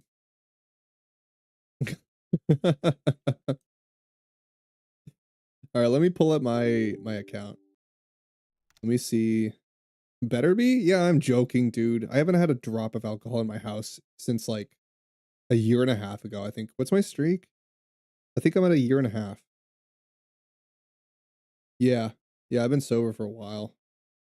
We haven't had a single drop anywhere near me.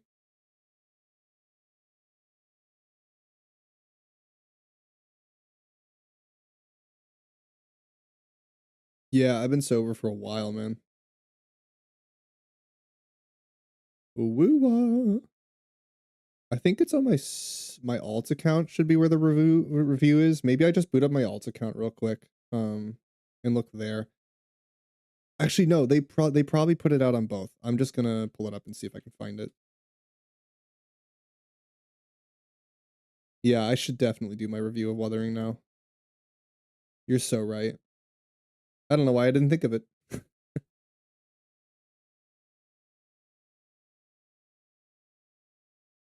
Yeah, now that we did Enfield's, Enfield's game is great. As a game, it's fine. As a story, it's not. I really am disenfranchised with the story. I'm not attached to any of the characters. I haven't given they haven't given me a reason to explore any of them. They haven't given me a reason to care about the Originium. Or it's like, well, they did. They really actually they did. Like they tell me like there's these devastating effects, but they don't show me. Like they don't show me any of the reasons why they or why I should care about any of it. They just tell me that I should care about something. It's like you didn't show me any of it. You just told me that it's bad.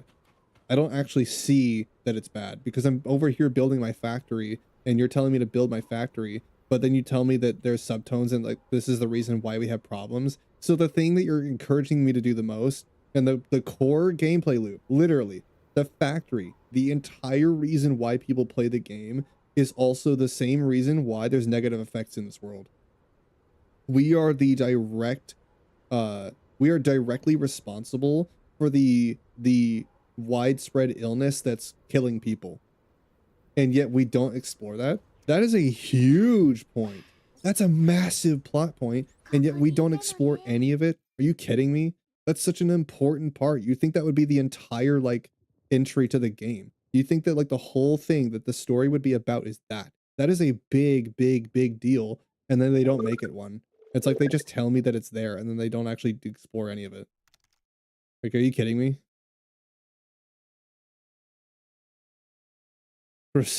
Typing with the messages? Oh yeah. It, some people do that. I don't know why, but it is kind of funny. Like the wow emote. People use it like an O instead. Yeah, it's kind of funny. Like my logo could be used as a C, so if I just make my logo an emote, you could use that. Because my logo is basically it's just the double crescent. That's my logo. It's the thing that's on my head with like a few extra things, but yeah. Let's see. Is the review here? It should be in my mail, right?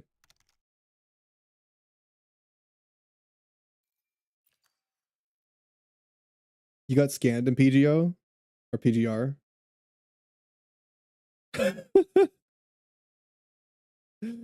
Oh no. Fixes, compensation, event rewards, downtime. Okay, so this is just yeah, that's not the review. The review is probably on my other account. PGR. PGO? Pokemon Go? You mean Pogo?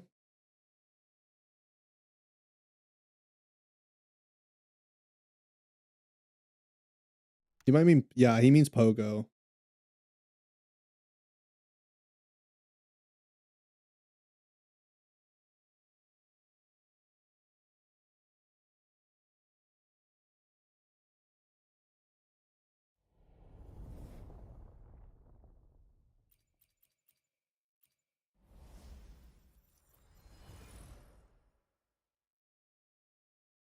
Argar. You got scammed? What do you mean?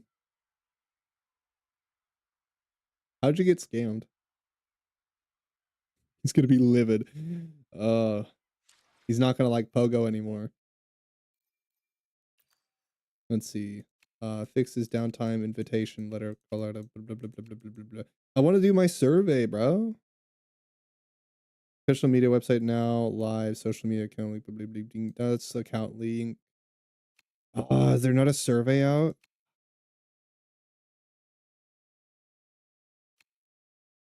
Let me Google it. Maybe there's maybe I can use that. Do they still have a survey out? Wuthering Waves survey.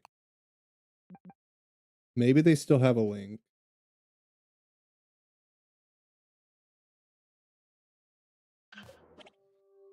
Maybe it's on the official site, which I don't think I've ever actually been to. Turn that off.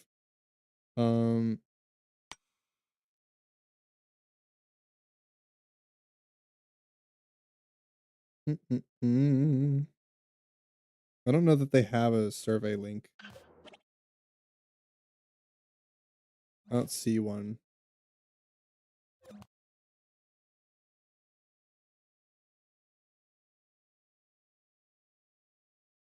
Survey for I think the last one they did was 2.7. At least that's what Facebook says. Facebook's probably long. Or probably wrong. Let's see. Player satisfaction survey released 10 months ago on Reddit.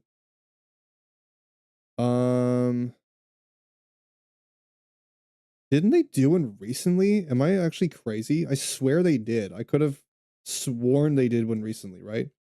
But I don't have any mail saying it. I could have sworn they did. Am I crazy?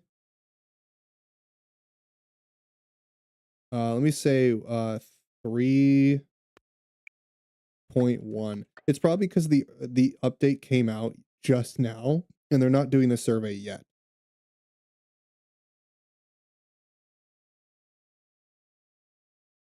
Dev survey released today. Let's see. That's 2 years ago. That's not helpful.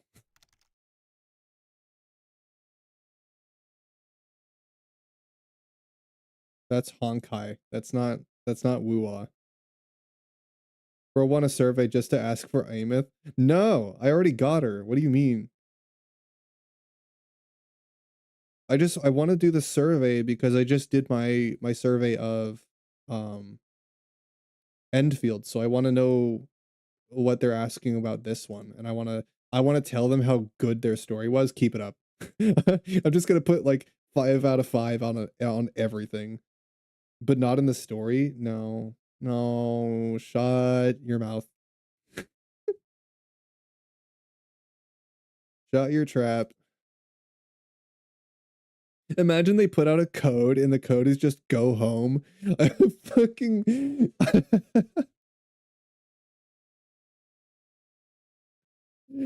oh my god. Oh, so funny. Well, no, see, that's why there's emotional investment, man. It's because there's a chance that the characters might die. There's a chance that they might not make it. Not every character does, and that's kind of the point. Not every character makes it. Some of them have bittersweet endings. Some of them, you know, there's a chance that your character doesn't make it, and that's kind of what makes it special.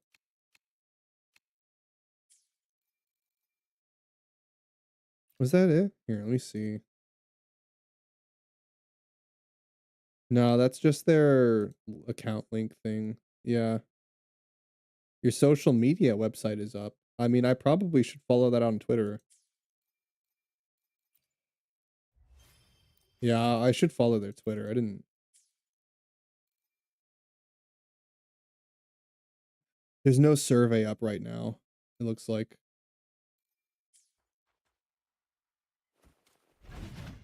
Also, I got the weapon for Augusta.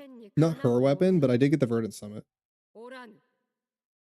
It's gross. It's really gross. The second I fully leveled to 70 and put it on her, she was eating everything. She's disgusting. She's really, really strong. I'm so glad that I pulled for her. She's so good. Oh my god. Did you kick the sword? Ow. You're in open toe heels and you kicked your sword? What is wrong with you? You have steel in your toes? What the fuck? What? She kicked the sword while she's in open toe heels. What? Welcome to the salty spittoon. How tough are you? I kick my sword. Yeah, so with open toe heels.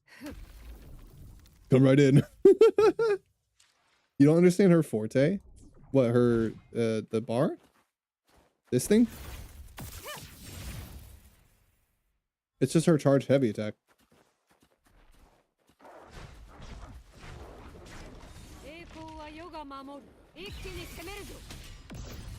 No, lore-wise? Oh. Well, so she basically grew her forte. Her forte just makes her a little physically strong. That's basically it. It just makes her physically stronger. But like obviously that's not a huge deal because it's not like Hulk level strong, it's just strength. It just gives her the ability to wield that sword pretty much. And like it has the like the brute strength basically. And she can control the metal essentially. Like she can do the same thing with the earth too. Like she just uses her forte to, well, I guess just brute strength. Yeah, some of it doesn't like make sense, but like it's pretty much just brute strength. Her forte grew as she got physically stronger. She uses her forte to fuse every weapon she won. Yeah, pretty much. She does use it to fuse the swords together and control them.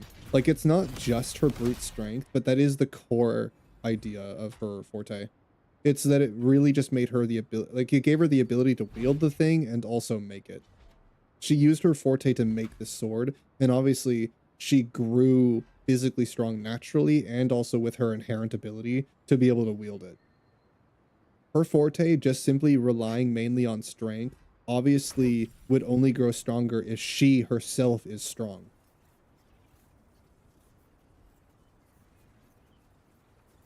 That's kind of the point. It's that it's an unremarkable forte that doesn't really do anything, which is why she's so powerful, because she herself became powerful. She got stronger to make up for the fact that she has unremarkable abilities. She had to be able to wield the sword in the first place, and in order to do that, she had to become strong. Everybody else's fortes, they kind of just got born into and just were able to, you know, use. And they're all impressive and flashy, and make them powerful. Hers, the reason why she's so unique is because she had to grow into her forte. She had to earn it, pretty much. Yeah. Yeah, hers is color. Yeah. Linnea's just color. Yeah. But that's what makes Augusta so unique and strong, is that she had to become strong. She was the only one that literally, like, had to.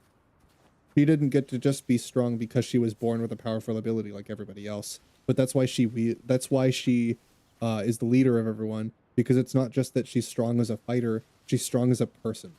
She earned that. She's got the strongest grit in the strongest will out of any character in the game. That is inherently her forte, is just that. So like it enables her to control, oh, a chest. It enables her to control the sword basically.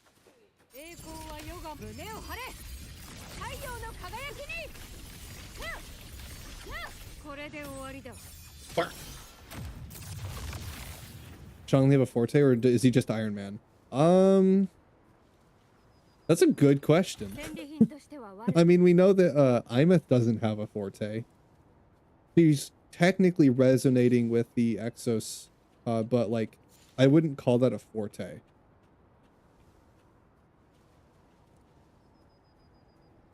Like she can just change in and out of the suit, but that's really all it does. Everything else about her power is just because she's like the digital ghost, you know? I wouldn't call it a forte, but in place of a forte, that's basically the closest thing she's got to one. Like it basically is one. It does the same thing, but it's technically not a forte. I guess you could say. It's very different. Can it appear at any age? Yes. You're typically born with it, actually. You don't typically earn your forte later. You kind of get it immediately. It's something you're kind of just born with. You have a class about forte and Lahiroi. There's probably a part of the lore that actually explains that. There's probably like side quests and stuff that go on about that specifically. I bet you there are.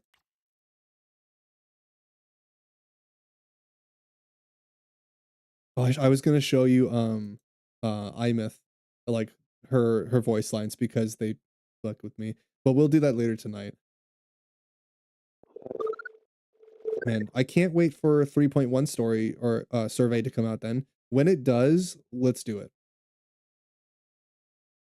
You hope you didn't skip them.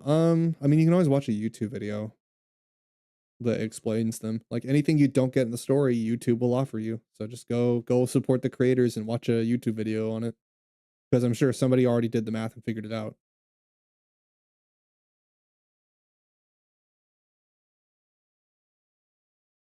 Well, yeah, we'll just have to wait for 3.1 survey to come out. As soon as it does, let me know, because I'll do it. I kind of want to bunch that survey in with the Enfield one. And then I think that I want to, I have to figure out when I want to do PGR. When do we want to do PGR? Do we do that maybe on Monday? Like I'll just do Woo-Wah tonight, and have my fun with 3.1, and get everything done that I want to get done so that I have time for, PGR. I could do that. Like tonight, I'm just going to grind out everything I need to do, like the events. I don't need to do the exploration. I'm going to save that actually. This is the first time where I'm just saving the exploration. I don't need it because I already got IMF, so I don't need to farm for gems right now. I don't need them, so I'm just going to save it. I'm just going to do the events, do all the necessary stuff, and then do PGR, I think. Actually, oh, I gotta catch up on the story in my alt account. I'm gonna save 3.1, I think. Like maybe I'll get through like 3.0, but I really, really want to play it in Japanese, but I gotta save it because imagine like months from now when I want to replay her story and I'm not gonna be able to because I played it on both accounts. I'm gonna save it. I'm just gonna save it for whenever I get that feeling to do the story again. I'm already getting that feeling, but like I I have an alt account. Yes, I do. I was just on it. Yeah, I have 2 Woo-Wah accounts. Yeah. Yep. Why? Why? Because I was waiting for Why? 3.1 and I didn't have anything to do. I ran out of content, so I made it a second account. As anyone does when they make an alt account. It's because there's nothing to do and I wanted more Woo-Wah. If 3.0 was already out, I had finished all of it. I did every exploration and side quest. Like I did all of it. I completed everything. And I had nothing to do. So I made a second account. And also they were doing like limited stuff and rewards and things at the time. So I wanted to get those events done. And I did them. And I'm glad I did. Because now I have Shorekeeper. So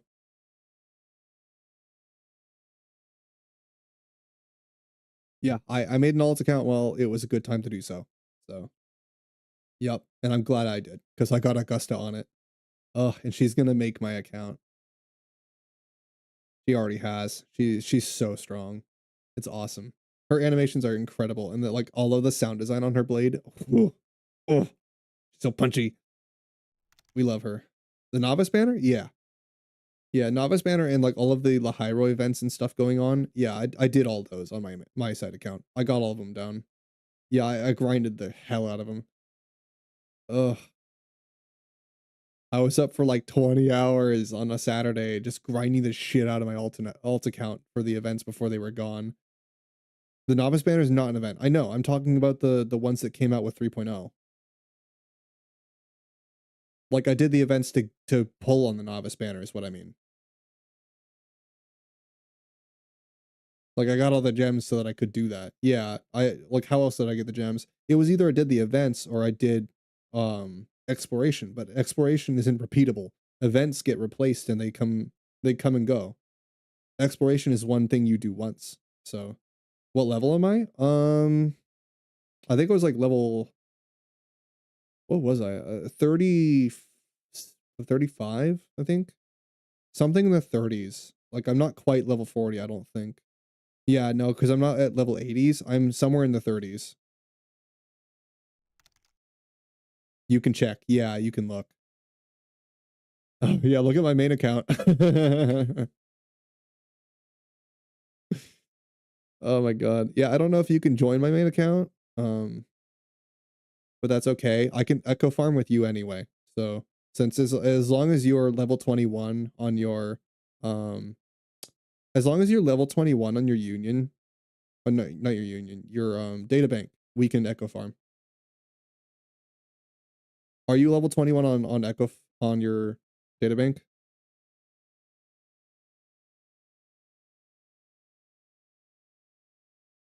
Because like if you are, it doesn't matter what your world level is. It only matters what your data bank is.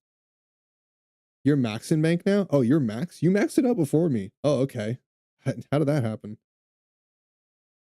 By all accounts, it doesn't make sense. Okay. You maxed it out before me. I don't know how you did that, but all right. Congrats. Impressive. Well, then we can echo farm. Absolutely. Yeah, I'll just do it on yours. And I'll get the same rewards I would have gotten on mine. As long as you're maxed out on databank, that's the only thing that matters. Your world level does not matter. Only your databank matters because that's the thing that affects what spawns. I saw I was close, so I did some echo hunting and completed some sets. Very nice. Yeah, I need to redo a lot of my sets. Because I noticed that some of them are using copy mons, which means I call them mons. Some of them are using copy echoes, which means that it doesn't get the set bonus. And I didn't notice that I was doing that. So I have quite a few characters that I need to go rework. I didn't notice I was doing that. I was not getting the 5 piece set bonuses because I was using a copy by accident. And I just never paid attention to it. I don't know how I didn't see that. Yeah, I wonder how much attack damage I've just not been doing. Yeah, I don't know. But I'm gonna fix my sets and see what happens. But I need to echo farm because I dumped all of them into trying to reroll for the one that Ameth needs, and I got barely any of them, and now I have like no echoes. I have like none. At least not for the characters I need them for. I have all the basic ones, just not those. Anyway.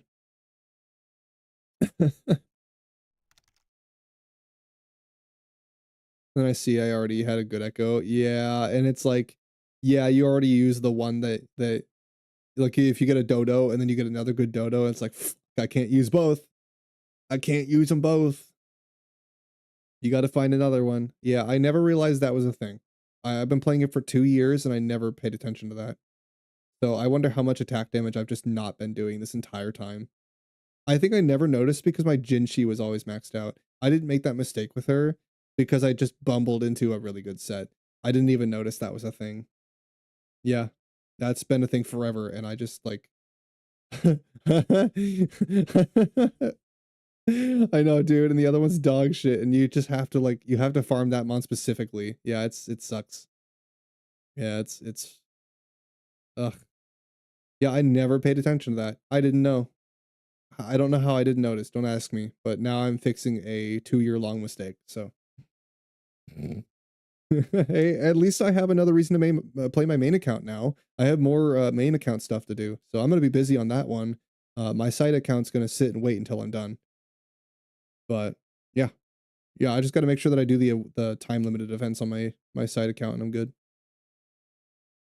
And then I don't really need to worry about anything else as long as I just do the events. Pretty great. Especially for 3 costs. Yeah, they don't have as much variety. It sucks. It sucks to hunt them.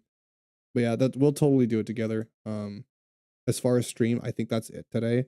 I just wanted to talk about the Gacha games. I will be playing PGR very soon. I'm extremely interested in trying it. So maybe on Monday we do PGR. I think so. And then this weekend I'm just gonna play Enfield and Wuwa and probably do my editing. Or probably just Wuwa, honestly. Enfield is cool, but like I'm already at a point where I'm just like running out of things to do because I'm playing it so fast. So I need to slow down. I'm just gonna try and do all the events and just keep logging on daily just to do that stuff. But as far as progression, I think I just don't care right now. I'm just kind of ignoring it. I've already like maxed out everything. I don't need to do anything else. I'm gonna have nothing left if I speed through it. But anyway, I think that's it for today. Hopefully you guys thought the conversation was constructive. I hope that Enfield figures out how to fix their story and makes it better.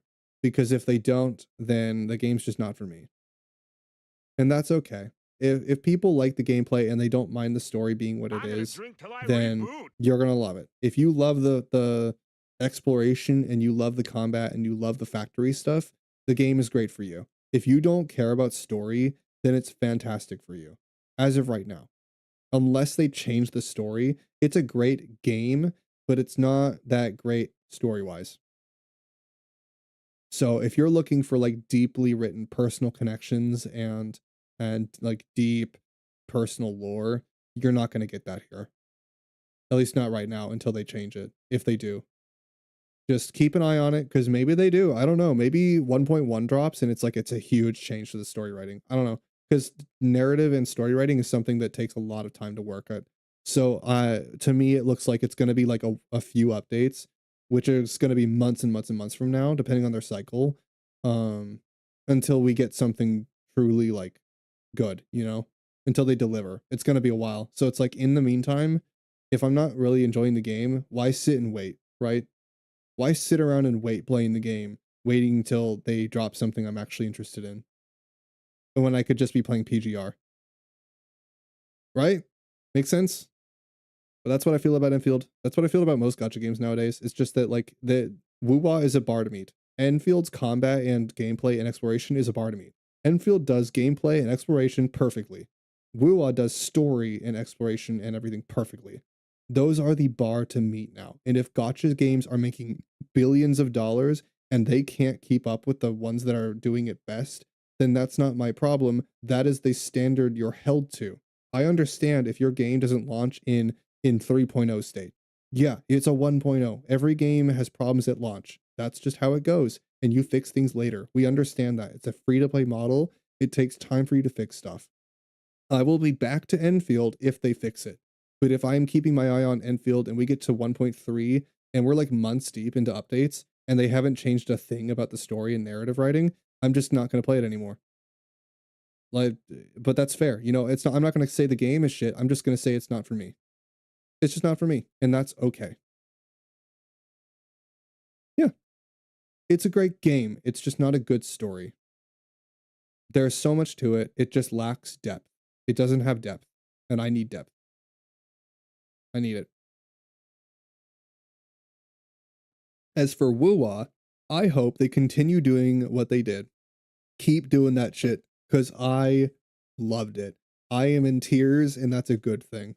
As much as I say I hate you, and you guys are assholes for making me like an emotional wreck because of this character, this fictional character that I didn't think I was going to care so much about. God damn it. They did it too well. Fuck. Anyway. No, I'm glad that they gave me Imeth. I now have a new favorite character in like any game, not just Wuwa. I really like Imeth. She's such a good character. But anyway, I think that's it for me now. I'm going to be in Discord. So if you guys want to hang out and you want to have a constructive conversation about 2.0 Wuwa or just in Wuwa in general, you should totally join me. Otherwise, it is a Friday. Yeah, you guys might not have noticed, but like on Wednesday, I thought it was Friday and I totally acted like it was. And then I got offline and I looked at my time and I'm like, wait, oh, it's Wednesday. It's not Friday. I don't get a weekend yet. No, today is actually Friday. I'm right this time, which means Saturday, Sunday. I'm not going to be on stream, but I will be in Discord on Saturday and tonight. So feel free to hang out with me there as per usual. If you don't catch me on Discord, I will see you on Monday for probably PGR. I know, like I'm busy with gacha games. I'm on my gacha game fix. So anybody waiting for Silk Song is kind of just waiting for a while. But you know what? That's okay because I want to come back to Silk Song when I'm ready. When I really want to lock into it. All right. I think that's fair. I don't want to just like play through it and not really care. I want to give it as fair of a shake as I give everything else. And right now, the most important thing to me right now is sobbing over freaking Imeth and 3.1 Wuwa. Imeth. And they're not going to give her back, are they? They're not going to give me her back, are they? They're not. They're just going to leave it that way because it hurts and it's good. It's a good story. God damn it. I don't get to know until 3.2. Anyway. Have a wonderful night, everybody. Thank you for being here. Of course, the VOD, the full VOD, will be on YouTube. It should be uploading currently. I'm just going to make sure that it does. I'll let you guys know when it's actually out. It is like 9 hours long, but my YouTube is there for a reason. It's ad-free. You can flick through the whole VOD and catch the moments you want and skip any moments you want uninterrupted. Let me make sure it's posted. It's still uploading. It is like a really long one, so if it's not up yet, I could see why.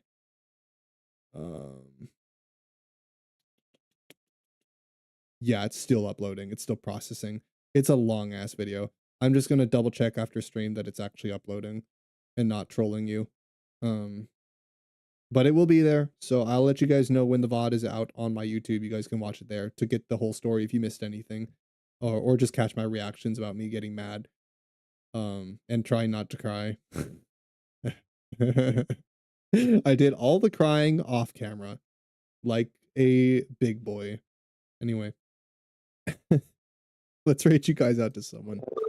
Are any of our friends streaming right now? We are ending earlier than usual, so maybe someone's streaming this time? Maybe? Bueller?